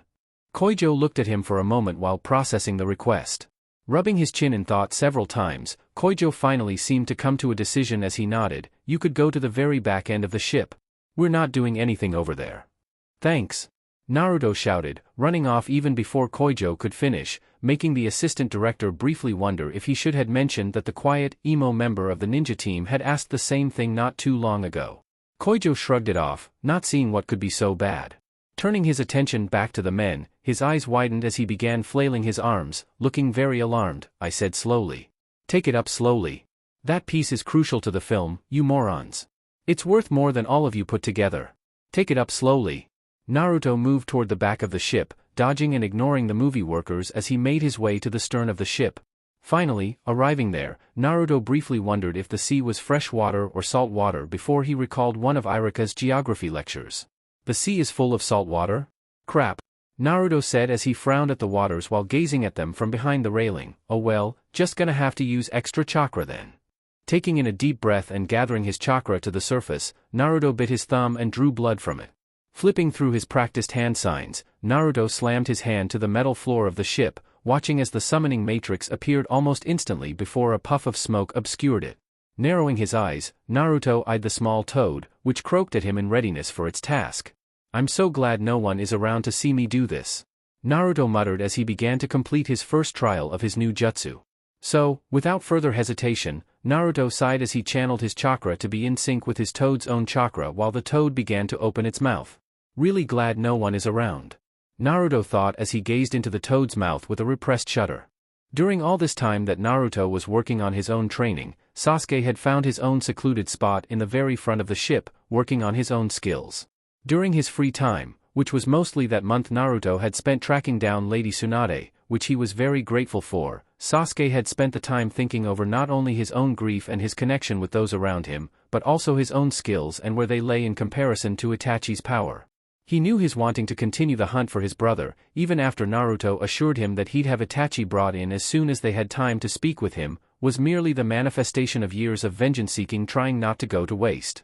Or, it could simply be that Sasuke knew that if he didn't keep up with his own hard work, especially the creation of his own special hidden trump cards, Sasuke just knew that Naruto would have a critical advantage over him the next time they fought. It had nothing to do with any obsessions he had toward the blonde. Nothing at all. Stop spreading lies.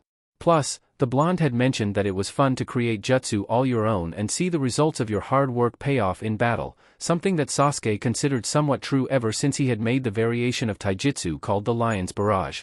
Not that Sasuke would ever admit any of this out loud. Thank you very much. He appreciated Naruto, but if the blonde ever learned that, Sasuke was sure he'd never hear the end of it. Once more. Sasuke gritted out with concentration, grabbing his arm with his other hand and focusing his chakra into his technique. His left hand became the epicenter of the thunderstorm that was known as the Chidori. Onyx black eyes turned crimson red as black tomes began spinning madly, helping Sasuke better see the chakra flow of his jutsu. Trying to manipulate the flow as Kakashi had suggested, Sasuke let loose an agonizing yell of pain as he fell to his knees like before, having violently shocked the nerves within his arm while trying to just barely tweak the technique that was known for cutting through lightning. On his knees with labored breath, Sasuke had to admit that through all the failures, once the jutsu was complete and he had tried it out in battle someday, he was sure he'd find it exhilarating, because he didn't have time for fun with Itachi still out on the loose, and still possibly a murderous psychopath. To create his own techniques, something only he knew about. It gave him an immense advantage in battle, unleashing an attack that his opponent had no information on. Getting up from the ground, Sasuke took in a deep breath with his hands keeping his shaky knees from buckling down under him as he stood to full height. I wonder why Kakashi doesn't have anything original besides the Chidori and Raikiri? Sasuke asked himself aloud. I mean, the guy is said to have copied over 1,000 techniques. You'd think he'd have more original ones aside from two, with one being a stronger variation of the other. Sasuke continued his thoughts in his head after noticing that he had spoken aloud. After thinking it over for a few more moments, Sasuke simply shrugged. To each his own? I guessed. The guy is lazy, after all. Okay then. Once more. Sasuke said, roaring his last words as the Chidori and his Sharingan both flared back to life. Seconds later, another agonizing scream of pain could be heard as Naruto's toad croaked almost like a chuckle. Sakura was sitting crossed-legged on her bed in her own room.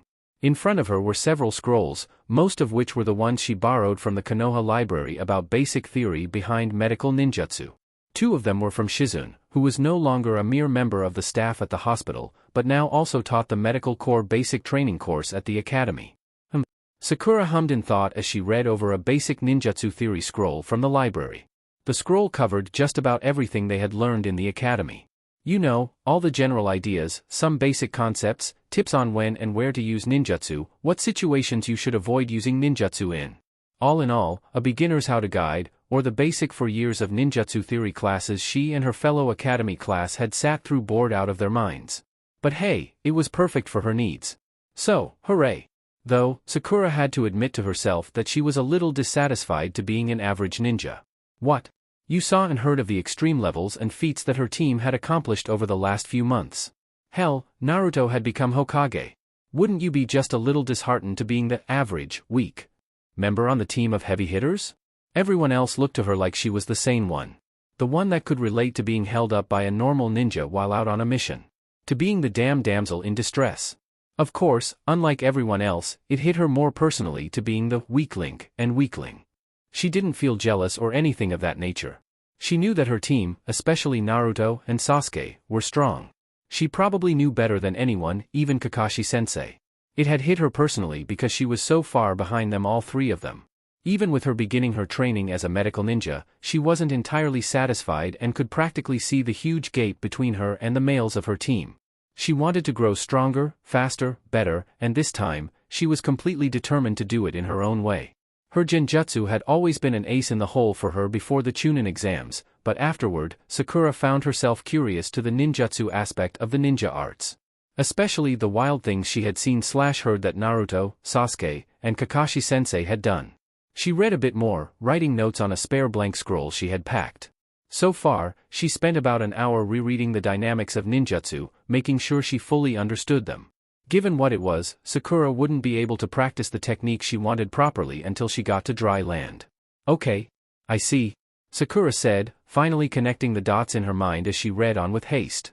After she was satisfied with what she had, Sakura looked at the time, feeling her eyes growing weary. It was getting quite late. Gently, the pink-haired kunoichi gathered up all her scrolls and got off her bed, her bare feet landing gracefully on the carpet. Laying all the scrolls she had been poring over down on the dresser, Sakura walked back to her backpack and took out another scroll. Going through hand signs as she recalled them in her mind, Sakura unraveled the scroll. She went through the hand signs again, though this time with greater speed as she placed her hand over the sealing matrix of the scroll, a plume of smoke signaling that she had been successful in her scroll summons. There we are. Sakura said cheerfully as she reached down to the scroll and took up the flopping fish and target board. Walking over to an empty space on the wall, Sakura strapped the small fish to the bull's eyes and set it up. After nodding to herself, the girl walked all the way across her room before taking in a couple of deep breaths to clear her head. Okay. Lady Tsunade and Lady Shizune said that I had to flex my limbs before doing any sort of physical training, so I guess this counts, too. Sakura said to herself as she took another deep breath before she punched her fist into the air in front of her, followed quickly by a kick and 3 speedy jabs. Sakura moved about as though she were a boxer, fists lashing out before quickly reassuming their positions at the sides of her midsection. She punched and kicked again and again, growing into a steady rhythm. As she worked through her form, sweat began to lace her brow as Sakura smiled through it all. She had been practicing on her taijutsu ever since she had mastered the basic academy-style forms over the last 2 months. Every night, Sakura stayed up for hours in her room, in front of her mirror, working on basic drills from what she had learned from the academy, reviewing all the things they had been introduced to. She would move around her room, fighting imaginary opponents as she fell, completely intentional, recovered, ducked, dived, and other such stuff before her hygiene rituals and going to bed. It would have been much easier and more efficient if she had a sparring partner at her level to start off with, or at least knew how to perform the shadow clone jutsu. But she didn't. She didn't have either right now on the mission, either. I guess. Sakura breathed as she threw another punch before a roundhouse kick. That's the price I have to pay for finding my own path. Another quick succession of blows to her imaginary opponent. I don't need mom worrying about me. I can go it my own. I can't rely on others anymore. I need to be strong for myself. Her breathing became labored as she took in a deep breath, pausing in her workout. She momentarily wondered if she even had the chakra to maintain a single shadow clone, let alone even creating one to fight against. Sakura's face deadpanned, a small scowl worming its way on her lips. Somehow, she honestly doubted it. At least, not with her current level of chakra. Shaking her head, Sakura chose not to dwell on what she didn't have. It'll get me nowhere, Sakura said to herself, starting her workout again. No. Right now, she had to focus on what she could do. With that in mind, Sakura took out a kunai and began practicing with the weapon, throwing it, and hitting the small fish tied to the bull's eye. Okay. Sakura breathed, going over to where she lay the scrolls out on the dresser. Fingering the scrolls and reading through their titles, Sakura's face lit up as she grabbed one. Turning to the small fish, which was now dripping blood on the carpet, Sakura grimaced as she pulled the kunai out and laid the fish on a blank scroll. The mystical palm technique is a medical ninjutsu which allows the user to speed up the body's natural healing process by sending chakra from the hands into a wound or afflicted body part. Sakura read as she placed her hands over the fish and channeled her chakra to the wound on the poor thing. Side note to the jutsu is that it allows the user to heal a patient without the need for medical equipment or surgery, making it highly useful on the battlefield. It can also be used to treat both external and internal injuries. It is vital to match the amount of chakra used to the severity of the affliction or injury. This requires a great amount of chakra control. Side note, because of this, only a few highly skilled medical ninja are able to dash. Sakura paused in her readings as she felt the fish stop thrashing around under her hands. Looking at it, Sakura sighed as she could just tell the little thing had died on her. Sealing the fish into the scroll, Sakura turned back to the scroll on the medical ninjutsu. Use this technique. Side note, this technique has been proven to not need direct contact with the patient. However, the longer the distance, the greater chakra control is needed. Another side note to this jutsu is that by sending an excess amount of chakra into the patient's body, the user can overload the patient's normal circulation, trapping them in a comatose state. Although this is usually undesirable, it does have the desired side effect of getting rowdy patients to settle down. Sakura reread the last line with wide eyes. Lady Tsunade truly is sadistic. Chapter 24, Mission, Protect the Kick-Ass Actress. Yuki's eyes opened slowly and she took in her surrounds. She was in a nice, soft bed in a large room, filled with fancy furniture and nice clothing. There were no windows, but there was a single door at the end of the room. Although the room seemed to be swaying slightly, much to her dismay. Out of the corner of her eye, she saw a clock. 5:13 a.m. Ugh. Is Yuki-sama waking? She heard a familiar voice ask. It had to be Sandeo, as that man was the only one she knew that could sound so completely whipped and yet still hold some dignity. Yuki slowly sat up in her bed, but then immediately felt worse. She put a hand to her forehead, but the futile attempt was just that, futile. She felt incredibly dizzy with all this swaying going on and it was just getting worse by the second. Ugh, they better not have put her on a boat. She hated boats. Sandeo, can you get me a glass of water? Yuki asked as she heard the door to her room open, but didn't look up. It feels like the whole room is swaying. Sounds crazy, right? That may be because we're on ship at the moment, Lady Fujikaze, a voice, one she didn't know answered. Looking up quickly, though groaning as she regretted it with the churning of her stomach, Yuki saw a masked ninja with gravity-defying gray hair and one visible eye. Who the hell are you? Yuki asked, not caring to be polite as she was feeling too bad. I'm Kakashi Hatake, a member of your bodyguards, to put it one way. Kakashi said, as Sandeo came into the doorway alongside the ninja. Ugh. You know what? Yuki said as she grasped her head, a headache settling in over her mind. I don't care who you are. Just get me something to ease this headache and a water, damn it. I'll take care of that, Mr. Kakashi. Sandeo said as Kakashi nodded. Wait, Sandeo. Yuki called after her assistant, but he was gone. Why the hell am I on a boat? Glaring at the doorway, Yuki turned her attention to Kakashi, who, feeling eyes upon him, looked up from his orange book. You, tell me what the hell am doing on a ship. I'm afraid Sandeo-san has expressively asked me not to reveal our destination nor its purpose to you as of yet. Kakashi said, moving to the door. Bullshit. Yuki said, grabbing a hairbrush from her bedside and throwing it at the man.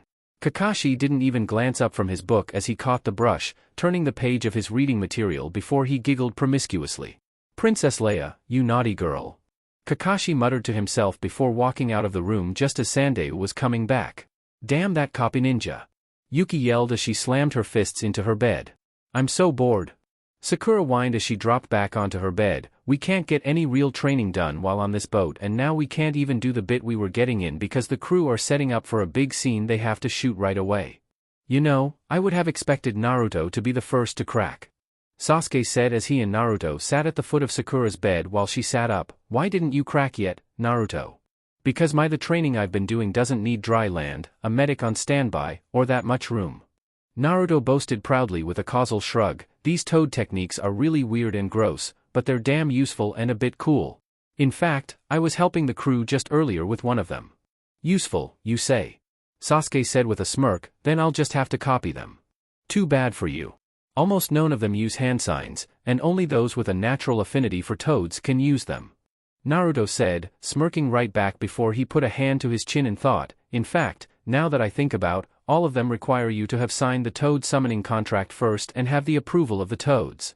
Wish I had a summoning contract. Sakura said as she and Sasuke exchanged looks. I'm sure you two will get one someday. Naruto said, waving his hand dismissively, you'll be studying under Granny Tsunade, so you'll get her slugs. And trust me, they're way better than they look. The slug queen is as big as Gamabunta, and she can spilt into all these smaller versions of herself, sorta like my shadow clone jutsu. What about me? Sasuke asked. You'll be running off with Orochimaru, which I don't approve of. Naruto spat as Sasuke looked shocked. What? I am not. Sasuke said, that guy pretended to be a girl for the entire Chunin exams, and he gave me this damn curse mark. Sasuke said indignantly, pulling down his collar and pointing to the mark, which was enclosed by seals. Yeah, but you will anyway. I've seen it.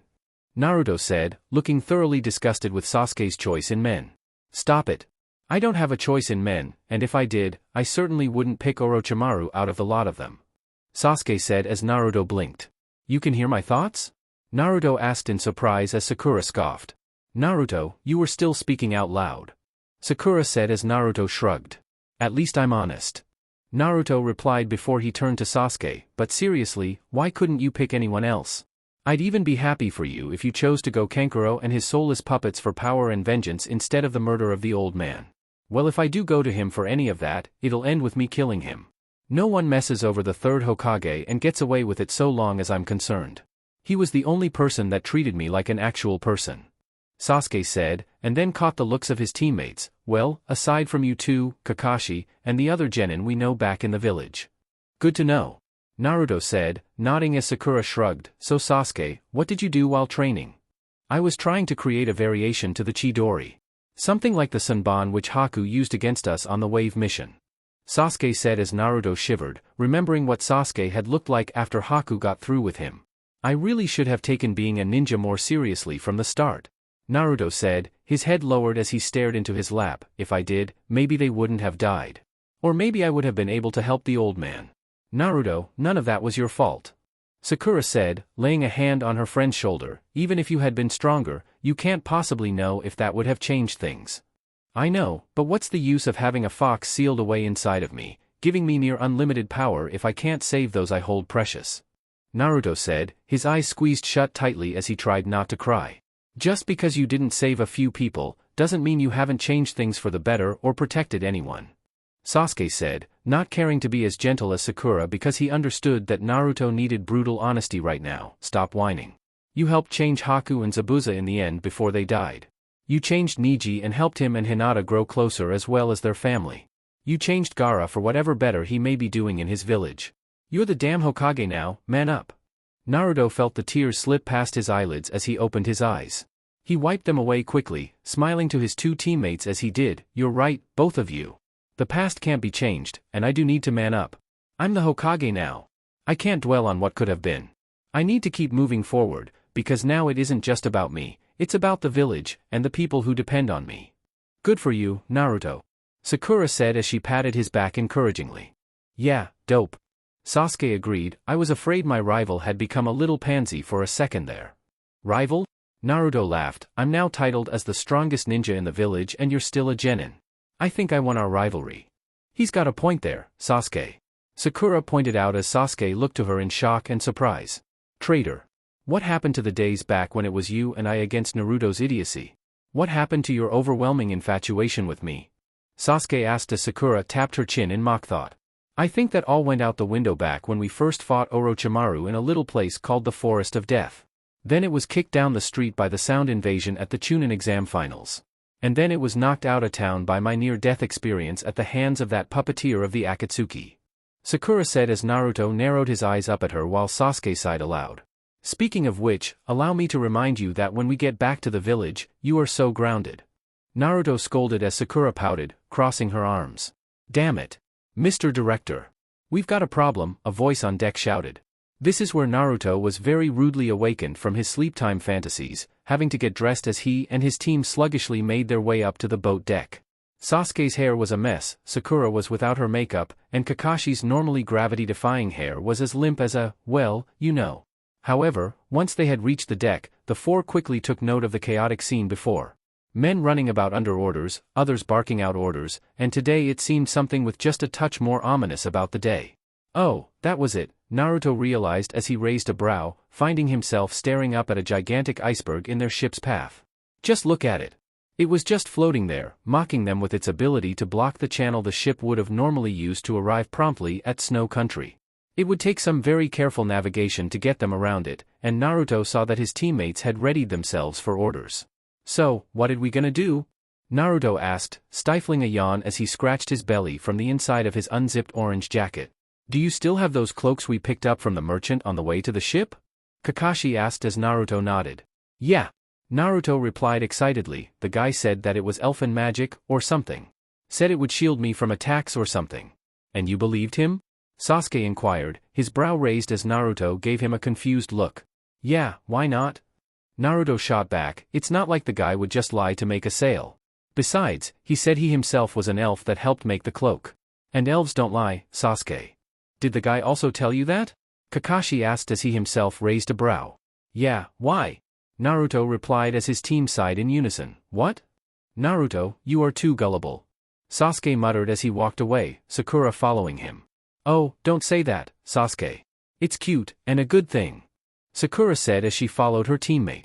Just go put on your elfin cloak, Naruto.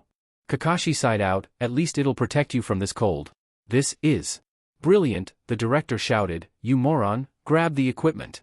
This is the perfect spot to shoot the scene of our big climactic battle. The assistant director ran up to the older man, looking confused and worried. Are you kidding? Don't you see it? The director asked as he clenched his fist and held it equal height to his face. The movie gods are smiling down upon us. Think of the buzz. You're right. We're looking at a surefire blockbuster. Even the making of will be a big hit. Koijo said, his worried face turning to one of excitement as his smile lit up his features. Well, that wasn't what I was expecting. Naruto said as he and the others descended back down to their rooms. Tell me about it. Sasuke muttered, his hands jammed into his pockets to protect them from the cold. Hey, Naruto. You got an extra pair of gloves? Yeah, I do. I have 5 pairs, actually. Naruto said, rubbing the back of his neck as he admitted so, all blue, thought. Not a problem. Sasuke said, just give me a pair. I need a pair, too. Sakura said as Naruto nodded, opening the door to his room and digging through his pack. I knew it'd be cold in Snow Country, so I bought that cloak. I didn't think we'd be working with icebergs, though. Sasuke said as Naruto tossed him a pair of gloves while Sakura nodded. I didn't either, she admitted as Naruto stood, placing on his own gloves after tossing Sakura a pair. I only packed these because I didn't want to forget anything. I even got a thermo in here. Naruto said as he jabbed a glove thumb toward his pack. Look who's all prepared for anything. Sakura teased as Naruto sputtered. It's not a bad thing. Naruto shot back as Sasuke scoffed, smirking coolly as he swept out of Naruto's room. No one said it was dope. Bastard. Naruto, mind lending the crew a hand, or say, 100? Kakashi said, pulling down his scarf to speak while his eyes never left his book, you know, just to help speed things along. Way ahead of ya. Naruto said, jabbing a finger toward where his clones were carrying and directing the move of countless amounts of equipment being moved onto the new setup on the iceberg. It's a little strange for this thing to be here. Kakashi muttered for only Naruto to hear. Naruto's eyes narrowed slightly, getting serious, be on guard. This thing just sprang up out of nowhere. I'll scope it out later when we're on the ice. Naruto replied as Kakashi nodded, turning the page in his book. When Kakashi left to go and speak with the director, Naruto gave an annoyed sigh. It was time to truly begin the oh-so-high and mighty job of babysitting a spoiled bitch. Well, at least it was gonna pay well. Ha ha ha ha. So you have come all the way here, Princess Gale? Mao! Yuki cried out in anger, her wooden sword upraised as she prepared for battle. Your Highness, please stay back. Michi commanded, the actor who portrayed Tsukuyoku if Naruto remembered right, his hand on his still-sheathed weapon. Beside him, the man who was Brit, freshly covered in makeup, raised his own weapon. Naruto wasn't positive, though. To be honest, he hadn't been following the filming on the ship closely, nor was he paying much attention to the scene before him. Nope, he was just looking around. Naruto, your eyes are purple. Sakura observed as Naruto shrugged. You're seeing things. Naruto replied, still looking along the iceberg. Then, he saw something shuffle beneath the snow. It was a very subtle movement, and if his eyes weren't actively looking with their hawk-like clarity, he was sure he would have mistaken it for the wind moving the snow. However, there was no wind. Then there. Above the entire scene on the iceberg's ridges. Another move, though this one minuscule compared to the other. Naruto's eyes flashed critically as Sasuke glanced at him. Sasuke's own eyes flared red with spinning black stones. The Uchiha's eyes began darting around wildly while Sakura sighed to herself, seeing Kakashi-sensei doing much the same, though much more skillfully and subtly than her two teammates. Why don't I get cool eyes? Sakura muttered, crossing her arms under her budding breasts. Whatever your numbers, you are no match for me, cried the fake Mao, who looked considerably less threatening without special effects. Prepare to die dash. An explosion went off, and Sakura found herself interested. She had to admit, the effects looked so incredibly realistic. That was, until she realized that neither Naruto nor Kakashi-sensei were standing beside her and Sasuke anymore.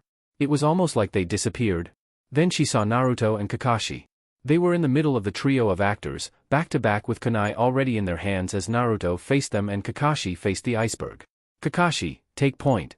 Naruto ordered as Kakashi nodded. Everyone get back, and move to the ship. Kakashi shouted, his face dead serious. Sakura had to blink, and then did a double take. Naruto and Kakashi-sensei had been standing right next to her and Sasuke. Could they be under attack? That would be the only reason they'd be as serious as they were? Or they could have gotten a part in the movie. Wait. No. Maybe. No. No, no. There wasn't time for her brain to be thinking. It was time for action. Sakura and Sasuke sprang into action. Sasuke and her helping their team leaders form a protective formation to lessen their chances of being caught off guard. While Sasuke was sneakily drawing his famed Demon Wind Shuriken, and a couple of kunai with the other hand, Sakura palmed a kunai, her own ninja weapon of choice, as they made their way forward to protect Yuki from whatever Naruto and Kakashi had spotted. I don't know what's going on here. Naruto said, smirking up a storm, but I've always wanted to be in the movies. Meanwhile, he and Kakashi were studying the source of the explosion. The smoke was making it hard to see, but it was clearing rapidly. As it did, a pale-haired man stood, dressed in white garments and wearing some sort of strange armor. His cap bore a hidden village symbol? For dots, like falling snow. Sakura observed, her face grim, a hidden snow village? But I've never heard of any such thing. The man discarded his white cloak, which he had been hiding under, as he stood up straight, a hand on his hip as he stood arrogantly near the top of the iceberg. Welcome, friends, to the land of snow, the man greeted, grinning like a wolf as he eyed them like prey. Whoever they were, Kakashi seemed to recognize them. Naruto's eyes suddenly snapped to the left, throwing a speedy and deadly shrunken from the folds of his cloak. It was stopped when it reached its target. Or rather, it was stopped by the appearance of its target. There they spotted a second ninja, though this one was female. Her hair was a very light shade of purple, as Sakura almost mistook it for pink. But, like the Konoha Kunoichi, her eyes were the same shade of green. Though unlike Sakura, which the girl was thankful for, this woman had a maniacal grin on her face as she stood proudly, wearing the same outfit as her counterpart, as well as similar armor. "Welcome back, Princess Koyuki. Do tell us that you're still carrying around the hex crystal," the enemy Kunoichi said, looking just as arrogant as the man she was teamed with. "Princess Koyuki?" Kakashi echoed, his lone visible eye widening. And by now he wasn't the only person confused. Half of the crew didn't seem to have a clue what was going on, or if any of it was in the script. Even Sasuke looked perplexed, and that was something that shocked Sakura, as normally the Uchiha had at least some idea on what was going on.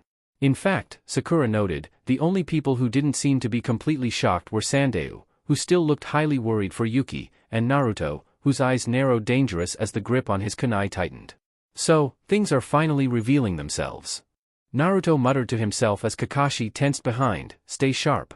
"Roger," the team chorused as they all watched for any more enemies. "To the right," Sasuke said. And then Sakura would have groaned aloud as their attention snapped to the third member of the snow team.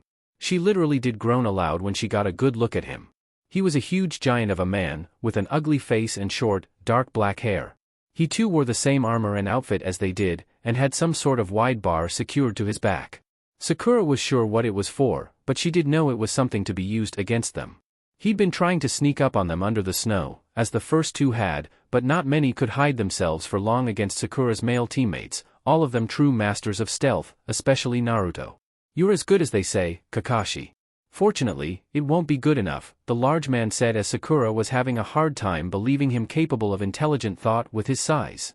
If it was a fight they wanted, Sakura was more than happy to oblige in order to prove that she wasn't useless as Sasuke would normally claim teasingly. "Sakura, Sasuke. Protect Yuki. That is our mission." Kakashi shouted as he flung his kunai up at the lead snow ninja, who blocked with his armored right arm, the kunai clanging harmlessly against his gauntlet.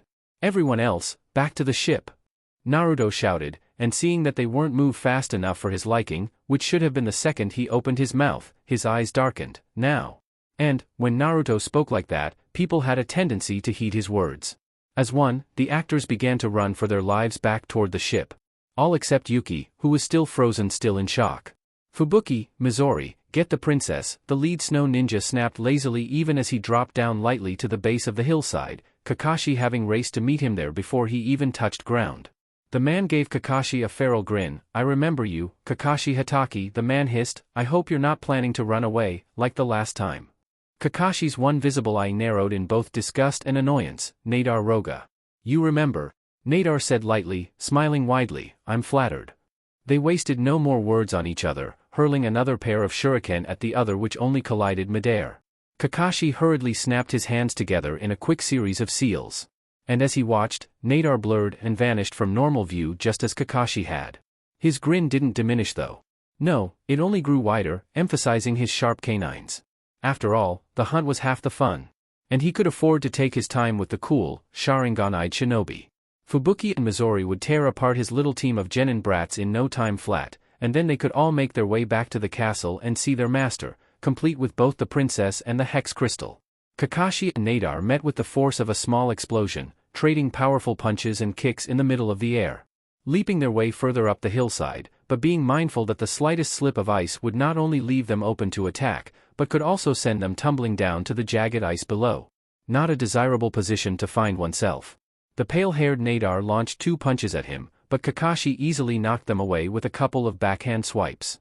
Then, the man lashed out with a kick, which Kakashi had to thank years of acquired flexibility to be able to dodge midair like he did. Kakashi retaliated with a few jabs of his own, but it seemed they were evenly matched when Nadar moved his body from the path of his fist, and slapped them down to get a shot at the silver-haired Jonin's head. Meanwhile, below, his team had their own problems. Midori, the big ugly guy, Naruto noted, had quickly unveiled the purpose of the staff-like pole on his back. Unfolding the object created some sort of rough board which, while running, the guy threw to the ground before him and hopped atop it, his boots locking in place when he did. The large guy used the board to slid across the snow and ice at great speeds, propelling along by using his own chakra in conjunction with some form of propulsion devices hidden in the back of his armor. At least, that was what Sasuke had theorized. Naruto moved in quickly to intercept the guy, but the behemoth of a man came whizzing past him with the speed and force of a cannon, forcing the young Kage to flip clear out of the way. The next time Midori came around, though, Naruto was ready for him. Naruto's unoccupied hand flew from behind his cloak as a shuriken was already spinning on his index finger. He flicked it off, it flying toward the guy and arcing up to catch the guy's midsection. While it was still flying, Naruto's hands raced through signs. Ninja art, Shadow Shuriken.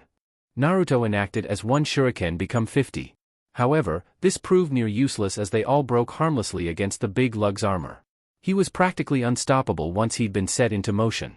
And it didn't help matters much when the pink-haired Fubuki came dancing down to join him and get in on the action.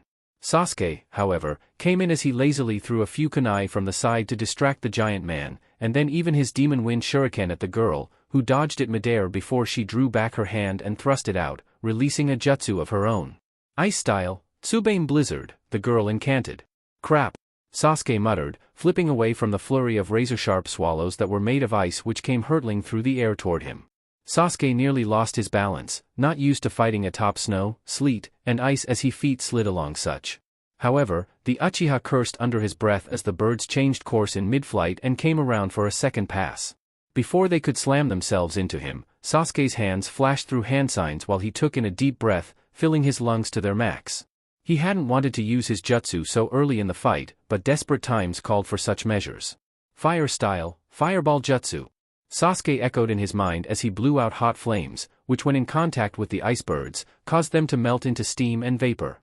Sakura, get everyone out of here and back to the ship. Naruto shouted as Sakura nodded, looking to the actors around Yuki and the director, all of whom were standing around and gawking in shock and awe of an actual live ninja battle occurring before their very eyes. Right, everyone back to the ship. Sakura echoed as the actors obeyed without question. Naruto glanced back to see if his orders were being followed. It would be 10 times worse in the battle if one of the actors were caught up in it, and used as hostages back the snow ninja.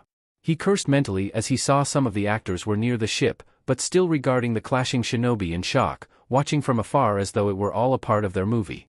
Sakura, direct them back to the ship.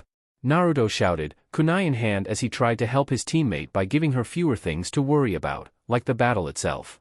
Besides, there was something about the enemy's armor that was confusing him.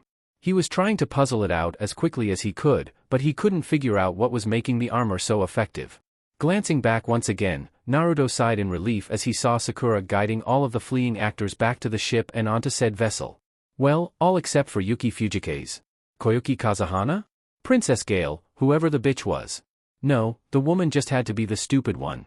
Just standing there clutching at her robes? Dazed in shock. Just fucking perfect. Go! Naruto bellowed once more, directly at the idiotic actress who simply gazed in the distance of memories through clouded vision. Naruto sighed, waiting for his opponent to make his return. He might as well have been talking to a damn sculpture for all the impact and good it was doing him. Your Highness. Sandeo's voice shouted as the man came rushing back across the snow to save her, having seen her freeze up. His voice caught her attention, succeeding where Naruto had failed. Now there was an impact, but it was equal parts shock and anger. Sandeo. What are you? I'm Kami-sama, help. Yuki's voice said softly as she looked like she would soon break down into sobs. This turn of events, mainly the princess' ignorance and stupidity with staying on the battlefield, did wonders for Fubuki's mood. Midori could finish off the brat barking out orders, Nadar would kill Kakashi Hatake, and all she really needed to do was snatch up the princess. Fubuki grinned evilly as she once again landed and almost danced her way forward along the snow towards the stunned princess. However, her advancement was stopped short 20 meters away from said royalty by a form suddenly materializing in front of her, appearing out of nowhere to her naked eyes. The person glared impassively at her, keeping his cool as angrily as he poised a demon wind shuriken for battle. I am your opponent. Sasuke stated as he snapped the shuriken open and extending its blades. Fubuki nearly blinked in surprise as she gazed down at the crouched boy. He was fast, and she had nearly forgotten about him in her joy at how easy a target the princess was making herself. Fubuki only grinned on the surface though. It was more than fine by her if the dark-haired brat wanted to die by her hand. Fubuki and Sasuke shot back from each other as their battle began anew in round 2. Instead of charging, both elected to keep their distance. Fubuki was the first to kick things off, bringing 2 fingers up as if to blow a kiss to the young Uchiha when she suddenly dropped to her knee and slammed them into the ground. Ice style, Ice Prison Jutsu. Fubuki incanted as the ice in front of her began to sprang up like bear traps. Sasuke's eyes widened slightly at the jutsu while he heard flung himself backward, launching into a handstand and then into a full-formed backflips as the ice in front of him tried desperately to ensnare him once, then twice, and a full third time. While upside down in the air trying to formula a plan, he decided it would simply be best to go with what he knew of the elements: fire beat ice every time. Fire style, fireball jutsu. Sasuke incanted as he blew out hot flames. Sasuke watched as the flames raged toward Fubuki, but was slightly unnerved by her near-feral grin when he noticed another wall of ice rise up to protect and barricade the female snow ninja's form. Sasuke watched as everything he knew about fire versus ice was disproved when the flames reached the ice and failed to melt it. Okay, new plan.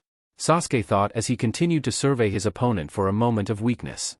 Kakashi, meanwhile, had rocketed out of the crater he had created with his own body, mentally cursing the armor his opponent Nadar was wearing as he once again engaged the smug man.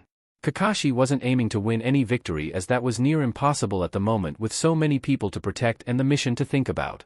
He hoped that at least Sakura would carry Yuki off, but it seemed that Sakura wanted the woman to move on her power, either that or wanted something to do by protecting the woman and not being made useless while the males of the team fought. So all Kakashi aimed to do was distract Nadar from going after the actress/princess, and he had to say that he was doing that pretty well. He and the wolfish snow ninja were relentless in their struggles, giving no quarter and even less mercy as their blows vicious pounded away at each other. Naruto glanced up the path to see that somehow the large snow ninja had been speeding toward him in near silence while his mind was elsewhere. He flipped and dodged each blow that came at him, his hands racing through seals before his fist was whirling with the cold glacier winds around it. Wind style, tornado fist. Naruto said, as he brought chakra to his hand to solidify his attack and maximize the damage. He was hoping to crack the armor on the man's torso. His airy chakra danced around in his tightened fist as he ran toward Midori, the large snow ninja. The attack, however, was made powerless as when Naruto's fist was a meter from the guy, the winds around it suddenly stopped and dispersed into harmless breezes of fresh air.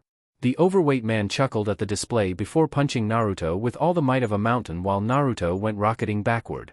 Luckily, Naruto was able to twist in the air, landing and skidding across the snow and ice on his feet while he racked his brain for a jutsu that would have some hope of working where others had failed. Naruto. Kakashi's voice called out as Naruto grinned to himself. He had a perfect plan. Kakashi, copy me. Naruto said as Kakashi didn't waste time preparing, the two going through hand signs in unison like a perfect mirror image while Kakashi raced to Naruto's side. Water style, water dragon jutsu, the two shouted in harmony as Nadar cursed when he saw they weren't attacking him, but Midori, who had no defense against such an attack.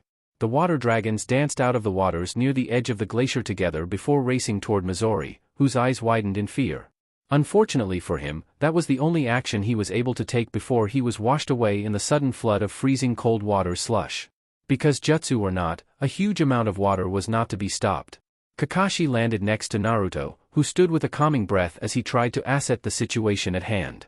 Naruto glanced back toward the ship, seeing the peculiar sight of as the movie crew ran toward the ship. Well, most of them, anyway. Makino, the director, seemed to have refused to get out of his chair, so both he and his chair were being carried away from the scene by both of his assistant directors, Kaijo and Hidoro. Keep that camera rolling, even if it kills you. Makino shouting, show them all the resolve of the cinematographer. Naruto nearly rolled his eyes, but the situation was far too serious for that. Kakashi, what is it with their armor? Naruto asked calmly as Kakashi and he stood back to back, gazing toward their respective enemy. It's chakra armor. It increased their power while forming a protective barrier around them, rendering all our ninjutsu or genjutsu useless. It's a hell of a lot stronger than what it used to be. Kakashi explained as Naruto nodded. Ice style, dragon versus tiger. Nadar shouted gleefully at seeing an opportunity to hit two birds with one stone. A giant tiger made of ice and snow raced from his side while he watched on in amusement for what Kakashi would do. Kakashi's hands snapped went through hand seals faster than Naruto could follow as the copy ninja looked up at Nadar. Water style, water dragon. Kakashi countered as Naruto glanced at him, hoping it would allow them to hold their position. Both water and ice clashed and looped together, finally evaporating into snow. Naruto would have sighed in relief. You know, if it weren't for the fact that a giant spiral of snow was racing at them then. Naruto and Kakashi leapt apart as the snow hardened back into an ice dragon and crashed down where they had once been. Kakashi landed on top of an ice spire as he glared hard at the lead snow ninja. Okay, if that's how you want to play. Kakashi said dangerously. Sakura readied herself as the rather big snow ninja came snowboarding toward her and the two she was guarding with the speed of a demon. He raised his gauntlet metal arm and showed his hand was that of a robot, shooting off some form of sticky webbing like spider as it tied up Yuki. Sakura quickly took care of that, slashing the connection of the webbing with her kunai while giving the snow ninja a hard look. Yet, still he came racing toward them, rearing his fist back as he gave Sakura an equally hard look. "Out of the way, little girl." Midori shouted as he planned to deck the girl one if she didn't move. Sakura couldn't think of anything other than how painful it was about to become if she went to blows with the guy more than twice her size and probably triple her weight. Luckily for her, she was saved from that fate when Naruto used his own body as a missile, knocking the large man aside and from his board in his desperate attempt to keep Sakura's face intact. Sasuke, Sakura's mom Sayuri, and Lee aka Bushy Brows, would kill him if he didn't. "Why you little dash?" Midori raged as he got up and swung at Naruto. It was to the large man's surprise when the kid caught his punch near effortlessly while not even looking at him. No, Naruto was looking at Sakura while the girl marveled at Naruto's strength and power. She could practically feel it like a warm fire lavishing from him. Naruto's eyes were crimson red and his pupils were slitted as glowered down at Sakura, Yuki, and Sandayu for still being where they were. "Sakura, take Yuki and Sandayu and get back to the ship," Naruto said as he looked back at the snow ninja, who threw another punch while trying to catch the young Kage off guard. Naruto merely blocked it just as easily as the first, pinning the man's large fists in his own hands. "But what about you?" Sakura asked in worry. "Your jutsu won't work on them. If the stupid woman dies here, then all of this was pointless." Naruto shouted back in reply as Sakura flinched, "So take her, get to the ship, and get out of here. The three of us can walk on water, you can't. We'll catch up in no time." "This is something that's surprising well thought out for you, Naruto," Sakura commented as she picked up the near comatose woman and nudged Sandayu to move. Obviously, by the look Naruto threw her over his shoulder, that wasn't the thing to say aloud. "Sakura, where should you be right now?" Naruto asked as Sakura gulped. "The S8 ship?" Sakura answered timidly in the face of Naruto's, well, demonic face. "The ship. Now go." Naruto roared as Sakura wasted no time. "Okay." And with that she took off as fast as her legs could carry her while still having Sandayu keep up with her. "What is this chakra?" Midori thought as he felt Naruto's chakra bubbling forth when he shouldn't have. The armor was supposed to decrease the enemy's chakra to near nothing within such close range. Plus, the chakra he was feeling wasn't too peachy either. Fubuki and Nadar must have sensed it too as they looked over in shock to see Naruto very calmly holding back Midori, who was the physically strongest of them all. Kakashi saw the look on Naruto's face, and breathed a sigh of relief that Naruto now had some measure of control over the Kyuubi's massive power. They sure needed the advantage as the battle was now. "What is that?" Fubuki spat as she raced through hand signs for another round of ice prisms. "Ignore it. Get the princess!" Nadar shouted as his own hands snapped together into a quick session of seals while gazing down at Naruto. "I don't know what that kid is, Kakashi, but he's about to be an ice sculpture." "Naruto!" Kakashi shouted, but it was too late. Ice style, dragon versus tiger. The icy hillside split asunder under the force of Nadar's jutsu as an equally icy giant tiger arose from the crack, speeding towards Naruto's exposed back.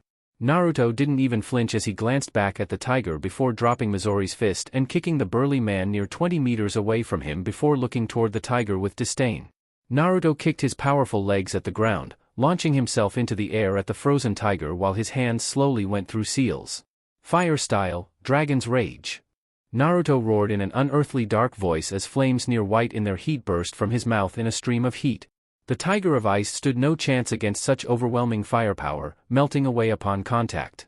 Nadar's green eyes opened wide with shock while he took a subconscious step back in his growing fear for whatever Naruto was. There was no way the boy was some simple snot-nosed genin. No way in the icy pits of hell. Sasuke hated that the elements had failed him. The light purple-haired woman before him was proving herself to be quite the difficult opponent as she attacked in earnest. And as time wore on, his own attacks were visibly less and less effective. His kunai couldn't do much against ice and snow. After all, this wasn't their own native environment of leaf and wood. And even though Sasuke plenty of fire release jutsu, he was doubtful he had enough chakra left to use most of them as it was. He hated being on the defensive as he was, but it was all he could do. He continued jumping out of the way of Fubuki's ice prison attacks. Then he found his leg caught. Sasuke gazed down at the appendage in shock. New plan. New plan. Sasuke thought in a rare moment of panic, racking his brains for an idea. He vaguely contemplated hacking the limb off, but with someone like Lady Tsunade to reattach it quickly afterward, the cold would kill him with such an injury. Then an actual idea struck him just as he was being completely encased in ice a second later. Fubuki grinned in victory at seeing the brat who thought to challenge her encased her ever-freezing ice prism. Then she noticed something. The brat swapped. Fubuki cursed as she gazed into the ice to see what the dark-haired boy could have possibly used. It was a small heater with a large paper tag on it. Wait a moment. That wasn't any ordinary tag now that she gazed upon it more critically. It was... Boom! The explosion from the paper bomb mixed with the already burning lantern-like heater destroyed the ice prison and the flames went barreling toward Fubuki quickly. And just as she was turning and about to move away to avoid being burned to death, 2 kunai with ninja wire attached to them shot out even faster than the flames and wrapped her to the nearest block of high ice she had once used as a shield. Sasuke stood up straight with a sigh of relief as he saw a large column of fire arise from where the snow ninja was that he had been battling. However, that relief was quickly washed away when he saw something fly out from the cloud of smoke and flame that he had created. He frowned deeply as he saw it was the female snow ninja, who had activated some kind of gliding wings on her back and was now soaring straight at him at a rapid pace. He couldn't help but think about how unfair it was that she could fly, but that thought turned into shock quickly when he saw just how fast she was barreling toward him. Though while all the battles were still raging, Yuki, or rather Koyuki's eyes, were locked on the flames that raged from Sasuke's last attack. They were just like the fires that had burned her once beautiful home in the land of snow to the ground. Razed all the hard work and love her father had put into them. Burned her own father himself to ash. She could see it, more clearly than ever before in the last 20 years of her life of running from the memories as an actress. She could see her younger self, standing before the mirror as the fires and ninja ravaged her home, as she watched her father's death in the mirror, as the mirror shattered, as she was taken away with her pleas being to go back and save her already dead father from the burning palace that was in the distance. She thrashed in Sakura's arms, striking and lashing out at anything that dared move her. That dared return her to all the pain she had been running from. She wouldn't have it. Sakura was forced to let the hysterical actress/princess go when the woman hit her upside her head with amazing strength the kunoichi wasn't aware the woman possessed. Yuki fell to her knees and grabbed her head, trying to force out those memories while still lashing out whenever Sakura or Sandeo dared touch her. Princess. Sandeo tried desperately, backing away from a blow that the crazed woman had thrown. We must get back to the ship, or else your life will dash. I don't care if I die. Yuki shouted, emotion heavy in her voice. I won't go back to the land of snow. The others, or more of just Naruto, having heard the shout, looked back and scowled as he saw the woman was being difficult. He sighed though, turning back to his now enraged opponent Mizori. They were near the ship, so the battle could be ended quickly enough. Mizori must have seen this as he leapt up into the air and shot his metal hand like a missile directly at Yuki. Naruto cursed as he was about to use his flash step to knock the metallic appendage away, but saw with horror as Sakura tried to take the blow for herself. It wasn't even a punch as Naruto saw Sakura captured in the man's metallic clutches before being promptly thrown away like thrash. Naruto glared angrily at the man that dared to treat his friend in such a way. Naruto rushed forward in a battle of taijutsu against the large man, and by the power of his anger was he winning easily. His eyes flickered dangerously as his crimson irises glared hatefully at the man. The guy began to break off from close-range combat as he found his board once more, using it with his metal claw to attack Naruto. Sasuke, copy me! Naruto shouted as Sasuke stopped glaring up at his freely flying opponent and nodded, his Sharingan flaring as he and Naruto moved like one. Fire style, fire stream jutsu. Naruto and Sasuke incanted as they both took in deep breaths and released hell-hot flames from their mouths which raced toward their opponents. Fubuki and Mizori, however, proved their technological armor's speed to be superior to the speed of the jutsu as they practically danced around the flames and dodged all damage that could have been done. Though Naruto only grinned as he and Sasuke stopped, Sasuke still copying Naruto's movements as the two columns of fire raced together and joined into one large phoenix of flame. Fubuki and Mizori, along with all others, stopped their movement as they gazed upon the combined flamed creature. Naruto and Sasuke leapt to each other's side as they continued to work together to control the beast. Enough of this. Nadar said, seeing the princess collapse at the mere sight of the huge beast of fire along with Kakashi retreat from their fight. Nadar's hands slowly worked through his jutsu, never having need of the particular one he was about to unleash before. Ice style, white whale jutsu. Nadar shouted to the echoing skies as Kakashi was made to leap away from his retreat when from under the very ice of his feet, a giant white narwhal made entirely from snow came up. Sasuke was glad he had been watching with his Sharingan, because he planned for payback when his and Naruto's phoenix went head-to-head against the whale, the struggle destroying both while producing a massive column of steam. And that's our cue to get out of here. Naruto said as Sasuke nodded, get Sakura from the other side of the field. I'll alert Kakashi. Right, was all Sasuke said before he raced over to their downed teammate. Okay, that was impressive, Kakashi said, his tone dangerous as his Sharingan flared and the black tomes spun ferociously. Now it's my turn. Kakashi, Naruto called out as Kakashi glanced at him. I know, I'm about to end it. Get everyone out of here. Kakashi shouted back as Naruto nodded, creating clones as he ran to collect everyone. Kakashi could tell he was running low on chakra, and saw that the ship was already moving out to sea. He would need to conserve at least a portion of his power to be able to run to the ship, however. Ice style, white whale jutsu. Kakashi incanted as Nadar glared at him playfully. Still copying my moves I see, Kakashi? You must be dumber than you look. You can't beat me that way, nor shall it settle this that way. Nadar said in amusement as he cast the same jutsu. Beat you? Kakashi echoed in confusion, cocking an eyebrow as Nadar blinked in confusion. That's not quite what I had in mind. Naruto, let me the hell go. I can run in terror on my own, damn it. Sasuke yelled at one of the Naruto clone, who had picked him up and began to flee while holding the Uchiha bridal style. Other clones were carrying Sakura, Sandeu, and an unconscious Yuki. Naruto himself ran along with his clones, cursing as he figured out Kakashi's plan at the same time Sasuke had just then. Nadar realized what Kakashi's true aim was as he saw the sight of the boy and his clones fleeing, but it was too late to stop his attack. The two huge ice-made narwhals appeared, clashing against each other and cracking apart the glacier even further from where Nadar's earlier white whale had come up from. It was followed quickly by the shockwave of awesome power when the two whales went down, splitting the island in two. It also caused a small tsunami, which rippled through the waters as it pushed the small ice platform which held Team 7 and their clients toward the ship while also knocking the ship off course and its occupants off their feet. Naruto, his clones, the people the clones were carrying, and Kakashi all made it safely back to the ship from the freeze-cold Arctic waters. They leapt onto the ship and ran up its side onto the deck where they each and all promptly collapsed in exhaustion. Naruto, Kakashi, and Sasuke got up though and went to the bow of the ship, standing at the railing as they saw in the distance one of the larger hunks of ice. They saw the trio of snow ninja watching them as well. The snow ninja gazed at the escaping ship sullenly, feeling a little cheated that their prey was escaping. They'd been careless in their fun for a fight they hadn't had in years. However, they swore it wouldn't happen a second time. Yes, next time they'd be ready, freaky powerful genin or not, tricks or not, they had power on their side, and would crush the Konoha ninja next time they met on the field of battle. Though even with such dark thoughts of their opponents begging for mercy they wouldn't receive before their feet, the mere fact that they'd been beaten infuriated the hell out of them to no end. What now? Mizori asked as folded his board and securing it to his back while Nadar continued to glare off in the distance to where the ship was but a tiny dot to their view. Should we go after them? I mean, we can probably catch up with the ship now if we do. Not to mention I can fly. Fubuki asked as she smirked while Mizori glared lightly at her. He had been the one to want the wings, but she had snagged them first when his back was turned. They were freaking ninja for a reason. Nadar shook his head, shaking with rage as his fists clenched and unclenched at his sides. He had to deliberately calm himself before he killed his two teammates, even though it had been his fault the Konoha ninja, and most importantly Kakashi Hatake, had escaped. Not us, but you, Fubuki. Nadar said suavely, turning slightly to his female teammate, you follow them while we report back to Dodo-sama.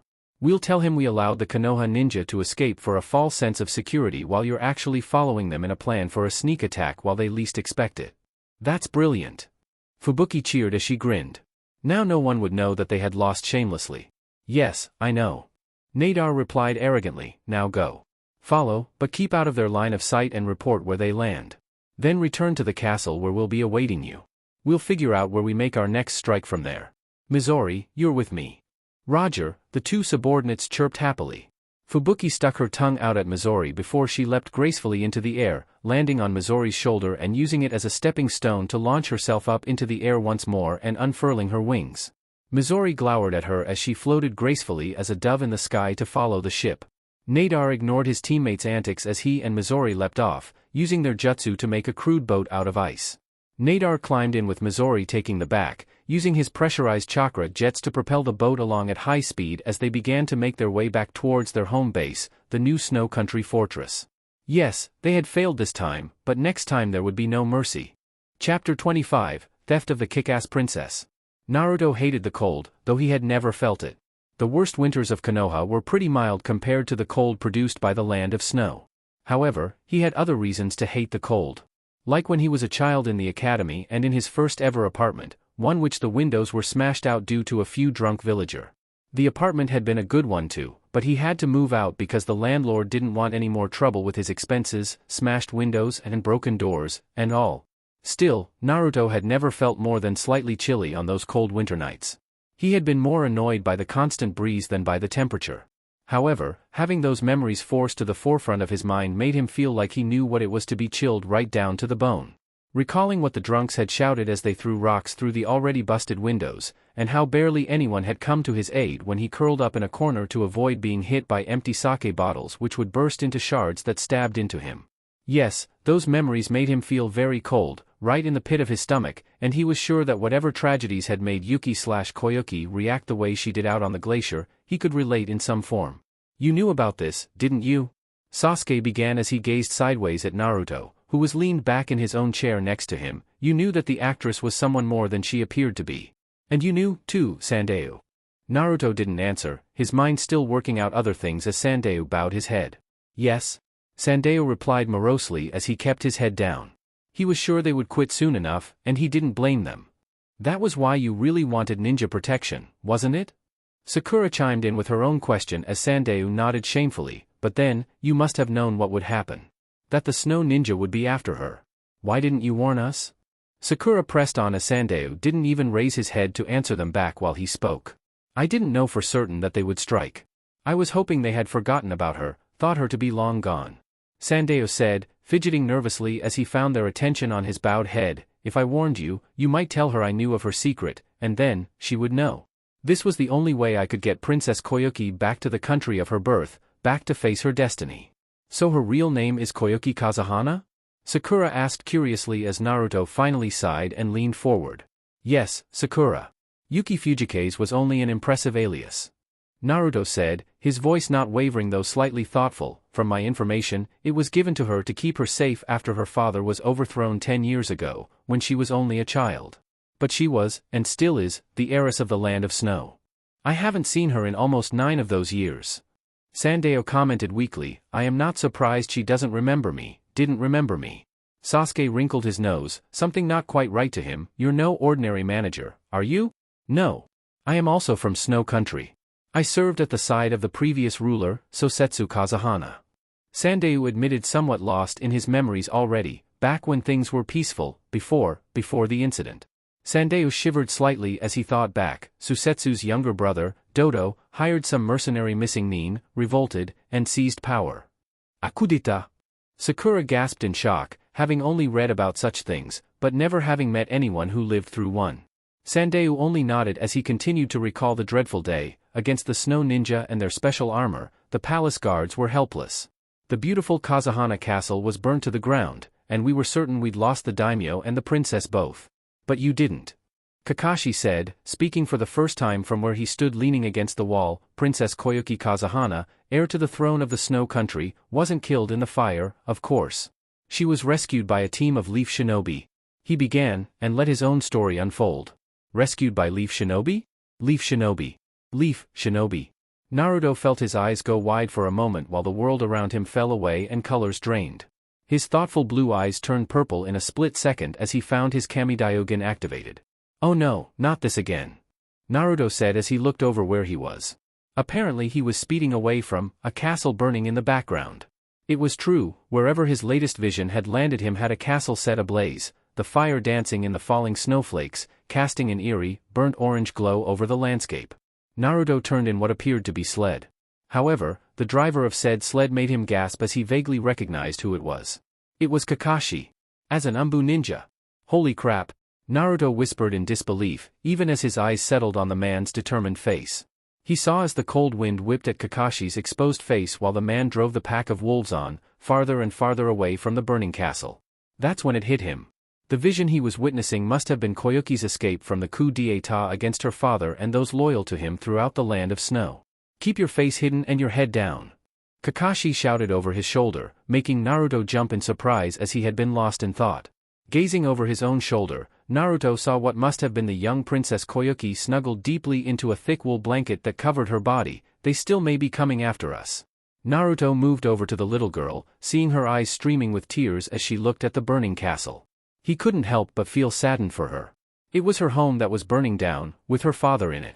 Naruto saw that as the young princess's hair whipped around her face, the burning castle faded into an orange glow which left nothing to the imagination of those who watched from afar. Everyone the girl must have known or loved in the burning castle was now dead. "Father!" little Koyuki screamed, wanting nothing more than for her father to be beside and escape. "Naruto! Naruto! Naruto!" Naruto vaguely heard his name called as the world around him came back. "Huh? What?" Naruto said, looking around to see all eyes on him in concern. "You froze up there for a second," Sasuke said, "and your eyes were purple with these little red things flapping in your pupils. It was there for a second, and then gone." "Huh? Oh," Naruto said, not quite used to the vision still.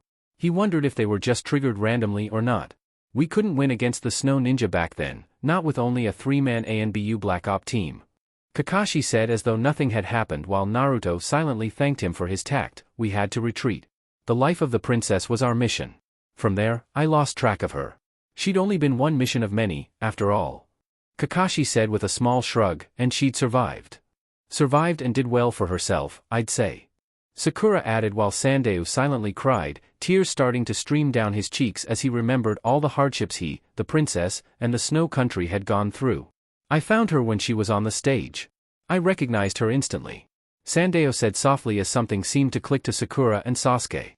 "Of course," Sakura said, her fist in hand as Sasuke sat forward, looking as though all the pieces fell into place like a jigsaw puzzle he could finally see the image for. "You were the one who wrote and organized this whole movie venture." Sasuke said, his brow arched highly. The entire unlucky princess was merely a facade to lure this princess back to Snow Country without her realizing it, Sasuke said as Naruto nodded, seeing where his teammates were going with it all. "You had planned to use her to incite a rebellion. All to finally overthrow this Dodo Kazahana," Naruto said as his team nodded while the others in the meeting looked at Sandayu in shock for his clever sneakiness. "You've been using us?" the assistant director, Koijo, asked in righteous outrage, it being evident in his tone and stance.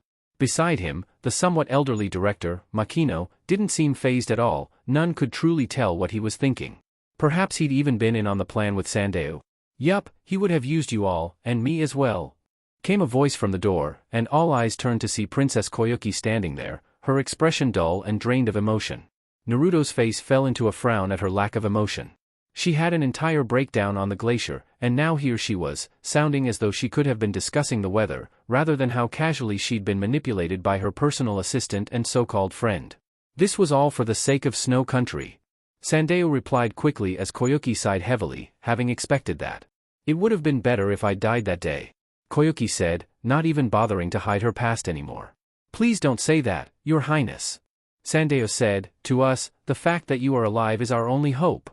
The princess you knew is long since dead," Koyuki replied, a bit coldly to say the least. "She died with her father. I shed my last tears for her years ago.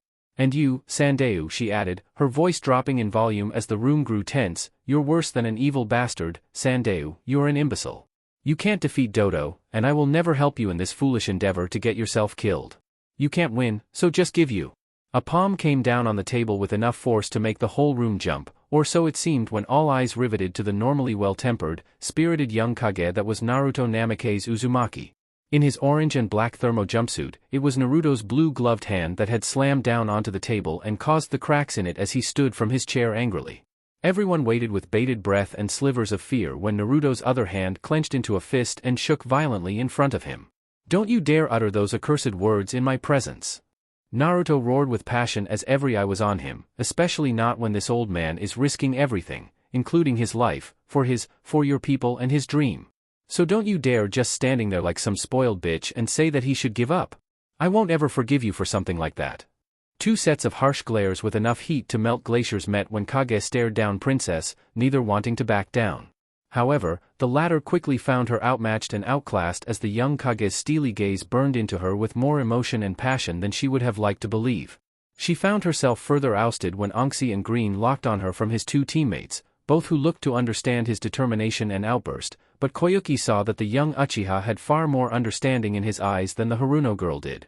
However, it was to everyone's surprise when it was the director who ended the staring contest with his voice. He spoke up, powerfully and proudly while breaking the glares, because if you didn't give up, you'll be able to see a dream. Because if you're able to see a dream, the future will come. Isn't that from one of those movies? Sasuke asked, his arms crossed as he settled back in his chair. Yeah, it's from the final act, scene 3. Sakura quoted as her teammates blinked at her ability to remember such insignificant things, and it's from the end of the first movie.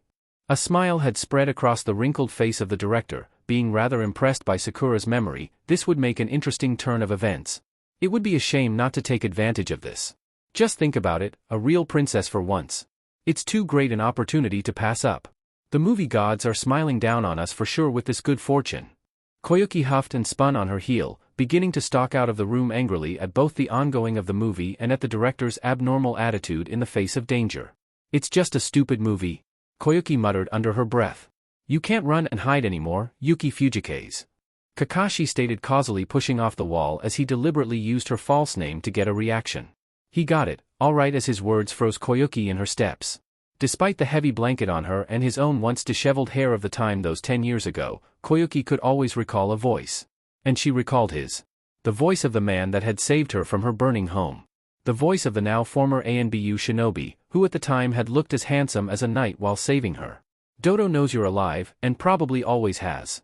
He'll hunt you down to the ends of the earth and beyond if he has to. You've only one option now if you want to live.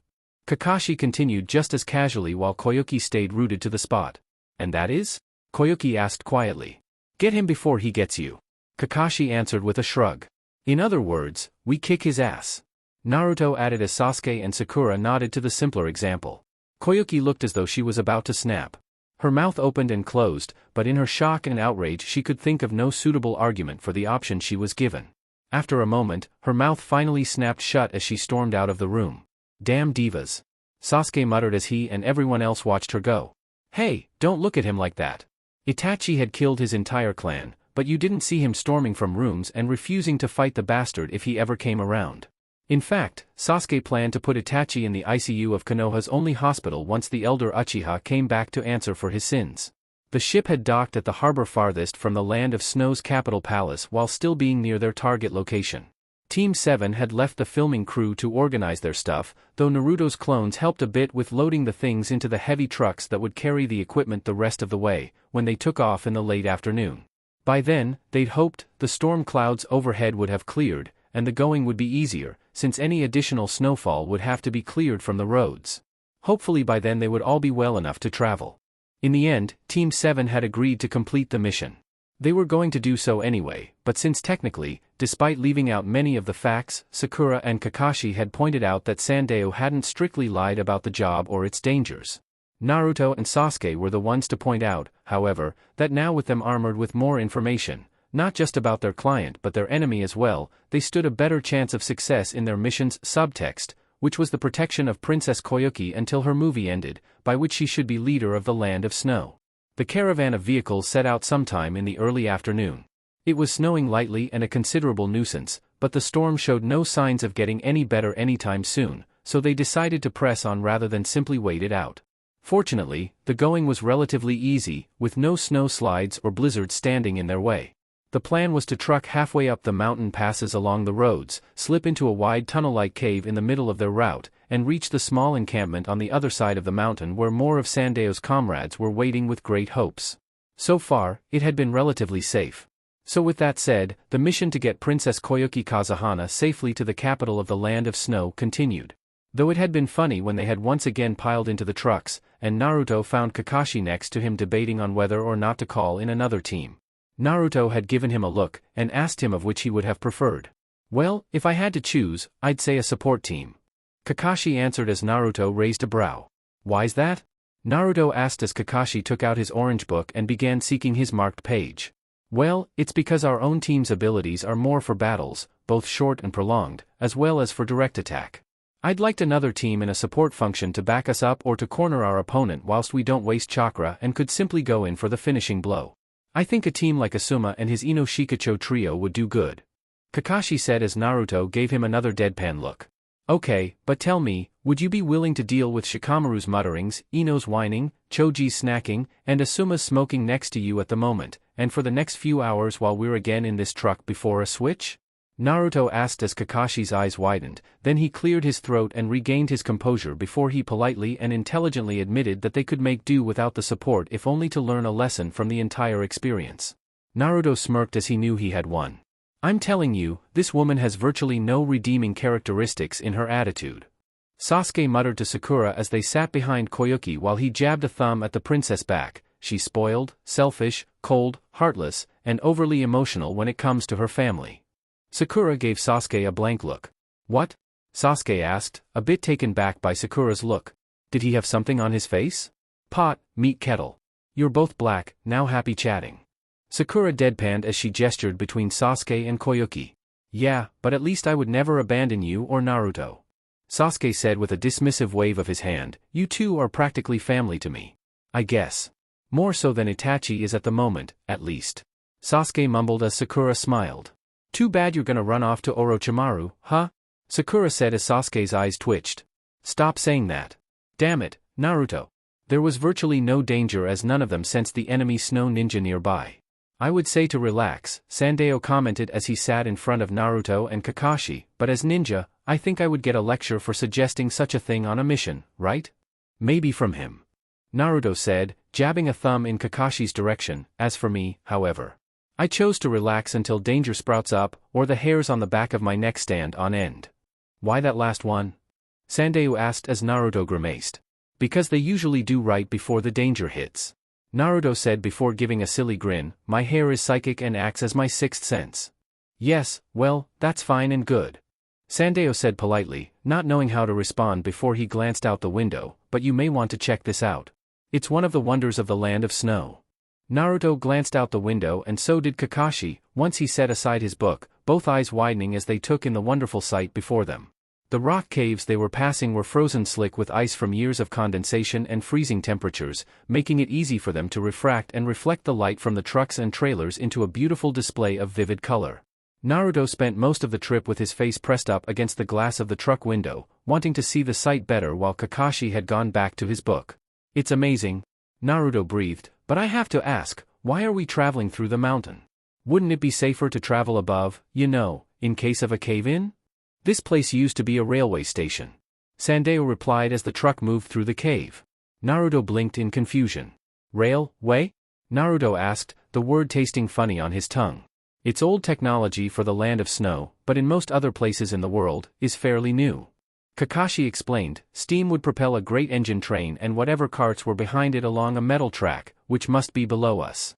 Sandeo nodded, it's frozen solid, I'm afraid, from the many years of neglect. The old land of snow used to benefit greatly from such technology.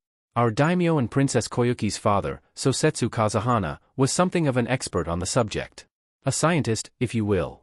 Sandeo said, he did a lot of research to advance the effects of machines and to improve them. And our country prospered because of it. Until, the incident, of course. Naruto glanced out the window for a few seconds and frowned as he looked down, but couldn't see anything more than reflecting ice, even with his amazing vision. It was a great pity, too, as these metal tracks sounded fascinating. He would have greatly liked to see one of these trains that Kakashi and Sandeo were discussing. The idea of some supposed great metal contraption moving faster than most ninja could by foot sounded downright amazing. However, all too soon, their trip through the cave ended and they reached the other side. Bundling up with cloaks, scarves, and gloves, Team 7 climbed out of the trucks as the filming crew began to set up for the day's recording, unfurling wires and setting up remote cameras and such in strategic positions. The movie had seemingly evolved since it started, now that the director was in charge and they were all now made to work on the spur of the moment, something which the director apparently excelled at. Right when Naruto felt it was a good time to check in on Konoha, a problem had arisen with the star of the film. Director. It's Yuki. She's done a runner again. Naruto slapped his forehead angrily as he raked the hand down his face. Honestly. Could the woman not try escaping from her destiny every 10 minutes her feet hit the ground? The spoiled, rotten, annoying. Ugh. Sakura was about to turn around and make all possible haste down the cave when Naruto came into view beside, holding up a hand. What is it, Naruto? Sakura asked as he smirked. Don't worry, Naruto assured, I thought the woman would try something like this after the skirmish on the glacier. I'm actually a little surprised she didn't try it earlier than now. What did you do? Sakura asked as Sasuke and Kakashi came over. Oh. I just had her shadowed, and nudged in the right direction. Naruto said as a fox-like grin spread across his face while Sakura gulped. Because a grinning Naruto was never any good for those around him. Ugh, my ankle. Koyuki moaned pitiful as she sat up in the snow from where she had taken a bad tumble. Looking up from where she fell, her eyes widened as that brat in black and orange poked his head over the side of the ridge. Oh my, the brat exclaimed in a skimpily showy tone of false concern, Miss Koyuki. Have you fallen from the ridge and now can't get up? Oh me, oh my. Brat, she yelled as he jumped down to her. What's wrong, princess? Naruto asked in a tighter tone as she glowered at him. It's my ankle. Koyuki conceded, I think I sprained it. That all? Naruto asked as she looked outraged. I can't walk with a sprained ankle, moron. Koyuki yelled before gesturing to the snow behind her with her imprint in it, and I was unconscious for who knows how look down here. 10 seconds. Naruto said as Koyuki blinked in confusion, her angry face falling, you were unconscious for exactly 10 seconds. And you want to know what? What? She asked, her expression anything but interested. Next time you waste my time by running off I break your ankle. Naruto said as Koyuki looked up at him, having been still sitting in the snow, while he glowered down darkly at her, I have better things to do with my important time than to babysit some spoiled, egoistical princess-turned-actress. I have friends, comrades, and ramen waiting back home for me. So?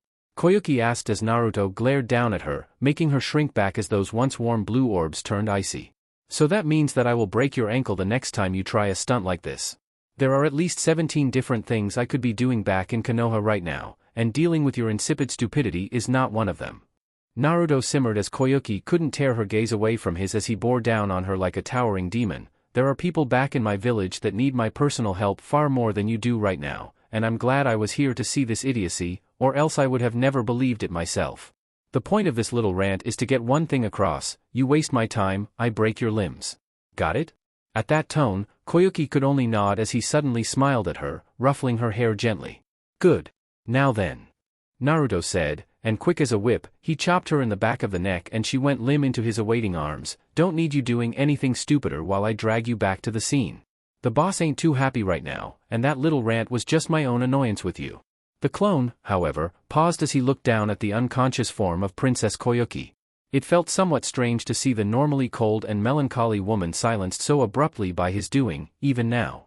He had been so annoyed with his creation being the mere watch, wait, follow, and act routine at first, but now seeing her like she was, unconscious, vulnerable, helpless, he gently reached out with a hand and smoothed back a long black strand of hair out of her face. Now without all the angry sneers and scathing scowls, she looked peacefully angelic, even. He wondered, would she ever look that beautiful while she was conscious? So incredibly beautiful, like. Footsteps falling in the snow were muffled but he heard them anyway. Quickly he snatched up Koyuki, and ran into the cave-like tunnel to get the princess back to the boss. Damn him. The brats everywhere. Fubuki muttered as she spread her glider wings and took to where her team were waiting with Dodo. So long as the boy was getting Princess Koyuki back, they'd have the perfect chance to strike at the others, and perhaps, if the boy was fast enough, to get the hex crystal from Princess Koyuki's pretty little neck as well just after the carnage. Naruto carried Koyuki piggyback as they made their way back to the tunnel, and ultimately, the film crew and his team. Sometime with all his jogging back and bobbing movements did the bit, Princess wake up and begin mumbling depressively in his ear. He supposed it was better than her yelling at him like Sakura and Irika had done months ago, which felt like an entire lifetime ago now that he reflected back on it. Oh well, Koyuki was relatively loosened and unable to fight back, verbally at least, properly. Still, if worse came to worse, the clone knew he was a fast runner, and thus could get the spoiled princess-turned-actress turned back to princess to safety. And if that failed, he'd just gut himself so that the boss and his team could know what happened and where. Just leave me be. Koyuki mumbled into his neck, apparently too weak to even argue much as she simply allowed Naruto to carry her off back toward the group. Unfortunately, I can't do that, the clone said, it's my mission to watch over you. I thought you were gonna break my legs. Koyuki said dryly, why are you on this mission anyway? Why me? Why are you still here if I'm an annoyance and you have things you need to do back in your village? Because I don't want to see you get hurt, the clone said, besides, you made this all personal when you told Sandeo he was a fool for having hopes. You need to start owning up to your responsibilities and fulfill your destiny of taking up your rightful place as leader of this land. You would know all about responsibilities, huh? Koyuki muttered into his back, giving a short somber laugh that nonplussed the Naruto clone greatly. What's so funny? The clone asked as Koyuki didn't answer. Fine. Be that way. See if I care. The reason I laughed was because it seems that no matter where I go, I can't escape my damn destiny. Koyuki said softly, though her bitter tone was not lost to him, and only served to piss him off. That is garbage, the clone spat angrily. You make your own destiny in this world, but this situation is different. Normally I tell people they should never give up fighting for what they really want, no matter how tough it is. But this? I'm telling you that this destiny is one you need to embrace rather than change. Naruto Uzumaki, you watch too many movies. Koyuki said softly as her gaze remained unfocused and reflective. How do you know who I am? Naruto asked. I know a lot of things, kid. Koyuki said, not all of them as pleasant as you with your leg-breaking threats. Whatever, the Naruto clone scoffed, but on the inside, he, much like the boss, was actually worried about the security of his village if an actress was able to identify him. Honestly, he didn't know too many ninja from the other countries, but was Konoha so open that everyone simply knew them all by name and face, even the ninja that were supposed to be secretive? Naruto came to a dead stop, ears twitching slightly as his foot scraped against the icy stone ground beneath his sandals. Do you hear that? He asked, tilting his head to the side, bringing up a hand to cup at his ear. No, what? Koyuki asked, still limp on his back. It's like a distant roar or something. The clone said unsurely as he kept walking. In truth he could hear it clearly. The blow of steam. The roar of an engine. But it made no sense. At least until he remembered what the boss and the others had been talking about on the drive. The clone's eyes widened as his realization must have come a bit too late, what with the floor beginning to shimmer while a long series of metal lines stretched on from far to far. They must have been the tracks. The train tracks. Oh crap, the clone said as he began to hightail it onward. Whether the tracks had been concealed by genjutsu or truly hidden under the now melted ice, he couldn't tell and didn't care at the moment as they began to vibrate more and more under his running feet. As he ran, the sounds only got louder and the vibrating stronger. He could also hear the distinct groan of metal now, and that rarely meant anything pleasant when he was concerned. It's the train.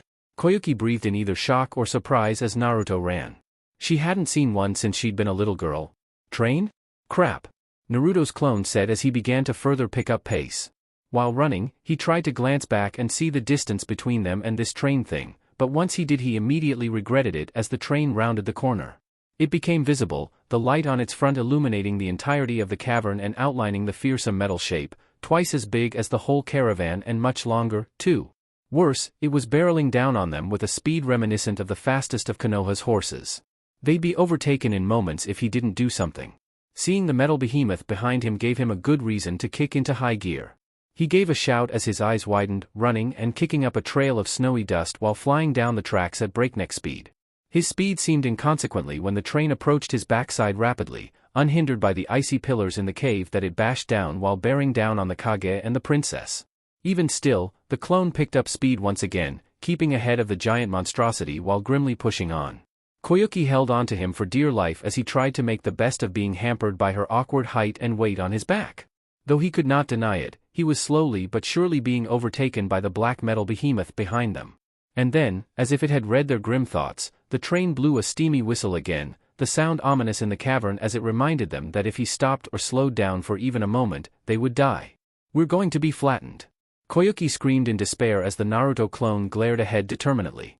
Not on my watch, lady, the clone replied, using some of the Kyuubi chakra he shared with the boss to further increase his speed. It's impossible. Koyuki screamed as the clone gritted his teeth. Oh yeah? Well, tell that to the train, the clone shouted, now shut the hell up. The train was gathering speed all the time, even as he struggled to keep ahead of it. The other end of the tunnel was their only option now, there was no way they could slip out of its way. He had to get to the end and dive out of the way. Otherwise, they'd indeed be flattened into gooey roadkill. But it seemed so far off. So far away. 60 yards. It seemed impossible as the train blew another whistle, which the clone suspected would have been villainous laughter in the face of his determination. 50 yards. Still looking grim. 30 yards. They wouldn't make it as the clone could feel the train right on their tail. 20 yards? They couldn't make it, as the Naruto clone felt his sandal brush against the train before pulling ahead quickly in fear. 15 yard. They had to make it. There was no dying now. 10 yard? They would make it. Just a little longer. 10 meters. Yes, they would make. Calling on one last burst of speed and praying to whatever guardian would listen, the clone tapped into reserves he didn't know he even had as he flung himself forward and out of the cavern with Koyuki on his back, giving one final scream as she shut her eyes for the death that would have surely awaited them. The Naruto clone launched himself out of the tunnel and plowed directly into the snow, rolling a short distance away from the tracks as the train raged past them. The clone released Koyuki, and the famous princess/actress went tumbling down after him, through the heavy snow which cushioned their fall.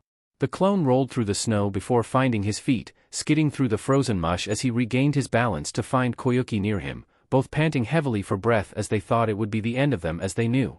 The clone had always known his existence would cease to exist at some point soon after his creation, but to have always been ended with another being, and to have nearly died a human death. It was so unreal and made him feel alive.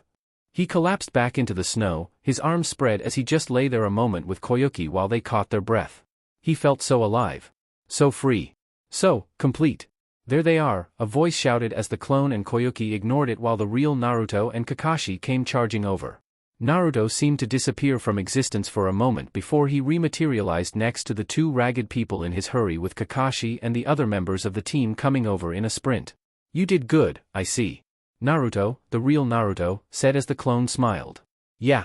The clone said before closing his eyes, now I think I want to rest. For a long, long time. The clone breathed his last as he disappeared in a plume of smoke while Naruto smiled, touching the spot the clone had lain as the memories assaulted his brain. The clone had felt alive and complete. Naruto figured how that feeling the clone had, and the safety of Koyuki were all that mattered as the woman appeared uninjured, but just badly out of breath as she must have been in shock to still be alive. Naruto started laughing, though he didn't find anything truly funny, so he had no clue why he started. Neither did the princess, it seemed as she opened her eyes to gaze up at him. She watched him in wide-eyed sheer disbelief, marveling at how such a young teen was able to carry her, outrun a speeding locomotive, and then find something funny about it, as though he defied the impossible every chance he got. In short, she felt just like Naruto's team did when they all saw him defy the impossible every time it came up. It was him and his near-crazed determination which made them all believe in him. Made them believe that if they believed strongly enough, they could make the impossible completely possible under their own strength. It was such a great feeling to have, Koyuki subconsciously realized, but when she thought this to herself, she squashed the feeling as her father had died by that sort of thinking. The film people were keeping out of the way, for which Kakashi and Naruto were supremely thankful for, but that didn't stop either from being worried when they, Sasuke, and Sakura saw the back end of the locomotive open up. Emerging from the tail end was a dark figure in a white robe. Some resemblance could be seen to Koyuki, like the dark straight hair or the icy blue eyes. But this was a man, his face stern and harsh with the unyielding quality of the winter ice itself. Deep lines furrowed under his eyes, the evidence of many sleepless nights and lost smiles. When he announced himself as Lord Dodo Kazahana, none were surprised as Sasuke even rolled his eyes. Naruto frowned at the man while Sakura helped Koyuki from the snow. So this bastard is Koyuki's uncle. Naruto commented rather than questioned as Kakashi nodded. And the killer of her father, Sosetsu Kazahana. Kakashi said, glancing back as he saw the fright on Koyuki's face and how the color seemed to drain from her as she trembled. Get the princess to safety, Sakura. We'll handle this. Rig dash, but Sakura didn't get to finish as when she tried to move with the woman, Dodo started speaking again and Koyuki froze solid at the voice. It has been such a long time, hasn't it, Koyuki? Dodo said pleasantly, his voice amplified by a microphone held in his hand. I think it is time you gave up and surrendered. The snow ninja are here. Naruto said, his purple eyes gleaming in the little light of the day, there. In Dodo's shadow. I see. Kakashi growled toward the enemy, that's Nadar, but I don't see any sign of the lumbering mount, Mizori, or that creepy girl, Fubuki. Well, they can't be too far off. Sasuke said as he exchanged a look with Sakura, both moving to guard Koyuki from any threat. After all, they always travel in packs like a bunch of wolves. Kakashi frowned, his mind racing with options, and he hadn't many. Fight? Naruto said, summoning up his chakra as the snow around him began to melt with the heated pressure of his energy. And though Kakashi hated to admit it, he was still recovering his own energy from his battle with Nadar. The bruises along his arms provided solid proof that those chakra armors were indeed much stronger than they were in years past. His chakra was still low, and his limbs felt like they were filled with wet noodles instead of firm muscles. He knew that Sasuke must have been feeling the same since he had combined jutsu with Naruto, who used much chakra in such powerful forms as fire element to make up for his lack of experience. Flee? Sasuke asked behind him as Kakashi sighed. I doubt any of us truly have the strength to run, and then where to? Kakashi said. We could try a diversion. Sakura suggested as Kakashi kept that in mid Naruto's clones could henge into any of them and some into copies of the princess and move in any direction. The bad point was that the snow ninja could probably do the same, and with that chakra armor, the clones would disperse immediately once they were too close as the clones were only masses of chakra given solid human form. We need to think of something quick. Naruto said, probably having came to the same thoughts as Kakashi. The film people aren't exactly fighters, though at least they're keeping their distance and shoot the action out of harm's way. Speaking of the film people, Sakura said, narrowing her eyes as she scanned the area, where did Sandeo go? That's it. Naruto and Kakashi said in unison. What? The guy ran as soon as the train had appeared. Sasuke said, he ran heading up the hillside, abandoning his princess. Remember where we were headed in the first place? Naruto asked as Sasuke gave him a look. You never said. Sakura responded quickly before Sasuke could give a smartaliki remark. Then get ready to be surprised. Naruto said, never turning to them as he stood ready for any attack. Picking up his cue, Kakashi turned back to Dodo, not going to happen. Kakashi shouted, remembering that the man had made a request for them to surrender. Dark eyebrows drew together as the self-proclaimed Lord of the Land of Snow frowned darkly in displeasure. His hand rose up, and instantly everyone tensed. In a moment he was going to order an attack and the snow ninja were going to descend on them like wolves to prey in the harsh winter. Kakashi quickly went through his ninjutsu arsenal. Some quick misdirection might give his team a chance to recover, even though every second was going to crucial. Naruto wiped a hand to the side, and in a show of cherry blossoms, a gleaming sword was in hand as his face took on a look of grim determination to protect his friends and stick to the mission. Sasuke prepared to use his own jutsu while Sakura was looking for the quickest place to hide the princess and herself as the last defense. Then they all stopped as they caught sight of something. It was at their side, in the barest corner of their vision as Naruto gave a small smirk. The cavalry has arrived. Naruto quipped as he marginally relaxed. A number of heavy logs had come barreling down the snowy hillside, along with a great deal of said snow. Sasuke had no doubt that it must have been a trap which was previously set up specifically to stop the train should it come by. And now someone had set it off, but Sasuke's eyebrows furrowed as he thought of who could have done so. Looking back to the enemy, the young Uchiha could easily tell that this trap was sprung much to the annoyance and frustration of Dodo and the man Snow Ninja. Wait! There! Up high on the nearby hillside from where the trap had come. Who is that? Sakura asked as she squinted her eyes. It was someone, Sasuke guessed as he gazed up at the figure. The person was garbed in ceremonial armor, which looked oddly out of place against their gray hair and scholarly appearance. Holy crap! That was Sandeo. And Sasuke's eyes widened a fraction more as he realized something. Sandeo wasn't alone. No, the man was not alone. He had brought friends. At least a full 50 men with similar armor and armed with a variety of makeshift weapons were standing proudly with Sandeo. They bore banners with the emblem of what Sasuke figured to be the true ruling symbol of the land of snow. Sasuke had to begrudgingly admit that he was in fact surprised like Naruto said. He also had to admit that it seemed that Sandeo hadn't abandoned anyone. Luckily, it looked like Sandeo wasn't the only one willing to fight against Dodo for the sake of his country, oh, and for the bitch Koyuki, too. Sasuke wondered, very briefly, if Dodo's treachery was similar to that which his family, the Uchiha clan, had planned against Konoha. But, did that make his family the bad guys? Our princess, Koyuki, has returned to us. Sandeo called out, as much to his enemies as to his own troops, victory will be ours. Then he pointed down at the dour dark-haired man which was Dodo Kazahana. We have waited long for this day, the day you are dethroned, false king. I am Sandeo Sama, representative of the 50th Brigade. Today, he continued, smoothly drawing his katana from the sheath at his side and holding it to the sky proudly, we avenge the death of our noble lord, as well as avenge 10 years of suffering you paid us.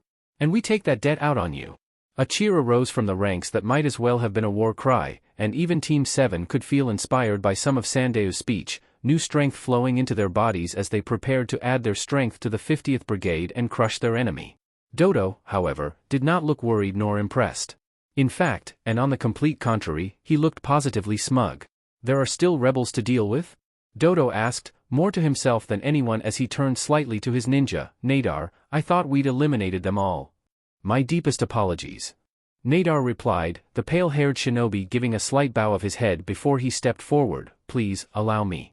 I will crush them. No. Dodo cut him off, blocking his path with a hand. I want them to experience a truly hopeless situation, he said, lowering his microphone and making a sweeping gesture with his arm. Now.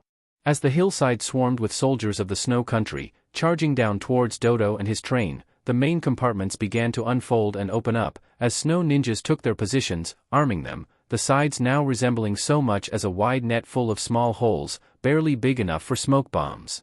Their exact purpose couldn't be determined until it was almost too late, but Sasuke could see almost immediately that something sinister was about to happen. Kakashi gave a warning cry to Sandayu and his soldiers, but Sasuke grimly realized it was too late. Kakashi might as well have been trying to stop a tidal wave with his bare hands for all the effect he had done throwing himself forward at breakneck speed. Naruto, however, seemed rooted to the spot. Sasuke couldn't see his expression, with the young Kage's back being to him, but he saw the tension in Naruto's stance and shoulders. Sasuke watched as Dodo dropped his hand, another nonverbal signal. This signal, however, caused the snow ninja to unleash hell upon the hillside. The machines fired off kunai, Sasuke saw with wide eyes. Not a single one each, not merely a handful, but hundreds. Hundreds of kunai being fired off, wave after wave of them in rapid order until it seemed like dark metal death was raining down upon the troops. The snow up front was lifted into the air for a moment before the first solider was struck down. Sasuke watched as, in a horrified trance that he couldn't get out of, the soldiers were cut down in seconds, many of them, not even able to stand up to the sheer force of the assault. They were being cut to ribbons, their patriotic blood being splattered all over the snowy hillside, painting the white canvas a deep red of death, of suffering, of the shattering of hopes and dreams. Even Kakashi, who had tried to fling himself forward to help stop the scene before them, had fallen short. Naruto seemed to have lost the tense in his shoulders, but now Sasuke saw that he was shaking slightly. Mostly likely in rage, if Sasuke knew the blonde Hokage any. And that sick bastard Dodo was laughing. Actually laughing. Sasuke felt his own body begin to tremble in rage as he saw the man's smug face. After what seemed an eternity, the machine stopped, either out of kunai or, judging from the heavy steam rising up from them, having been overheated. They must have had a limit to their operation time.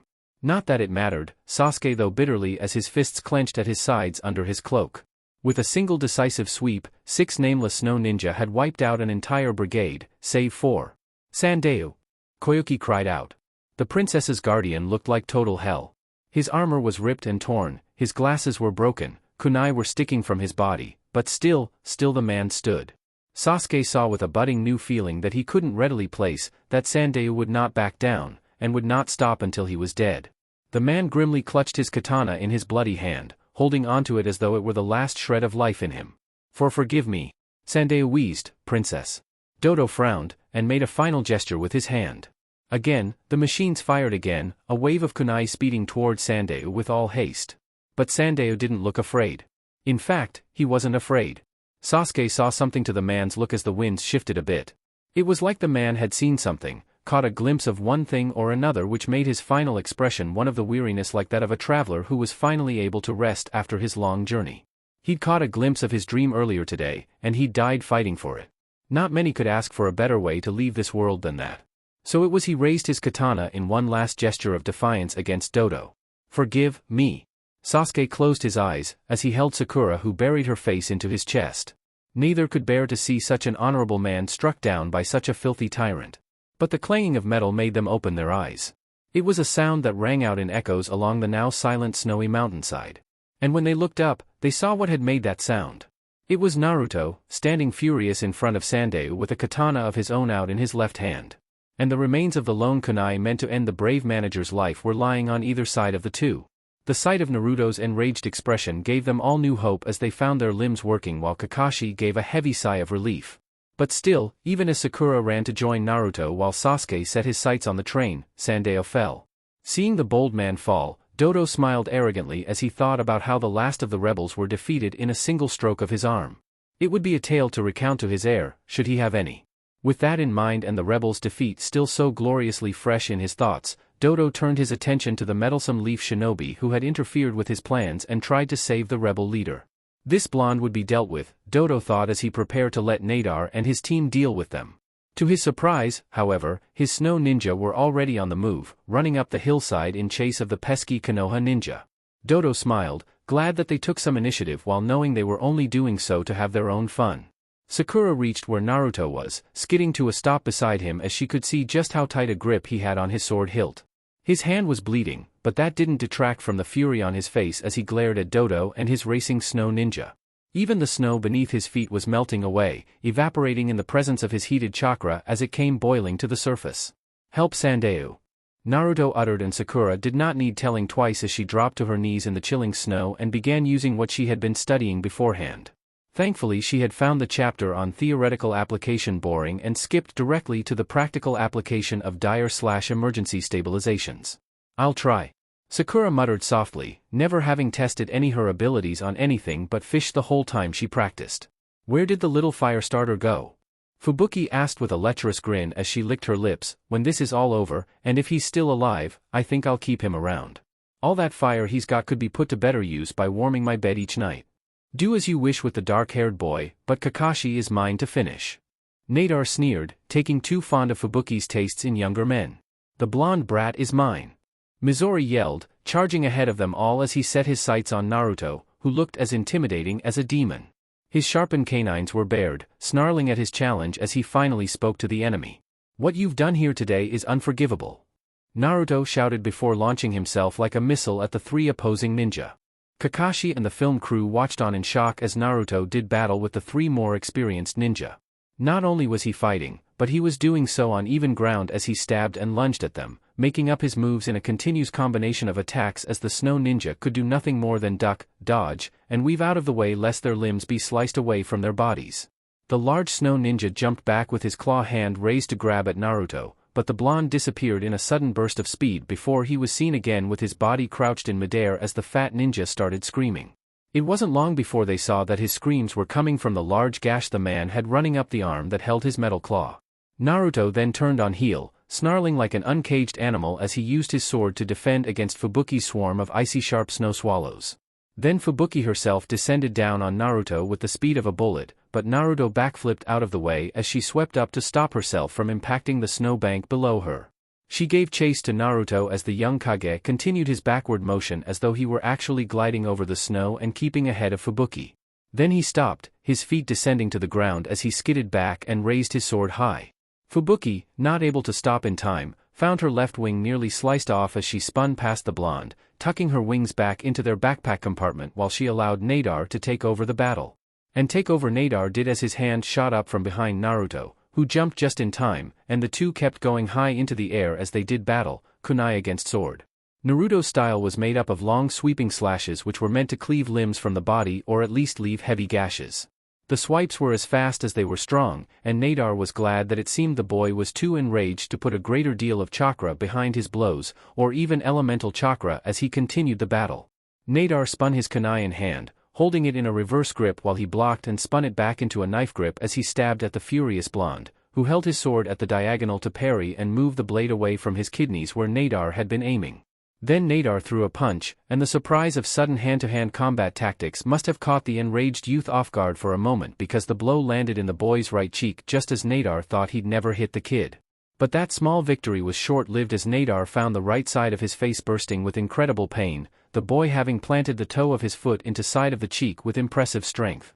Nadar felt paralyzed for a moment as he went sailing back down to the ground, but was glad for small mercies when Fubuki came out of nowhere and caught him before he impacted the ground below while the boy did go crashing into the snow, kicking up a large amount as his body made a crater from the impact. Back to the train. Nadar snarled, the whole right side of his face burning with pain in the cold mountain air. Our objective is the princess, and fighting them isn't bringing us any closer to achieving that. Right. Fubuki agreed, not wanting her precious wings clipped just in case the boy got up from that powerful strike anytime soon. Sasuke leapt down the mountainside as he raced to where Naruto had landed with a resounding crash into the snow. Skidding to a stop where the snow had kicked up, he scanned the vague outlines of the icy grounds for his friend. Luckily though, Sasuke found that he didn't have to search for long as the winds paused for a moment before they exploded outward while Sasuke protected his face from the onslaught of icy wind and snow. Standing in the crater was Naruto, though his sword was several meters away and the side of the blonde's mouth was bleeding. Naruto gave a fierce snarl as his glare followed the retreating form of the enemy ninja. "They're retreating," Sasuke commented as he followed Naruto's line of sight. Sasuke scowled as his observation was met with silence. He glanced over to Naruto, seeing how the whisker marks along the blonde's facial cheeks had broadened into more noticeable dark ones. Suddenly, Naruto's eyes widened, letting Sasuke see the crimson orbs before they snapped shut while the young Hokage took in deep calming breaths, the exhaled air visible in the icy weather atop the mountain. When Naruto opened his eyes again, Sasuke saw that they had changed back into their normal cerulean color before Naruto once again closed them. Naruto raised a gloved hand, and Sasuke was slightly confused by the gesture before he saw Naruto's sword appear in the hand from a show of blossom petals. Sheathing the sword in a belt loop at the very back of his pants, Naruto turned away from the escaping snow ninja. "Come on, we need to get to Koyuki," Naruto said slowly. More like deliberately, Sasuke thought as he watched Naruto head up the mountain. "Our mission is to protect her, not stand around fighting these guys." "Yeah," Sasuke agreed as he followed Naruto, tugging his cloak closer to his body now that the warm heat of adrenaline was leaving him. If Naruto thought him an idiot, then the blonde obviously had some head trauma. That was especially if Naruto thought Sasuke had not noticed the drastic change in persona over the past few moments. Though Sasuke supposed that he could chalk those changes up to the nine-tailed fox. He didn't know much about the demon, but it was glaringly obvious that the beast had to be the cause of Naruto's sudden animalistic behavior while enraged. That led to Sasuke questioning why at some moments his friend's eyes would flicker or completely change to a purple color. Was that another influence from the Kyuubi, or did Naruto possess some latent trait? However, Sasuke didn't ponder these inquiries for long as an explosion went off behind them as they reached the top of the mountainside where the wounded and dead soldiers were still scattered about in the snow just as they were slain. It sickened Sasuke some, as it was too much a reminder of how his clan members had been left the way they had died as well. Pushing this pitiful feeling down, Sasuke turned around to see the back half of the train going down along with the section of the tracks that were blown from the mountain. Sasuke frowned when he saw that the snow ninja and Dodo survived the attack, moving atop the train cars while the falling section was cut from the remainder. They should have plummeted to their pitiful deaths, but Sasuke narrowed his eyes as he thought that too good for them. No, they would experience the type of pain he hoped to inflict upon Itachi when they next met. Yes, then he and his team could end their filthy existences from the world. "I see this has your name written all over it, Kakashi-sensei," Naruto said as he got up to where Kakashi was guarding Koyuki. "Maybe," Kakashi said, pocketing his kunai as he and Naruto turned to where Sasuke had paused a few meters away. "The enemy will be retreating now, we should regroup and check the solidars. Some may have survived this tragedy." "Yeah." Naruto trailed off as he glanced around the mountainside. It was literally littered with lifeless bodies. Taking a steadying breath, Naruto formed his familiar cross-hand seal as he summoned the Churka to create as many clones as he saw fit. Creating 100 clones in an instant was nothing for Naruto as they all knew what silent command they were given.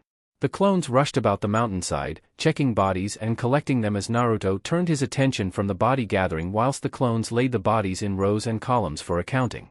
The recovery took no more than several minutes, and even less time to account for the living. 1. The only solidar left alive was the only one being treated by a nervous yet determined Sakura Haruno as her jutsu quite literally kept the man tethered to the living world. Sandeu. Naruto turned away as Koyuki gave up an images she was trying to keep in favor of dropping to her knees at Sandeu's dying side. The princess wept as she took the hand Sandeu was reaching for her with. She hugged the appendage close to her chest, as though her own heartbeat would help to breathe life back into his. As Sandeu gave his final words to Koyuki, Naruto glanced back to see Sakura still trying her best to keep the man alive. When he was about to tell her to withdraw and save her strengths as he himself couldn't save the dying when it was all he wanted to do at the moment, Naruto saw Sasuke place a hand on Sakura's shoulder as the pink-haired girl looked up at him with unshed tears in her green eyes. The tears came fast and with sobs when the two friends locked eyes, but still Sakura did not stop her work. Her hands were still hovering over Sandeu's wounds, still glowing their medicinal green as Churka seeped into the wounds and tried desperately to mend that which was beyond its feeble mortal power. As she saw the life fading from him, Sakura let her tears flow freely while pushing herself even harder. Kakashi knew it was a wasted effort, and with the way Naruto had turned from the dying man, Kakashi could see that Naruto knew as well. Sasuke glared down at his cloaked feet, his fists clenched tightly at his sides while Koyuki cried on the other side of Sandeu's dying side. As the brave man breathed his last, Kakashi bowed his head and despite himself, gave a small prayer that the man would meet with his teammates and sensei in the honorable and peace-filled next life. The wind swept over the side of the mountain as their cloaks billowed in the harsh icy breeze. Taking a moment of silence within each of them, Sakura closed Sandao's eyes and rested his hands atop his stomach while Koyuki kissed the man's cheek, hoping he found more peace than she ever gave him in the next life over. A great gust of wind and noise filled the air as Naruto and the others snapped their attention back to the train, which had only moved a few dozen meters forward along its tracks, near out of sight around the bend of the mountain. The members of Team 7 and Koyuki watched as the very back of the train, the final compartment which hadn't fallen to a drop of doom, underwent yet another transformation. Fully expecting another flurry of sharp weapons to descend upon them, they prepared themselves to unleash measures to keep themselves and their client alive. Instead, they were made to watch as a canvas broke out on top, and immediately expanded, filling with hot air and helium. A number of long, elegant metal wings extended from the sides to aid in the contraption's flight, because apparently that bastard Dodo didn't just have a train and weapons of mass destruction, but also a damnable flying machine to boot. Naruto glanced at Sasuke, who managed to neatly sum up the group thoughts on the matter. "Oh god damn it, enough of this bullshit."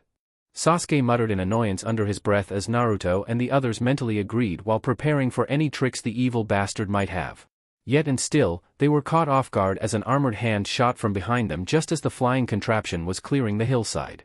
Naruto didn't even bother to fight down the growl in his throat as he saw the fat snow ninja boarding toward the flying machine with the back of Koyuki's robes gripped in his mechanized hand, which was on a long extension wire. Naruto sprang forward like a powerful boaster as he raced to where the fat ninja planned to jump onto the passing hovering vehicle. He was vaguely aware of Kakashi calling for him to come back, but didn't bother with it as he surged forward with his face alit in barely suppressed fury. Koyuki gave a sharp scream as Naruto caught up with her speedily dragged form, grabbing her leg as he allowed himself to be dragged through the snow with her as the fat ninja, Midori, finally jumped into the flying machine. Naruto and Koyuki both were hauled through up and into the sky by the brute Midori and his grapple, heading towards Dodo's airship. Sasuke grunted as he too charged up the hillside, ignoring Kakashi's barking orders. And as he was about to go after his idiotic best friend and their royal client, another problem presented itself in the form of a pink-haired sadistic glider. Cackling overhead with a widespread grin, Fubuki swooped underneath the airship, tossing down exploding kunai to and fro amidst them as Sasuke stopped a short dozen meters from the remainder of his team.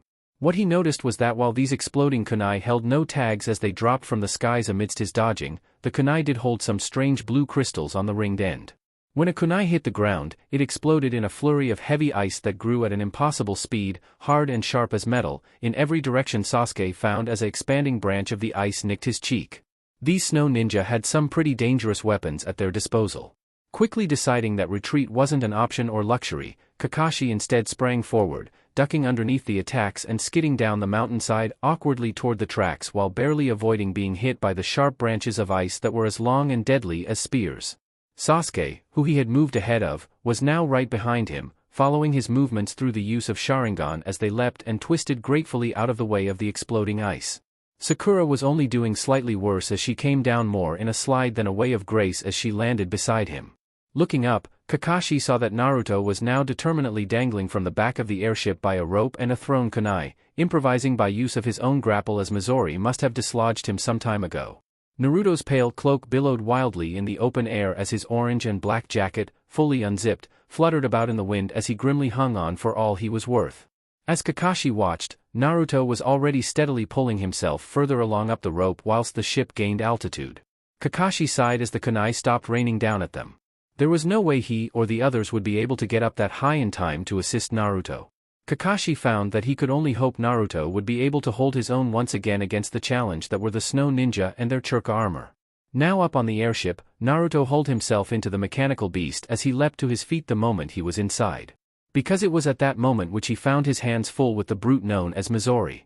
The moment Naruto came into sight, Midori the fat ninja had tossed aside the unconscious princess in haste to get in another shot at the brat who had cut up his arm. Luckily he had an emergency brace and cast for the limb, so Midori was upon Naruto the moment the youth dropped into a ready stance.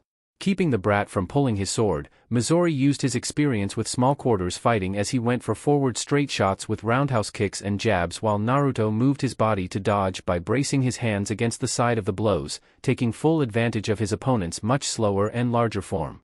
Seeing an opening, Naruto used his left hand to direct the larger ninja's jab into a missed uppercut while slipping in between and under the man's legs to appear behind the big lug. Midori seemed temporarily confused by the sudden action of the boy sliding under him, and that was all the elapsed time Naruto needed as he freed his sword from horizontal over his hips and held it to stab the big man in the back. Naruto brought the sword down hard and fast toward Midori's back, but found his hands bound with ninja wire as he tried to finish the act before the big man finally turned. "Sorry, brat, not today." Nadar sneered as he held fast to the ninja wire which cut into the thick gloves on his hands. He couldn't have his teammate dead if he could help it. Midori was a giant dumbass, but he was submissive and followed orders without question. Nadar needed pawns like him, and Fubuki needed someone to bicker with insistently. The skirmish was fast becoming a 2-on-1 fight as Naruto fought himself flipping through the air to get away from the heavy-handed fist Midori brought down in an attempt to cave his skull into his chest. Midori ducked under the kick Naruto had sent flying toward his head, retaliating with a vicious left hook that nearly caught the Kage by surprise when Nadar tugged back on the wire he still had wrapped around Naruto's blade. Naruto jumped back away from Midori, but only fought Nadar ready with another tug, though this time the man had pulled Naruto to the floor and tried to stomp his head in like a melon. Naruto rolled to his feet and dodged the stomp as he sent his blade flashing upward at Nadar's chest. Nadar blocked the blade with his arm guard while Midori came stampeding toward them like a wild boar. "We're ready for you this time, you little freak," Midori shouted, as Nadar pulled hard on the wire once again. This time though, Naruto didn't even bother holding onto the sword as the lead snow ninja's eyes widened in surprise that the boy would abandon his weapon of choice. Though when Naruto's foot collided with the side of Midori's face and sent the enormous man into the wall, Nadar knew they needed to hastily switch tactics. "Now, Fubuki!" Nadar shouted as Naruto dropped into a fighting stance as he was prepared for anything. And sure enough, he saw Fubuki spring forth from the shadows with her fist cocked back. Blocking the blow and redirecting it upward with an open palm, Naruto was more than a bit surprised when he felt his arm spasm and go limp. Looking down at the purple-haired kunoichi, Naruto saw the woman grinning sadistically while his eyes trailed up to where her fist was still raised. There, just barely poking out from her sleeve was a needle dripping with some dark violet liquid. Naruto narrowed his eyes as he hopped back from the grinning woman, his arm still limp and now going somewhat numb. "It's a paralysis, one of our greatest," Nadar said with his own feral grin, "reserved only for our greatest of enemies? Naruto Uzumaki." Naruto said nothing, but the harsh glare he threw them spoke more so than any words could. "You're probably wondering how I know that name," Nadar went on as Naruto began to feel the numbness wane. "Well, it's actually because of these last few battles that I figured it out. Mostly the use of your clones to gather all those pitiful dead soldiers. There has only been one said to create so many. The defeater of the one-tailed Jinchuriki, and of the Konoha Hyuga clan prodigy. I see my reputation precedes me," Naruto spat as he felt his fingers twinge. "That's not all that precedes you, Hokage-sama," Fubuki said with her grin growing as Naruto's eyes widened. "Yes, we know of your recently obtained rank," Nadar said, smoothly bringing focus back onto him. "How could we not have when someone so young and newly famed is made leader of one of the 5 great ninja villages?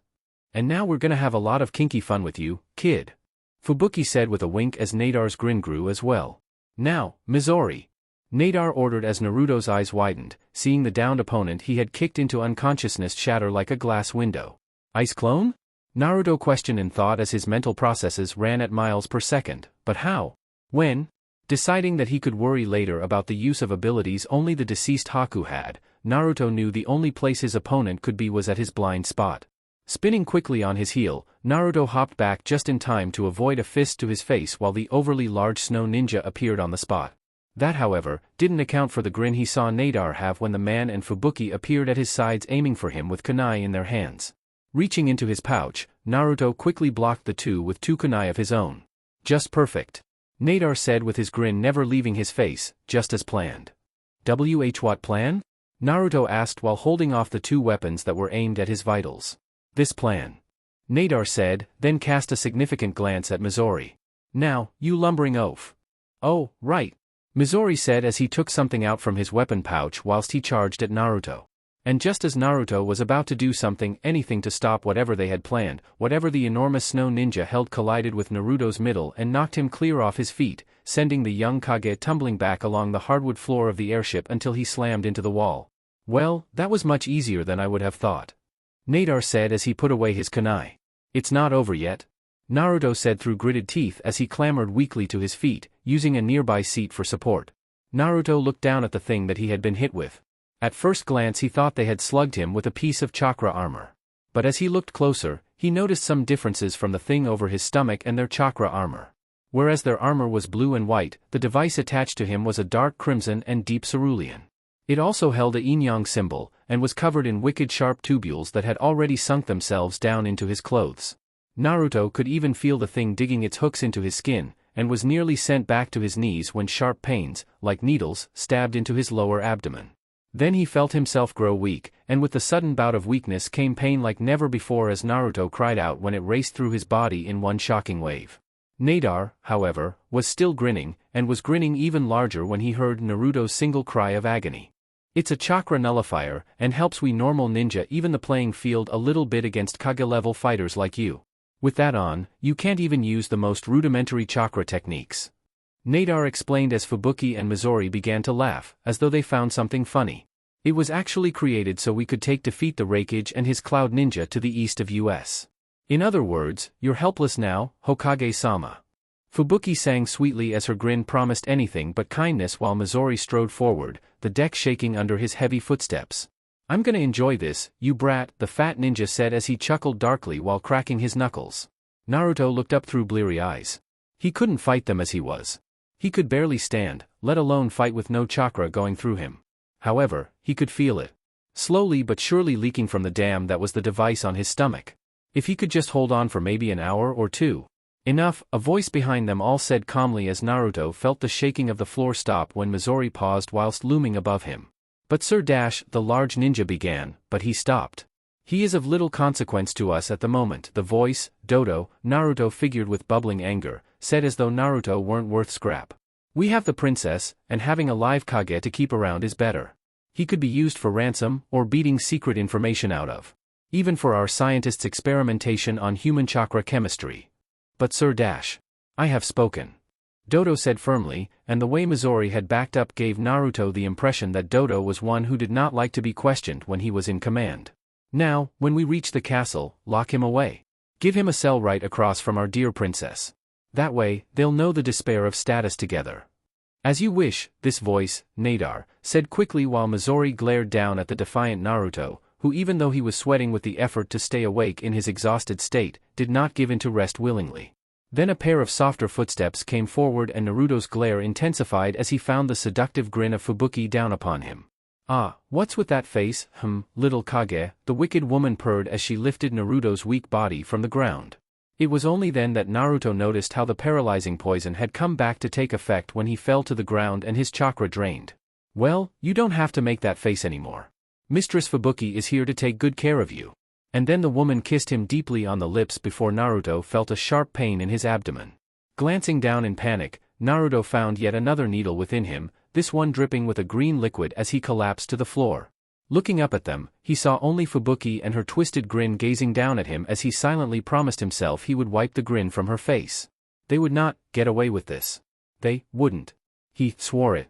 Chapter 26, Raging Embers, The War on Snow. How pitiful. To have been outwitted by such minor pests, sneered a deep and gruff voice. Naruto's eyes snapped open to reveal the depths of his cerulean irises. Before his sight was the mighty and monstrous form of the nine-tailed beast sealed within him. The behemoth gazed down at Naruto from where it rested lazily. Its dull crimson orbs were filled with aggression and disgust. Every breath it took drew forth both a foul odor and a cloud of fog to which only came when heat met the cold air around it. The Kyuubi's orange fur bristled with annoyance, its tail swishing in barely restrained fury, but even still the colossus beast tried hard to give off a visage of utter disinterest with half-lidded eyes and dull facial expressions. Absolutely pathetic, to allow yourself such an emotional reaction to the death of some honorable fools dying for their even more foolish country, the nine-tailed beast simmered just below the surface, Naruto could tell. Why are you like that? In that form? Kurama? Naruto asked, ignoring the taunts the beast was using by using his own. He had never uttered the Kyuubi's proper name ever since the beast had first told it to him. Kyuubi had told him at the time of learning the name that he was unworthy of the honor. The Kyuubi bore its fangs at him, growling with venom dripping from the canines. Its half-lidded eyes narrowed dangerously while it shot up from its lazy posture. You dare dash? But the beast stopped as its voice boomed and echoed off the walls of the sewer-like prison it was held back in. In an instant, Kurama knew what the boy was doing. The beast laid back down, resting its head within its folded arms. But of course you would dare. As you know, this is my truest form and it is also this is form I am forced into taking whenever you evoke my chakra, or when you and I are not in tune with the one another. Okay, so what now? Naruto asked, floating up to be eye level with the beast. Oh? You need to ask such mundane questions? Where did the brainy part of you go? Kurama taunted coyly. So we deal with the device over the seal, Naruto proposed, why don't you just overload it with your chakra? The Kyuubi's laughter was loud and haunting. It crested the waters and waves swelled from where the beast's condensing laughter rang out. Those ninja must have smacked you around more so than I thought. The Kyuubi chortled in deep amusement at its container, fool. Unleashing my power to destroy the device would be like superheating a corked bottle of sake. Your pitiful human chakra network would explode from the overwhelming power surging through it before being released. It would annihilate half the country. And that would be only 2 seconds after annihilating you and anyone within 100 meters of you. At first Naruto said nothing, merely cooling his expression and clasping his arms in a rigid fashion behind him.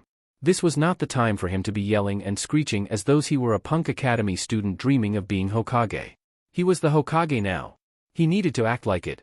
So then, Kurama, Naruto saw anger flash across the Kyuubi's eyes. What is the plan to eliminate the device then?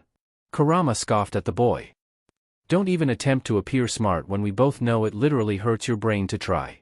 I don't know what you're talking about. Naruto snapped before he even knew it. Damn, the Kyuubi got under his skin. Kurama merely went on, as though Naruto had said nothing. You may try to act cool in front of the other disgusting mortals, but when it's just you and your pathetic friends you don't seem quite so impressive, now do you? Naruto stared blankly at the beast. I think it's because you must be trying to impress the other humans around you with a composed facade. But that sort of plan is only executed well if you have any cool to begin with. The Kyuubi cocked a lazy brow at Naruto. In other words, young and foolhardy Naruto Uzumaki, you have no idea what you're doing. No clue of what you're getting into. You're just making it up as you go along. Naruto's cool facade was cracking fast as his fists went to his sides, clenched so hard that his palms were bleeding from the nails digging into them. Naruto's teeth clenched and grinded as well while he glared at the Kyuubi, a beast which knew his every thought, every intention. Every fear and hope? Like with the ninja of snow? They outwitted you with the simple plan of enrage and then a tactic of divide and conquer in the sense that they divided your attention and then conquered your ass. The fox's grin was the most infuriating thing about him right now. Naruto would wipe that grin from him permanently one day. I know what the hell I'm doing, Databeo. Naruto snapped, not even realizing that he had slipped back into the verbal tick he had held back for months until now. I was kicking their frostbitten asses all the way up to that flying contraption of theirs. Correction, the beast bellowed, so loudly and suddenly that Naruto flinched back from him. I said that they outwitted you, boy, not overpowered. And? What's your point? Just explain it already. I'm smarter than I used to be, and I refuse to go gallivanting around as an idiot anymore. I'm the Hokage now. You little fool, Kurama said bluntly as he began to settle down for another long nap. You are an idiot and that it was how you managed to become Hokage. Naruto turned his back on Kurama in a split second. His blood was boiling. He didn't understand what the Kyuubi was getting at, and the entire conversation with the fox-faced bastard was frustrating him to no end. It made him even angrier that he didn't know why it was making him so angry. You got anything useful to say for when I wake up, Fox? Naruto asked tersely while the Kyuubi rolled his large crimson orbs. If the boy didn't understand who he was at heart by then, there was nothing more Kurama cared to do about it. Naruto would learn the lesson, sooner or later, the hard way or not. You would have to overpower the device yourself, under your own powers, before I can lend you enough power to leak any of my own chakra into yours. The infernal gadget has managed to suppress both our individual energies while also knocking the two out of sync at the same time. Naruto kept his back to the beast. The lead snow ninja, Nadar, said that they had plans to use the device the Raikage and his ninja. Yes, such a contraption would work greatly on any normal human, but works twofold on Jinchuriki and beasts such as we. The Kyuubi simmered in a hiss. How can that thing separate and suppress both our chakra? You and me are like 5 Kage-level chakra each. This whole ordeal was making Naruto's rage surface from places he had long quelled. Place where his fears were supposed to stay put. How am I supposed to know? I'm no expert on your new-aged human technology. Kurama bellowed in annoyance. And for some reason, the exchange of causal annoyance made something in Naruto lighten just a bit. If this were 2 or 3 years later, then we wouldn't be having these problems, the beast went on, shattering the little wave of something that went through Naruto and replacing it with confusion. Naruto was starting to hate confusion and ignorance more so than anything at the moment. What do you mean? Naruto asked, turning now to the demonic beast. I mean the blasted fourth Hokage's seal would have absolved enough of my demonic chakra by then, and at Naruto's quirked brow, the demon rolled his eyes before continuing on with his explanation. The seal your damnable father, the fourth Hokage, used to imprison me takes large amounts of my chakra from me forcibly while purifying it and slowly adding it to your own constantly expanding network and reserves. Naruto's eyes widened as he had no clue the seal did all that. He knew it held the beast and its will back whenever he wasn't using the Kyuubi's chakra, but making him stronger by taking strength from Kurama? That was completely new news to Naruto. It was one of the reasons I brought up your personality earlier, Kurama hissed, a meaningful look at Naruto through one open eye. Your earlier rage at seeing the mortal human dodo defile and disgrace that Sandae characters cause, it was only fueled greater and greater by your gathering up my chakra for your fight against the ninja of snow. Naruto again turned his back to the Kyuubi, but not out of rage this time. No, this time something inside of him dripped cold. A cold he hated, much like the kind which swept through the land of snow. Naruto. Kurama called, but Naruto merely paused as he was about to go to consciousness. In the time to come, you and I shall face each other in final conflict. Do not spread yourself so thinly when it comes to your training by trying to accomplish things which you'll never truly master. Like what? Naruto snapped heatedly. Like the healing arts you've attempted. You're trying to learn intricate medical ninjutsu which you could never be good at because our enormous chakra. You will never have fine needlepoint control like what is required for the work the ones called Tsunade and Shizune do, the Kyuubi said with a purr of disdain. And why are you telling me this? Naruto gritted out, his fists once again clutched at his sides. Because I know of your pitiful concerns regarding the human known as Rock Lee and the boy's continued status as a ninja of your village. You cannot do everything and save everyone. Do not burden yourself with everyone else's problems. But then something lightened in the beast's purr. Something which had been rock hard and solid became soft and gentle when he continued on. There are other pitiful humans around you which can help. Allow them to. Ones like Tsunade and Shizune to work expertly on the Rock Lee surgery, the strange one Ebisu to help restructure the Ninja Academy, and the Toad Sage Jiraiya with his spy work. They will help to support your shortcomings. That had hit Naruto where he had hoped not to be touched. His shortcomings. They have other stuff to attend to. I refuse to be seen as an idiot again by those I had finally gained the respect and admiration of after so long. Naruto lashed out in a shout, making the beast cock a brow at him. Oh? Have I hit a sore spot in the Hokage's armor? The Kyuubi mocked uncaringly. Have you been lying to yourself all this time after the death of that boy-girl human named Haku? I have not. Naruto shot back fiercely. Kurama shot up from his lackluster position once more, bearing down upon Naruto like a tidal wave of fury. Then what happened to your beliefs in the last few months? Where went the you that said he didn't care if he remained a fool all his life so long as he could protect those precious to him? Or was that a lie? Where is the you who said he didn't care about what others think of him?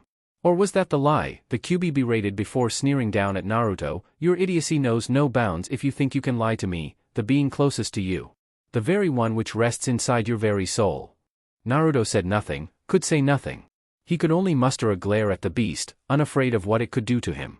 But in complete pause of what it could say. You never once changed your priorities and goals from reaching your dream of being Hokage. Protecting those you hold dear had only become your main focus after the Chunin exams. Like a petulant child, you still seek the approval, acknowledgement, and admiration of the village as Hokage. Perhaps you are still just that, a child, the beast sneered at Naruto. I am not a child. Naruto snarled hotly. I am the Hokage of Konohagakure. Kurama gave the boy a baleful and heated glare, and? So what? The two shared in a tense silence while they glare at one another. Their deadly silence was broken when the world around them began to shake and shiver. The Kyuubi's gaze dryly scanned the area, seeing the environment that was nothing but sewer shiver and shake as though it were an ill infant. This conversation is over, boy, the Kyuubi spat, settling once more into its rest. As Kurama closed its eyes, Naruto felt something tug away at him. Tug him away from the cage and seal. Tug him back to reality. Go and deal with the latest annoyance whilst I get rest. Kurama yawned widely, glancing at Naruto with one eye opened while he pushed the young Kage out of his own mind. The boy will learn, sooner or later, one way or another. Naruto's eyes snapped open to the world around him as it exploded out in pain. He gritted his teeth. He would not cry out while the violent electricity surged through him. When the shocks ended, Naruto hung his head. His breath came out in ragged and rapid bursts. Sweat dotted his forehead and dripped from his limp spikes of hair.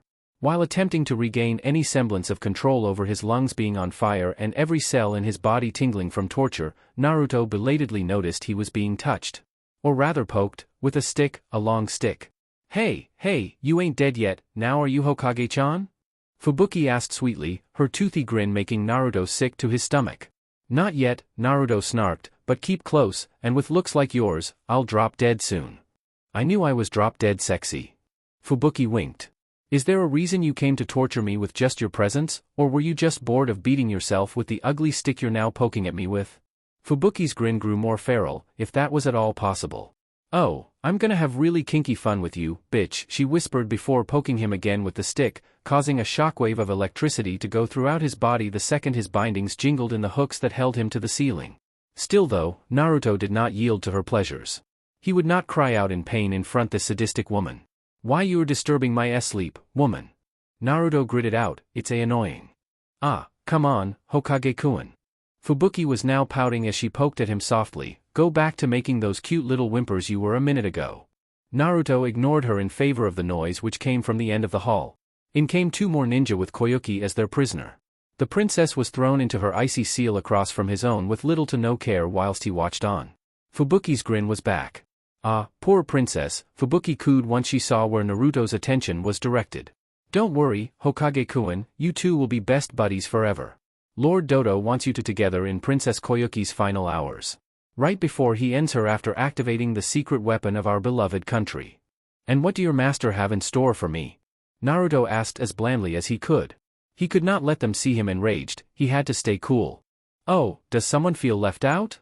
Fubuki asked as though she were talking to a baby. Well, don't worry, baby, Lord Dodo has something special in store for your smexy self. Fantastic, Naruto rolled his eyes. Fubuki poked him again with her stick, causing him more pain as he was shocked once more. Yes, Lord Dodo has given full control of you over to me. I'm gonna tease Konoha's secrets out of you. Then we're going to ransom you off to your village, or whoever the highest bidder is. Foo. Fubuki's grin went from playful to downright devilish in nature, the gleam in her eyes making her appear feral and untamed. Naruto scoffed at the purple-haired woman, as if, the ninja of my village would and will crush the snow until there's nothing but ashes in the icy snow fields, Databeo. And you can believe that. The last thing he expected was for Fubuki to laugh at him, turn around, and walk out as though his words were simply too ridiculous to stand. Oh baby, don't worry, Mama Fubuki will be back at the end of the day. And you can believe that we're gonna be up all night long.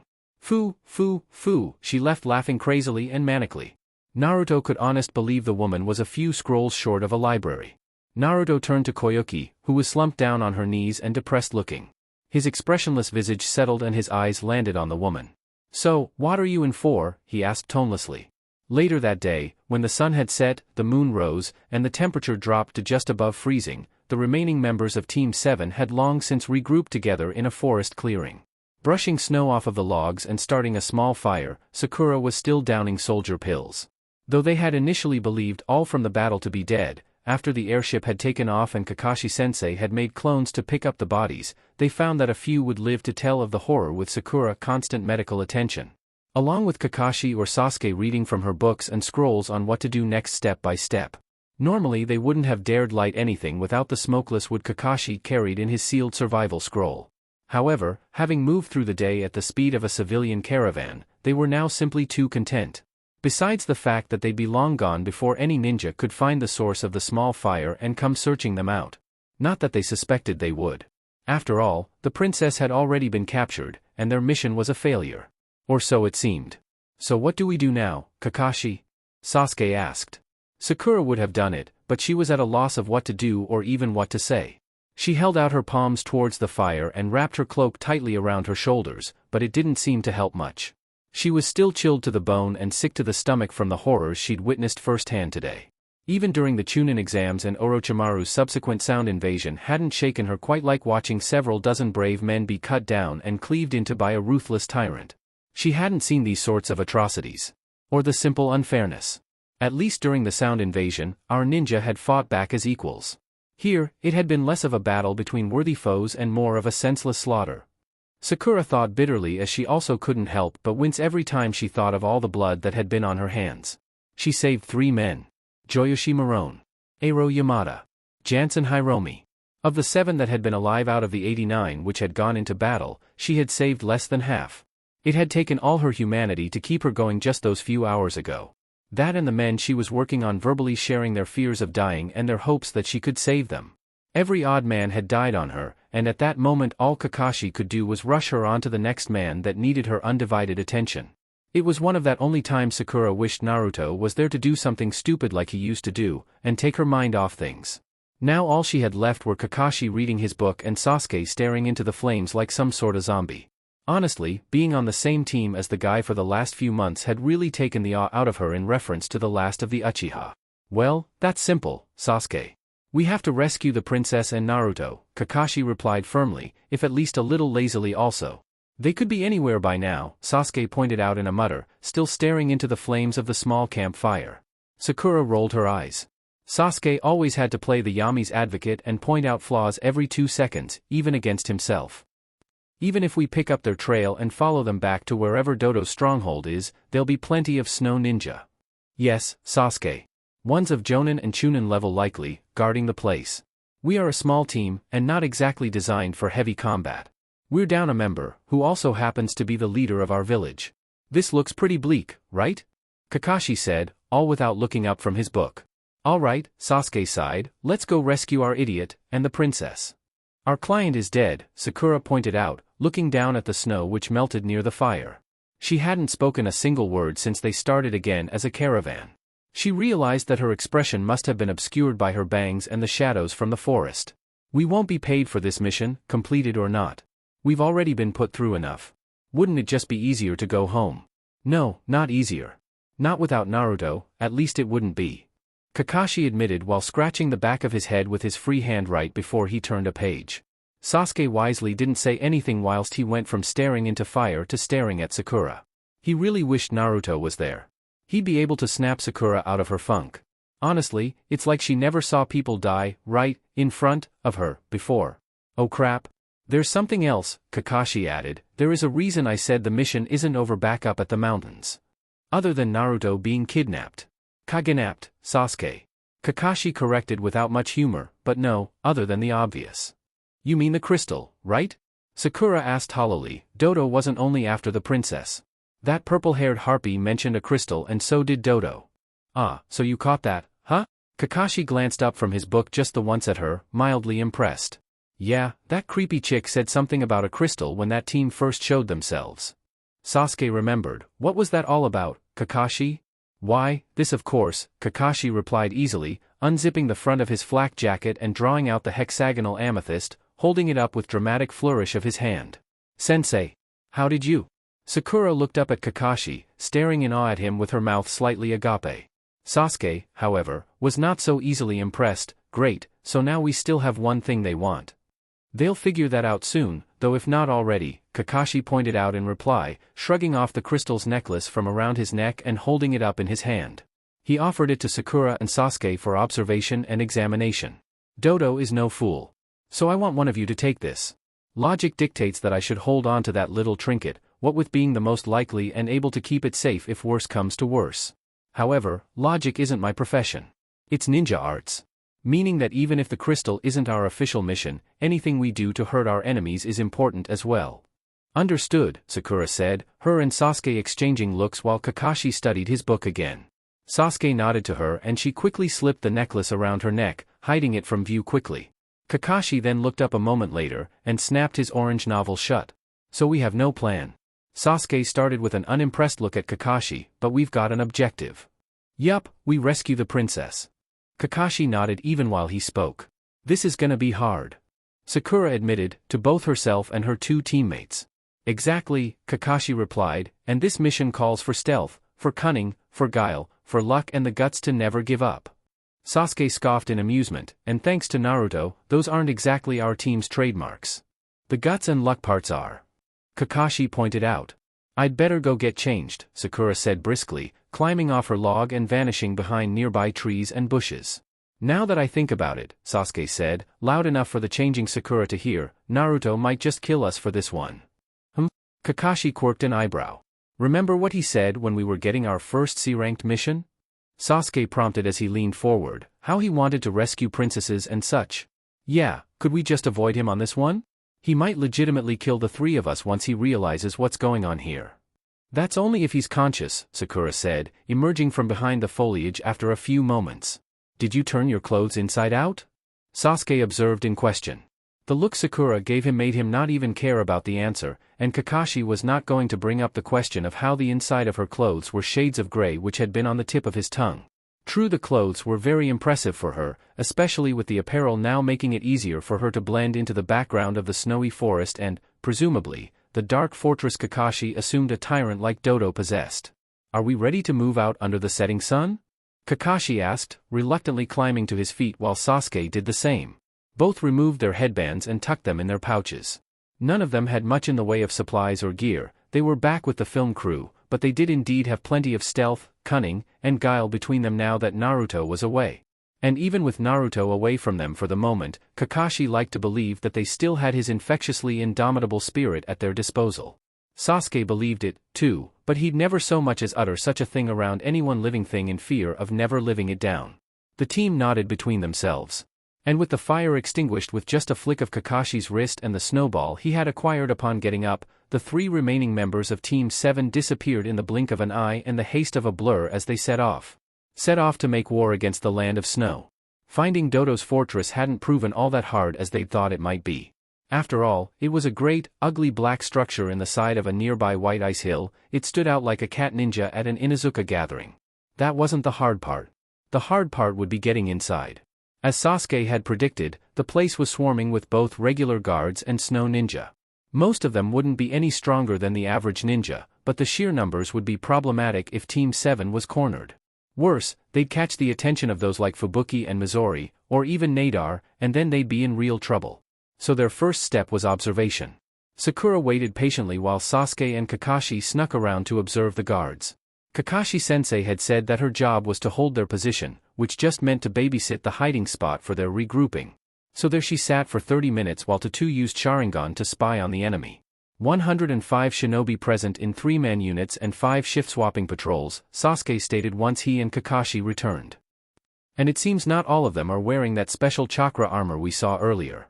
It must be in limited supply, Sakura mused while Kakashi nodded in agreement, save for those who pass a certain rank, like our Konoha flak jackets. So far we only know of 3 who wear the armor. I can't seem to find any of them. It may be able to hide from even the Sharingan. Kakashi said to his students, they may be around, only, we can't see them. Let's hope not, Sakura muttered. She really didn't feel up for a fight at the moment. Agreed, and the rest? Kakashi inquired of Sasuke. Around. Any of them come close, we'll see them long before. Good work, Sakura. Judging on how the structure is exteriorly designed and the number of patrols that have passed in those 30 minutes you've all been gone, also taking into account Sasuke's observation of their shift switching, I'd say this place is your standard stronghold fortress class B. It'll have dungeons at least 3 levels down from its entrance floor with all corridors and passageways being in linear order. Meaning? Sasuke had gotten lost with all her pondering on the structure. That Sakura here has more than likely located Princess Koyuki and Naruto's exact location just from external observation of the fortress. Great work, Sakura. Kakashi praised. Even despite her low spirits and weary mind, Sakura still blushed bright red under the praise from her mentor. Thank you, Kakashi-sensei. Anything else you'd like to add, Sakura? Sasuke asked with an aloof look. He'd never admit that he was impressed. Yeah, actually. If this is a standard Class B fortress, then I think I've managed to calculate a safe route to the dungeons that'll avoid any major installations or patrols. Perfect, Sakura. Kakashi praised again before crouching down into the snow, drawing in it with a stick he'd located nearby. Okay students, here's lesson 2 in the art of warfare. The element of surprise. Here's our plan. Guard duty was one of the oldest occupations on the planet. Ever since people had decided things were of value, they had began to worry they would lose their things or others would take them. And so, when people got lazier and richer, they hired guards with the express purpose of guarding their valuables. Gems, family, even the guards' employers themselves. They existed to sit and watch for trouble to whatever they guarded. But as well as being one of the oldest occupations in the world, guard duty could also be one of the most boring in the world.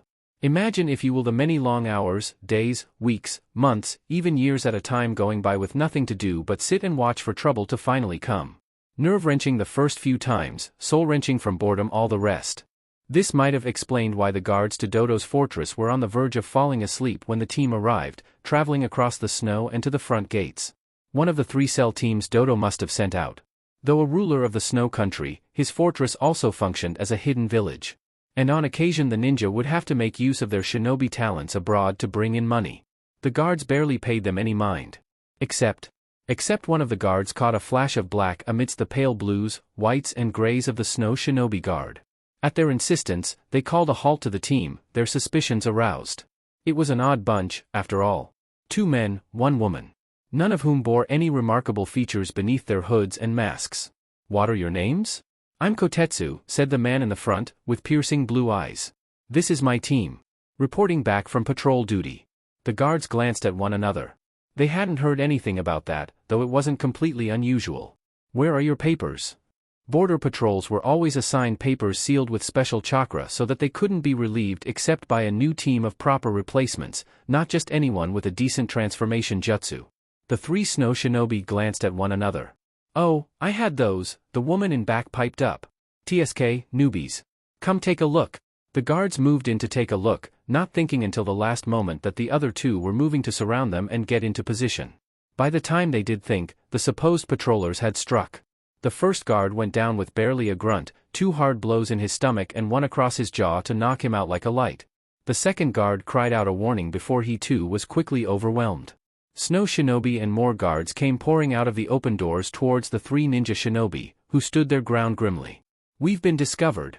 Defend yourselves," shouted the first attacker, his voice now distinctly that of Kakashi Hatake. A puff of smoke engulfed him and his 2 teammates, revealing the forms of Sasuke Uchiha and Sakura Haruno, also ready to fight. They rose up their fists and prepared to engage the enemy in hand-to-hand combat, using good old-fashioned taijutsu to kick ass. This, if anyone knew Team 7, would have immediately tipped them off that something was amiss. Not that disbelieving would help either, of course. As the gates opened to admit the soldiers and guards, high above, clinging to the wall with chakra-charged feet, the real members of Team 7 watched the battle unfold as they their way inside, crawling along the ceiling and out of sight, for in such dark corridors and high ceilings, it was remarkable how very little any of the passing guards bothered to ever look up. "Those clones of his such buy us some time," Sakura theorized as her eyes locked forward on Kakashi's back. "Hopefully we'll have well infiltrated the fortress by the time those snow ninja figure things out." After a few turns and twists, they managed to drop back down onto the ground and proceed walking. It made it a little easier to find their way without the entire fortress being upside down. Kakashi paused and gave the signal for his team to do so as well behind him as he took point. Then, without hesitation, she moved. "This way," was all he said. Sasuke and Sakura nodded, following behind him. A kunai was palmed in the kunoichi hand as she saw no sense in taking precautions in the tyrant's lair. Even with the famed copy ninja and last of the Uchiha, Sakura felt nervous. Hell, she'd feel nervous even they had Niji or Hinata's all-encompassing Byakugan at their disposal. Because in heart, Sakura's foundation had been shaken at that last battle. She was nervous about the fact, in her heart of hearts, she just didn't know if she really, deep down, had what it took to be a kunoichi. To be a ninja. To be a killer. "Someone's coming," Kakashi said suddenly, and she tensed immediately, snapping out of her reverie. "Down that corridor. Move," he added, pointing it out. Before Sakura could do anything, Kakashi vanished into hiding at the top of the dark ceiling while hanging upside down, and Sasuke had quickly swung out an arm and gently pushed her out of the line of sight with his hand as a pair of snow ninja came past them, pausing just before the intersection where they were hiding like Kakashi had commanded of them. If the ninja got much closer, they'd spot the 2 genin in short order. Though what Sasuke hadn't realized was that when he'd swung out his arm to push Ayumi out of the light, he'd accidentally missed her far shoulder, which was his target. Instead he'd hit a lump of some sort just under her vest. Sakura, fully aware of just exactly where the Uchiha's palm was on her, slapped a hand over her mouth to muffle the squeak that was sure to emerge. Her cheeks became rosy pink and her face felt like fire. It was a near wonder Sakura didn't kill him and end the honorable Uchiha line that instant. Finally, after what seemed an eternity, the guards moved off. Still holding Sakura, unaware of her embarrassment, Sasuke leaned forward to tilt his head and make sure the corridor was clear. "Okay, looks like they're gone. I think we can move on," he said in a low whisper. Sakura, unable to properly voice herself, reached out and tugged on the raven-haired boy's jacket. Sasuke turned back to her, and she just pointed down at where he's grabbed her. And his onyx eyes opened wide in shock as he all but yanked his hand off her body as if it had been scalding hot. His face going a bright shade of red as a stream of apologies formed on the tip of his tongue, Sakura placed a hand over his mouth before they could pour out. If he could voice them aloud, and possibly give them away, there'd be much more trouble than their own embarrassment. Sakura, I swear that was an accident. I'm not like Naruto, I would never dash. I know, she replied gently. I know, it's okay. It was clearly an accident, even still as she spoke her cheeks were stained pink. So, she said, softly nudging her head to where Kakashi dropped down at. Sasuke blinked, then jump-started. Oh, right, the mission. Let's go, he said, taking off down a corridor with no haste. Sasuke. Kakashi began. Sasuke spun on his heel without pause and watched as Sakura had taken off down the opposite corridor. He'd been heading the wrong way. And now for Lesson 3, students. The diversion. Sasuke, you're with me. Sakura, you locate the others while we keep the attention on us. Right, sensei, and with that, Sakura formed 3 hand signs before disappearing out of view of the naked eye. Her genjutsu has become subpar to say that it used to be one of her greatest strengths. Sasuke commented while Kakashi shrugged. The two were running down the corridor, no longer being stealthy as they moved.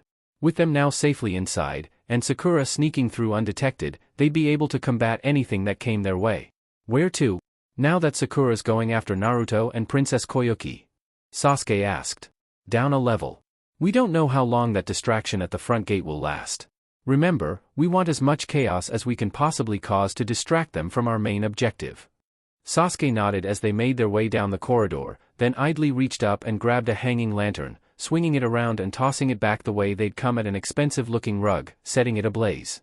Kakashi quirked an eyebrow at him, to which he merely shrugged, his expression still one of disinterest and impassion. Though Kakashi noted that Sasuke's cheeks were looking a little pink in the cold. Could the last Uchiha be catching a cold? Now that he thought about it, Sakura's face was a little red, too. Couldn't have 6 students at a time like this. What? You did say chaos. Not quite what I had in mind, he remarked, his lone eye glancing upwards. But if you want to play the game that way. He hurled a pair of exploding tag kunai upwards at a supporting beam, making sure Sasuke and himself were well out of the way of devastation that followed as the entire ceiling came caving in. By now they could hear the shouting and screaming, could see troops moving. The two slipped in and out of rooms and hiding places, continuing to sow chaos from one end of the stronghold to the other. Setting fires and exploding rooms and releasing genjutsu so some of the snow genin smashed into walls thinking they were running down a corridor, or found themselves being crushed to death by gigantic roots and vines that had sprung up out of nowhere. On occasion, they even left exploding tags with delays so they would force their pursuers to backtrack, thinking them going a different direction. We've spent too much time around Naruto, Sasuke remarked while they broke into what must have been Dodo's private distillery. And as any good shinobi can tell you, if there's one thing that burns better than wood, it's alcohol. So Kakashi and he flipped through hand signs at rapid pace. The dope's bad habits are rubbing off on me. He added with a deadpan expression, not even caring as he and Kakashi set blaze to the room and then took a few flaming bottles to drop out of a nearby window and letting it shatter near a platoon of guards running through the courtyard. Kakashi wisely decided not to comment on such. He too felt he'd been spending too much time around the Konoha prankster. He was actually starting to enjoy himself. But he knew they couldn't keep this up forever. Sooner or later they were going to get themselves cornered, or run into trouble. Their small number of 2 and quickness had helped so far in enabling them to avoid snow patrols, but they wouldn't help much against Nadar and his buddies in the chakra armor. Come on, Sakura. Hurry. Kakashi thought. He laid out some more exploding tags on walls, then quickly formed some hand seals. Transform. He murmured. As he watched, the tags faded, shimmered, and vanished, replaced by smooth stone walls just like before he'd set them. Completely invisible unless some ninja were actually looking for them. This set would go off once he triggered them remotely with the last hand sign. Hurry up, he urged his student from afar. Making their way down another corridor, Kakashi stiffened suddenly, clutching at his side, and Sasuke was there in an instant, concerned he'd been attacked and ready to defend his sensei. Kakashi glanced up, shaking his head. I'm okay, he said, then frowned thoughtfully for a moment. It's the team at the bridge, my shadow clones, they were just taken out. They couldn't hold on any longer. Then we don't have much time, Sasuke replied. Come on. Naruto hung alone in his cell, his face would have easily passed for one of the dead. If one were to look at him, some might have gone as far to claim he was actually dead. Not a spark of life could be seen midst the boy's body no matter where you looked, from his limp blonde locks to down to the tip of his toes. After careful observation, one would be able to make out the slight rise and fall of the young man's chest, indicating his respiratory systems were just barely in function. Shinobi veterans of countless missions or service in war would recognize this young man's symptoms almost instantaneously. A victim of torture, and not the refined art that was taken up by the top-notch professionals in the hidden village of Konoha.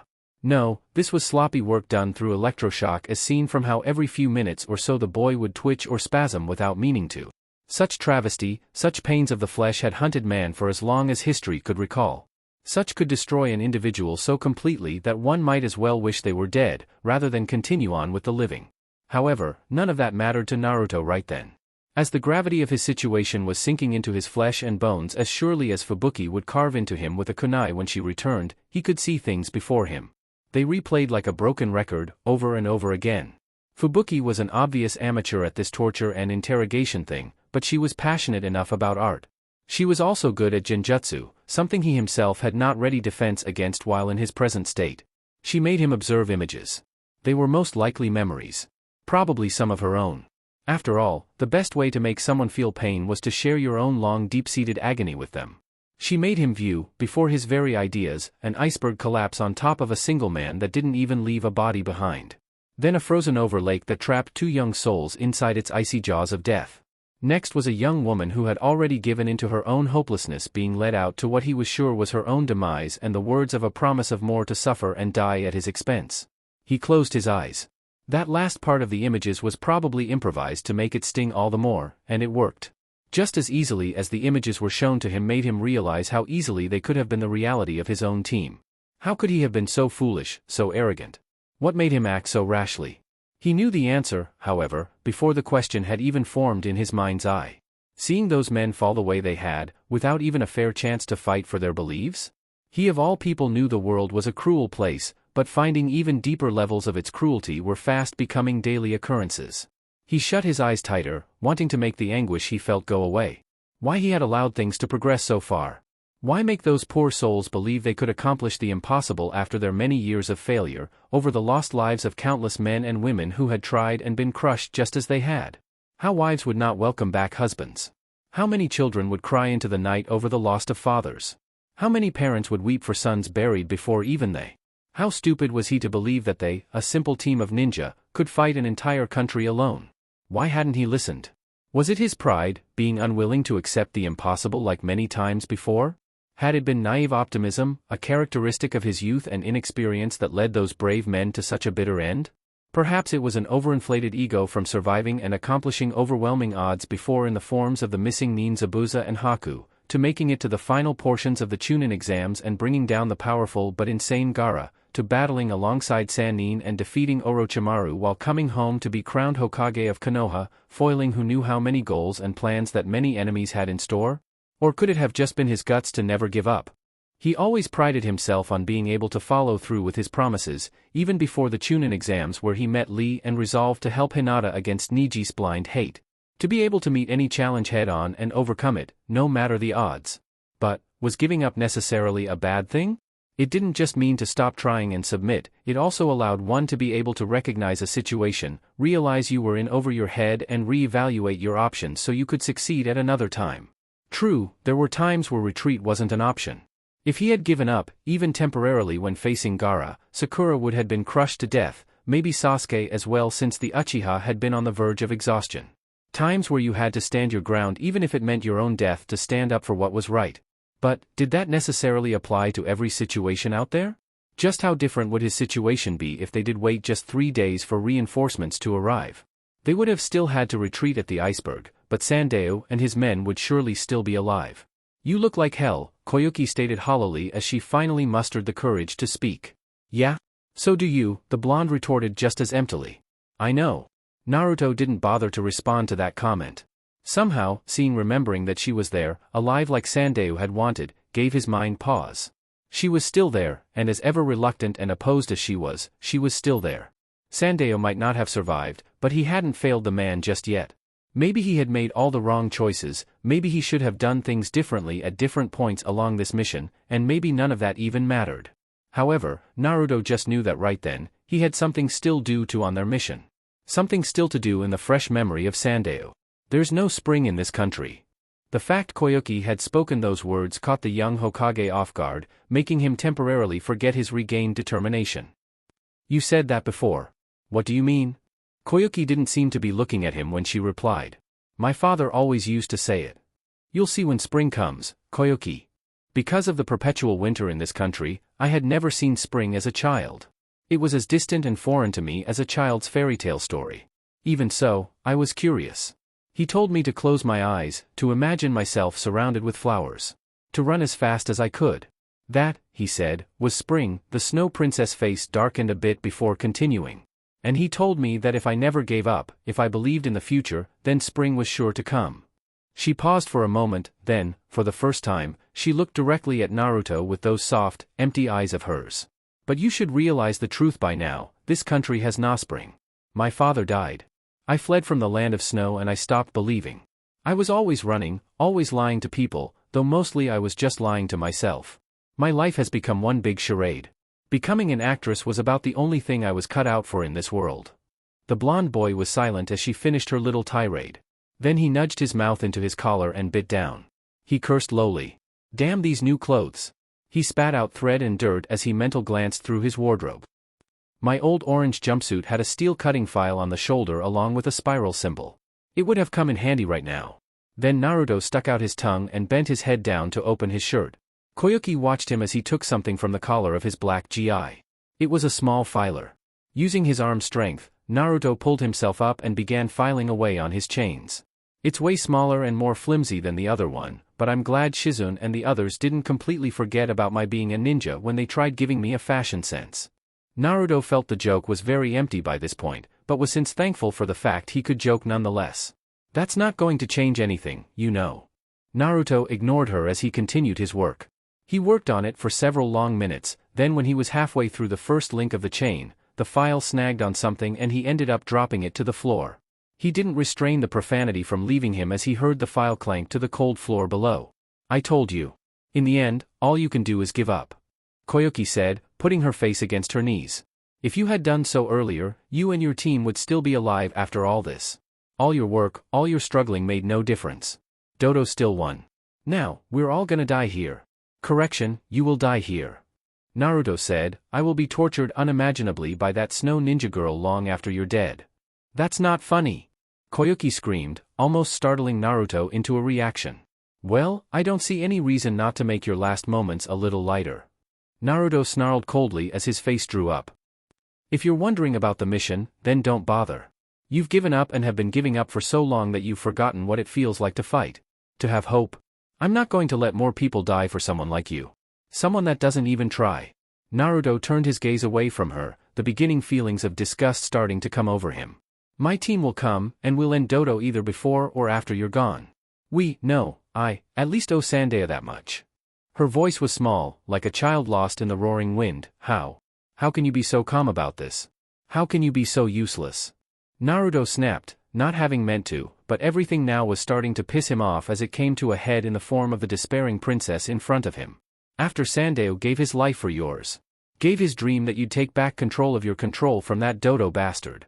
Sandae was stupid, she finally snapped back, looking up at him with teary rage in her eyes. Yeah. He harshly muttered the word, stinging her in places only Sandae's death could touch. Yeah, you're right. He looked her dead in the eye, holding her gaze as he continued, he must have been hella stupid if he died for someone like you. He spat the words like she disgusted him. You shut the hell up, she roared, furious for reasons only her heart knew. You didn't know him. You don't get to say anything like that about him. I knew him. All my life, I knew him. Only I get to talk about him like that, so you just shut the hell up. He was more than my watcher and assistant. He was my oldest friend and like an uncle to me. Her tirade seemed to lose energy as tears began to fall. So shut up? He was more to me than you'd ever know. Koyuki finished, not wiping away her tears as she felt the prison she was cast into reflected how she had buried emotions so long ago. Maybe it was time for a good cry, and for something to cry over? Make up your mind, will ya? Naruto berated as Koyuki snapped her attention back to him. The shadows of his hair obscured her vision of his face, but his words were like cold steel to her already fragile mental state. You can't just say things that go opposite. What was he? A fool or a great man? Well? Which one? Koyuki was silent as she stared at him. He lifted his chin, showing the hard emotion behind his cerulean blue eyes. If ever my Irika-sensei died while trying to get me back to some throne in the land of fire, I'd fight tooth and nail until I got the chance to kill the guy who dared defy Irika-sensei's dying wish and long dream. Naruto bite out as Koyuki shrank back from the words as though they were daggers. You're selfish, and a spoiled brat if you think that Sandae had died only for you. That man was a better person than me, and I hope one day that I could be so great a man. But what about all the people Dodo has killed and oppressed in his bid to be king of this place? What about your own father, one of the first that bastard uncle of yours slaughtered in his plans?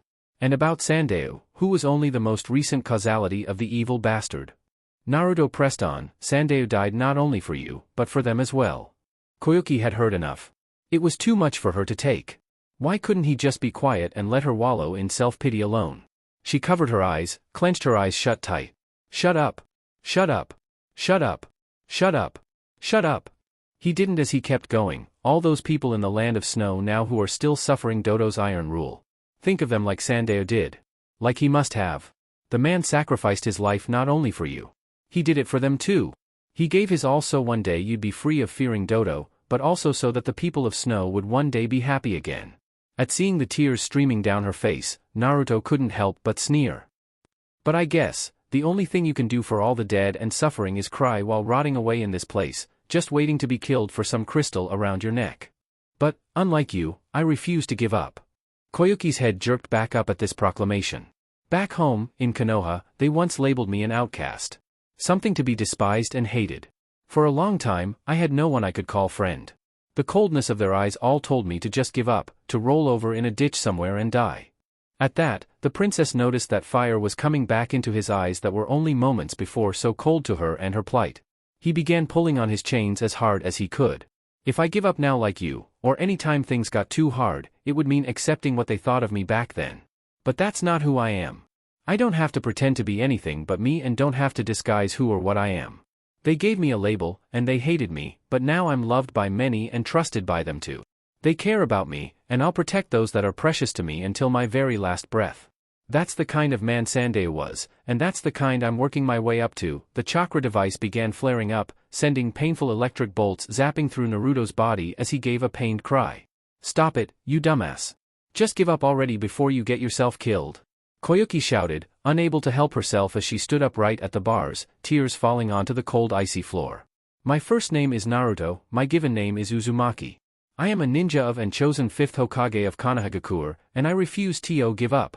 I refuse to believe that I should have just taken the coward's way out and die alone in some back alley. He gave another yell to drive himself further past his limits as the device sent wave after wave of nullifying power shocks through him, and I am no coward. With those last powerful words spoke, the chain broke and Naruto hit the floor as the chakra device powered back down to its dormant state. Na Naruto. Koyuki called hesitantly. Slowly, Naruto picked himself up, but could not get to his feet just yet. He settled instead for raising his head so he could get a look at Koyuki's face. See now, that's what I like to see, he said as he still tried to get back to his feet. The look on people's faces, the disbelief a person has after they've told me to give up and I never did, only to prove them wrong. It's a look I love to see. And because I persisted? Because I try to break past what people expect from me, good things will always happen. I don't have to be smart to know that when you give up, your dreams and everything else disappear. His last word echoed down the hallway, as if the ghosts of the past were all agreeing with the young blonde with whisker-like markings and bright blue eyes. As he clumsily climbed to his feet and began examining his cell, remembering very well not to touch the bars as he shot Koyuki a foxy grin, he spoke again in her speechless silence. And now I'm going to show you that your father and Sandae weren't wrong in their beliefs. With that, he sat down on the cold hard floor, crossing his legs.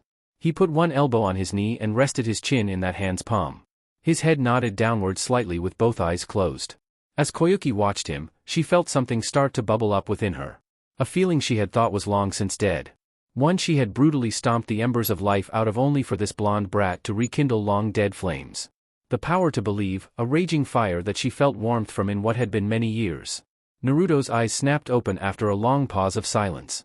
Koyuki had to guess about 5 minutes had passed. He stood up, his legs wobbling as he did before he, either bravery or foolishly, grabbed the bars of the cell and heaved. White lightning surged along the bars, and the pain was immeasurable this time. But he grimly held on, pulling hard, using all of the strength in his body.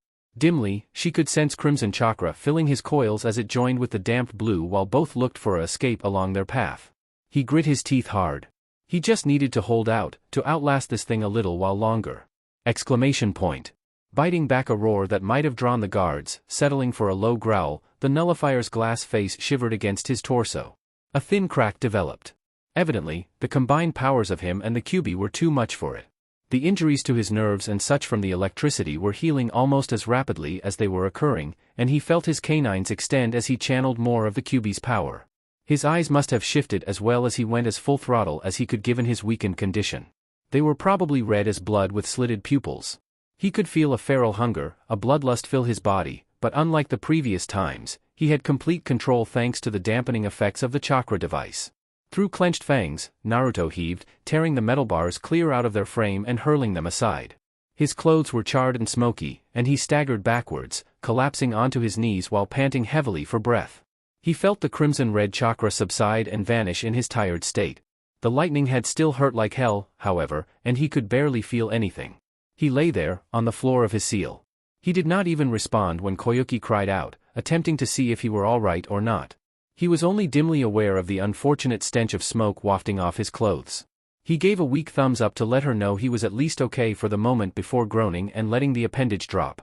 Princess Koyuki, looking nothing short of amazed, stepping back from her own bars as her eyes were once again wide with disbelief. He really was nothing short of incredible. Calling on such power, a maximum of which would have destroyed him if not for the powerful chakra nullifier suppressing him at every turn it could, had drained him much, but he'd be good to go shortly. Meanwhile, Naruto hoped his friends got their asses in gear with coming to their rescue to protect them. Because Kurama had been right? Maybe he could rely on his friends to pick up some of his slack? Sakura was moving down a level now, on the last level above the dungeons. She slipped down with no problem. The place was protected by only a few guards, easily dispatched by 2 well-placed strikes which sent them crumpling like wet paper. Apparently there was no sense in extra guards for watching prisoners safely barred up, especially one useless actress like Koyuki, when there was an invasion going on. Unfortunately, it meant that the keys to the cells were nowhere in place. And there she was. Unlike Kakashi-sensei, Sasuke and Neji with no incredible jujutsu or fancy eyesight. She could only assume a guard had taken them and wasn't present. To look for them in the entire fortress would take time. Too much time. And she had not had the foresight to bring her lock-picking kit with her from Konoha because she never expected things to be like this. She made a mental note to next time just pack the extra damn thing no matter how much Sasuke and Naruto were embarrassing her to her mother. Dropping down the next level, Sakura thought that there was only one entrance and one exit from the dungeons. A single door which a guard was entering through. She heard commotion as she got closer, the sound of grunts and such. She opened the iron door and peeked inside to see one of the 3 guards inside fall to his knees. Curtsy of Naruto's fist to his gut. Her heart leapt with joy that her friend was safe and that there would be no need to find another Hokage so soon after his inauguration. Their first mission as a team since he became Hokage was like a start back to normality, and Sakura had taken to it like a breath of fresh air. Now, what with all that had happened so far, it was more like a destructive ride on rapid waters and a breath of toxic fumes. The second guard dropped next as Naruto pushed him back onto a set of broken bars, which seemed to send a shock through the man's system. The shocks would have continued if the man had not rolled off the bars throughout all his screaming. The third guard did not look to be playing around as he took out a kunai and charged Naruto's barely up form with the weapon. Sakura surged forward. She would not stand back. She would fight and watch Naruto's back. Using some quick thinking, Sakura ran full out and leapt into the air with both feet pressed together. Her feet collided with the back of the man's head and sent him flying over Naruto as he was just clambering to his feet. She backflipped to land in front her friend and village leader. His soft smile was all the reward she needed for saving his life out of the many times he had protected her. "Are you okay, Naruto?" she asked, seeing as his clothes were wafting smoke and he twitched every so often.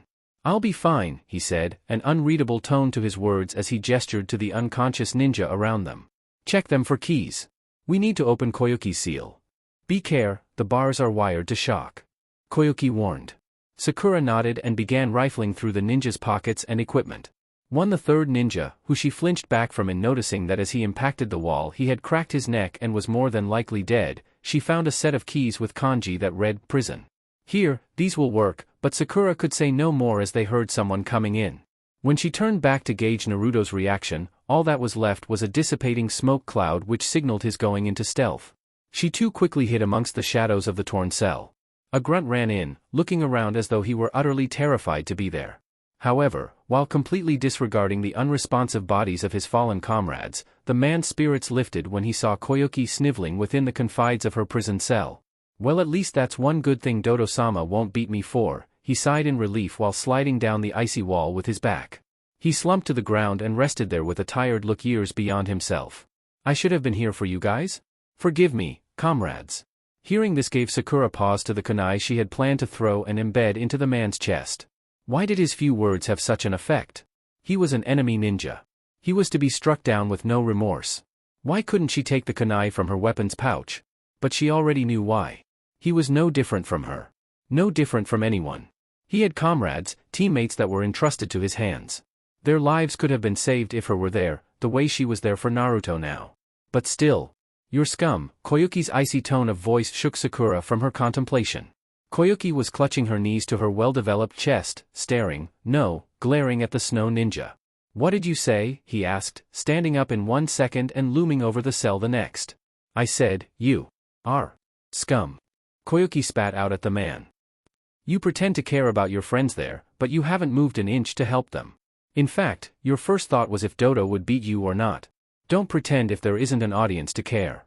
You don't know me, woman, the grunt ninja yelled fiercely. His eyes were a normal brown, very common in the world. But they were hard, like that of steel.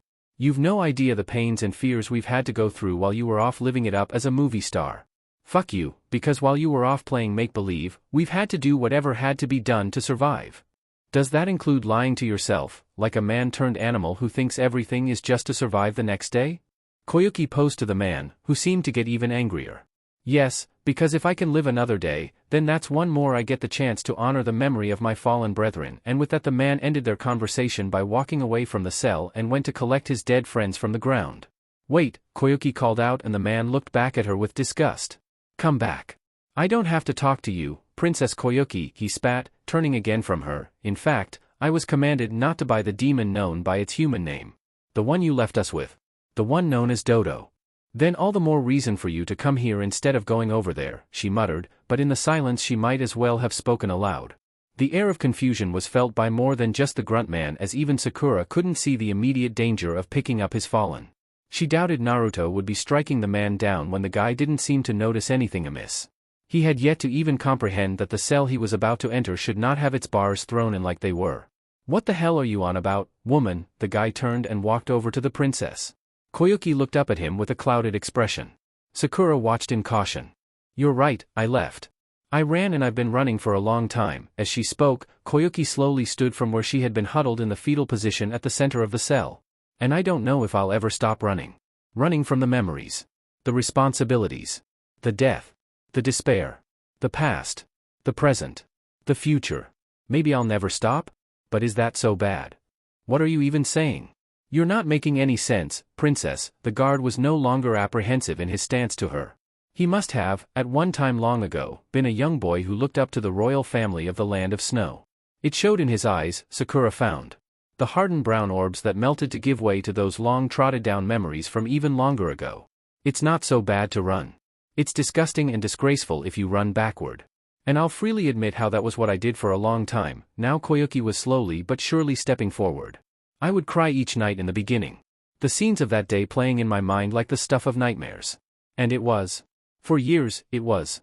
But then I went through a range of emotions as the years wore on. And one of them was anger. Koyuki stood mere inches from the bars, and the guard was nervous. Then he gasped. Sakura's eyes widened as she realized that Koyuki had her thick and wide sleeves removed from her clothing with her arm between the bars of the cell to have her fist implanted in the man's windpipe.